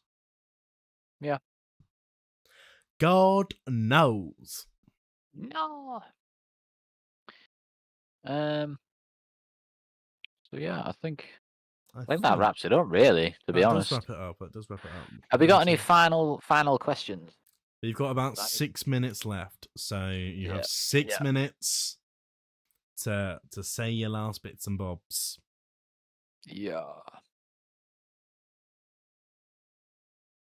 We're right here. It could be about anything. It doesn't have to be necessarily Doctor Who. No, Just- yeah, exactly. It's a wild card now. Just do whatever you want. Are you Go crazy. single? Go crazy. Are you dating anyone right now? Are you single? Not too personal. Favorite Toy Story film? Patrick, that is a good question. I haven't seen number 4, but I have I do remember Toy Story 3 was my favorite. I think That was the scary one. I quite like that number was. 2. Yeah, I don't really remember number 2. It's the chicken. It's the guy in the chicken suit. It's the guy. Al. Yeah. I can't believe I have to drive all the way to work on a Saturday. All the way to work. Yeah. And he's just like across the road. Yeah. It's been years since I've seen it, to be honest. Yeah, I want to see Willow season 2 and see more collaborations with you guys. More Doctor Who stories, the better. Like I said, hopefully you'll see them on. Hopefully you'll see them on TV in the future. Yeah. Let's see. and it also I've got depends- scripts written. I just haven't got them published. You know. Yeah, I think it also just depends on like the logistics, if it was even possible in Yeah. Gary's mod, because I wouldn't say the full picture, but I have a rough idea of what Will would do. So some of it's achievable, some of it not so achievable. So it's like we'd have to work out what is what. Yeah. Least favorite food. Oh God. And That's a now, good question. now I've been asked that, I've completely forgot all the people, all the food in my life. I used to like chocolate brownies, but I don't like them anymore. Too sickening. What do I really hate? I don't know. I'd have to come back to that. I'd have to come back to it. There's like something I'd eat and I go, "Whoa." So, Josh, what is your favorite Willogs Gmon Doctor Who episode? And Willogs, what is your favorite Cape episode? My favorite Cape episode is from series 1. Shut up! No, it's not. I'm not to be biased because I'm in it, but episode 6 of yours. 6. Why not 5? Just curious. Nothing's wrong with 5. I think it's a personal note because I sound like I'm 12. And I've just been deepened. But yeah, that's kind of like the bit where I look at it and I'm like, Miss Anderson, and I'm like, no, it needs to be Miss Anderson. So I don't know, but in terms of story, there's nothing wrong with I guess both of them, because it's a 2-parter. So story, I'd say that one. Episode 6, because I'm more of an action snob, so I like all the stuff that's going on. And it's like aesthetically pleasing. I think for yours, because the first one that made sense, and they're your words, were Memorable Christmas. Yeah. I helped you with that, so I think that's probably my favorite so far. But I do like the new one that's coming out soon. Oh yeah, for its history accuracy, I do like that. Yeah. But then the other one from series 2, I thought episode 10 was quite good because I helped you with that one. Yeah. And Graves Blink was quite good. I just think you could really? if you wanted to remaster that one, you could make it. I'd really make it creepy. really scary, and I Yeah, would change the whole. Come on, Gary, let's run away, because that's so dumb. Yeah. But no, I think if I ever remaster series 2, I would make that episode so much better and get rid of the crappy jump cuts. Yeah. Well, as a concept, I thought it was really good. Get that Halo announcer guy in again. Those cheapskates. We can't for reasons. Blue effing cheese, disgusting. Fair enough. That is quite gross, actually. I probably. I met Nicola Bryant very nicely. Oh, cool. Where was that? Would you guys ever consider creating an episode for each other's machinimas? Oh. How much do you want to pay me? How much you can pay me? It all depends on if we have time, Logan. If we have time. Maybe I'll get bored and I'll just start making a story for Will, and I'll be like, I made you an episode. It's all done. Have a watch. And then he'll go, what the fuck is this shit? This is disgusting. What are you Yeah. doing? So he knows. He knows. I'd love to write an episode for his Gmod series. I'd love to have like a guest writer role, as would I love him to write for mine. would I think I. it'd be quite fun. Yeah. Yeah. So I think that'd be quite fun. Is there a video game that stuck with you? Ooh. Childhood wise, probably Minecraft, because that's sad. Yeah. Recently, Flint and Steel. Chicken Jackie. Chicken Jackie. Yeah, I'd do the same. Minecraft. Because the first game I used to play, because my dad used to play, it was Age of Empires 3. So that started me off. And then I think Pirates, Sid Meier's Pirates. I don't remember that. That was early 2000s. And then I got my Xbox. Yeah. So when I was a kid, like really young, my dad had a PS2 that he never played, and they had this Peter Pan game. That was fun. I remember that one. I remember vividly. And there was the Harry Potter Goblet of Fire game. And I remember we didn't have an SD card for the PS2, so it would basically, if you turned off the game, it would restart all your progress. Nothing was saved. So the amount of times I had to play the opening scene to Harry Potter and the Goblet of Fire, that I had nightmares, because there's just like this gargoyle thing that drops down. And because I kept seeing it so many times, I then had dreams that a gargoyle would drop down on me on this bridge. So that stuck with me. Then when I got my Xbox, Minecraft, and then recently a lot of like the Souls games. I've been playing Lies of P. That's a Souls-like, and then God of War. Oh, obsessed with God of War. I'd love to do like a Cape View episode, but like I realize that God of War is very fictional, so I'm like, I don't think I could do that. I don't know, but yeah. That's the one. Was it Christopher Judge did the voicing for? Yes, I think so. Yeah. Yeah. I remember it from Stargate. Boy, that's a series that hasn't been ruined. Stargate. That's been off the air for years. Yeah. But I don't think that would work today. I mean, they did that Origins thing, which wasn't bad, but it's the humor. It's very, very 90s. I missed the cliffhangers in Doctor Who. I mean, there still are some cliffhangers. How much would you realistically ask for if it didn't make your episodes for free? In what terms? Like, how much would we want to be paid to make them, or like how much money do we want to like charge for the like what? Well, scripts can go out for like 500 quid, if not more. So that's in the industry. There's a new because we're friends. I mean, we could do maybe, I don't know, 20 quid. I don't know. 20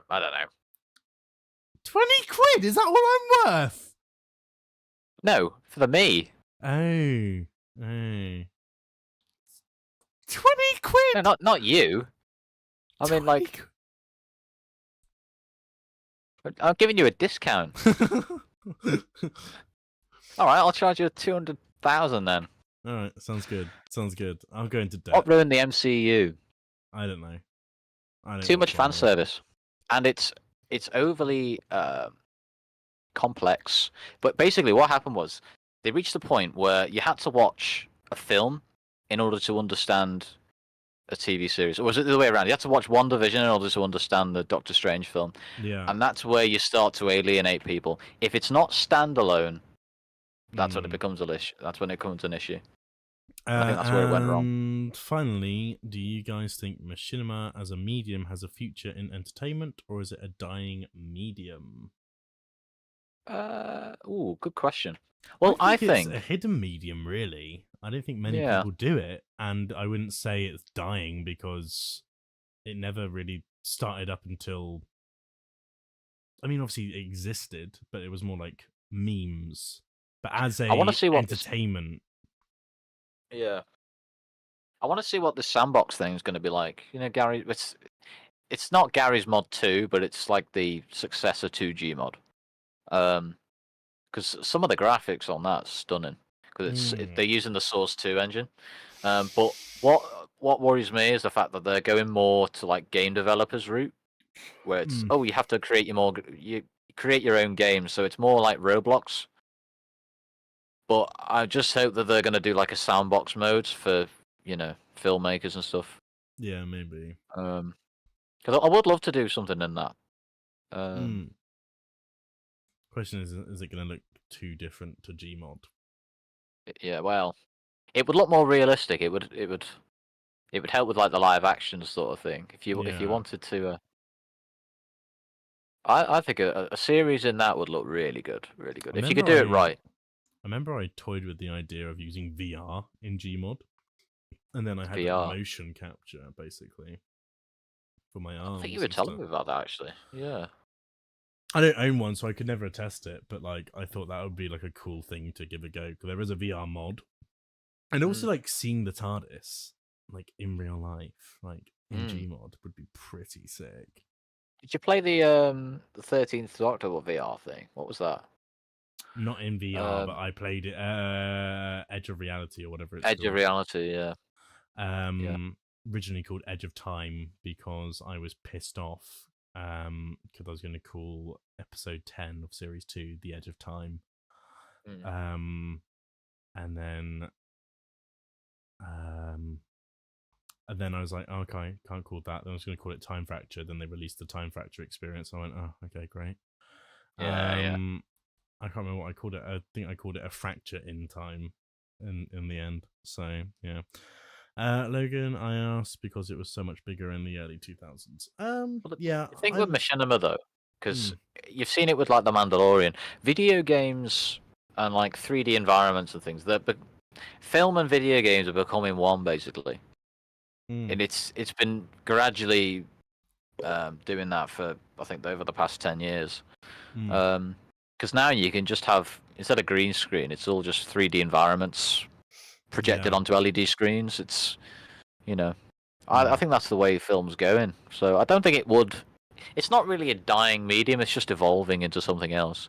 No, yeah, exactly. But yeah. Yeah. Good live stream. I'll give the beginning and listen while at work. Maybe do a monthly podcast or something. I'd listen. Well, like I said, we'll see how we feel. We would kind of like to do something a bit more regular. It'd be nice to have something on our channels from time to time. Yeah. Mine's been a bit dead for a few years. I do apologise. And so is mine. So it would be nice to have something that is coming out on a reg, but not like mega regularly. I don't want to be doing this like every week or every other week. I think it would probably serve. Yeah, it would probably serve as once a month or like one day in each month, whether that is exactly a month in advance or something like that. But I know it gets you the views, but I have a dislike for the YouTube algorithm. Like, you know how you have to keep churning out content constantly? Yeah. I can't do that. Yeah. It's I always do quality over quantity. Exactly. But this is a nice way to kind of check in on everyone, I suppose, and just chat, really. I mean, we always chat outside of YouTube and stuff, so it's just and even if we did something on Discord or something, or I don't know. Yeah, exactly. But I'm sure we can work something out, whether it's a monthly live stream or something like that. Yeah. Just to kind of keep you updated. We could even give like live updates on stuff we're working on and clips and stuff like that. So you never know. You never know. Yeah. But who knows? Who knows? But, what's your thoughts on the current state of the video game industry? Just have one last question. Video game industry. They're too focused on money. Yes, I was literally about to say that. The fact that GTA 6 standard is going to cost 100 quid. No, I think it's $100, but it's 80 quid. Oh, right, okay. $100 is ridiculous. Which means other companies like Ubisoft and fucking EA are going to go, oh, that's the new standard for video games. Already cost 50 bloody quid. I don't want to be spending 80 now for standard editions just to own the license, not even to own the game, to own the license to the game. Yeah. Like, that's ridiculous. In 2014, the Master Chief Collection was, I think at launch, it was 50 quid. So it's doubled over 10 years. And the Master Chief Collection contains all, like, majority Halo games. you know how much it was going for on Steam the other week? But it was that spring's Steam sale. 15 £8. £8. Nice. £8 for Yeah. how many games? Like six games. Mm, That's a crazy. bargain. Mm. That's a bargain. It is. It is. But yeah, I've never been a massive Halo person. I only played Halo Reach, but I didn't really play the campaign much on Halo Reach. I mainly just did it to dick about. MCC I grew is up so with good Halo, now. so MCC. yeah, Master Chief Collection. Oh yes. Sorry. I didn't like. I mean, did you watch the Halo series, Logan? Because apparently I've that's seen not a good snippets. representation of the games. Because my dad was watching it, and then I said, no, play the games. So that's what I bought him. I bought it for £8, but Fair yeah. enough. Cool. I mean, design-wise, it looks great, but Yeah. apparently the story's not good. Yeah, you see Master Chief's face. Mm, Yeah. fair enough. Right. Mm. I think Right. that think is that's a it. good place to end Yeah. it. It's coming up to 11 Ears are o'clock. burning. Oh god. My arse That's is my on bedtime. fire. I've been sat down doing like just chatting for 4 hours and 40 minutes. My arse needs to cool down. That's like one of our calls, and like sometimes anyway. Yeah, so. but I stand up. I can't stand up because I just move the camera. It's kind of made I don't hate it. It's just beautiful, great action stories made. Yeah, fair enough. But yeah, anyway, we might do something more regular, not necessarily like a weekly thing, but we might try and do something from time to time. Yeah. Not leave so many big gaps in between uploads and stuff. I suppose it kind of helps say that we exist.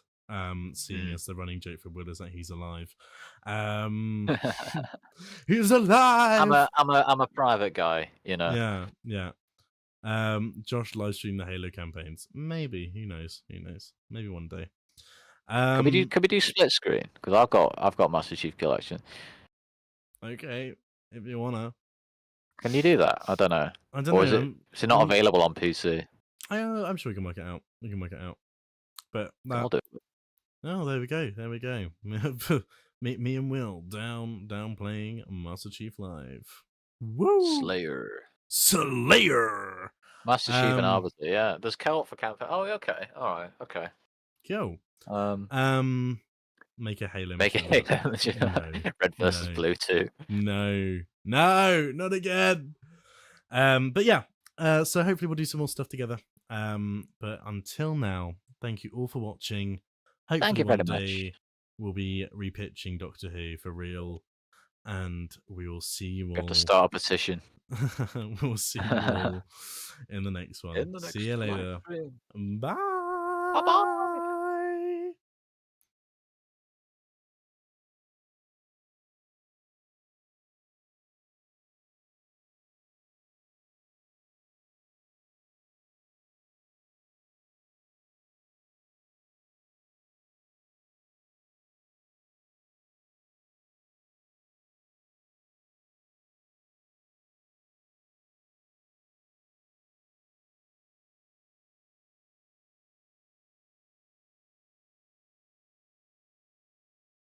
I bet we got Guys, you. What? stop fighting. Stop fighting. Shut up, guys. Stop. You're not allowed the place. Anyway. No fighting in the war room. For real though. Goodbye. Bye-bye. Bye-bye. Bye-bye. Woo!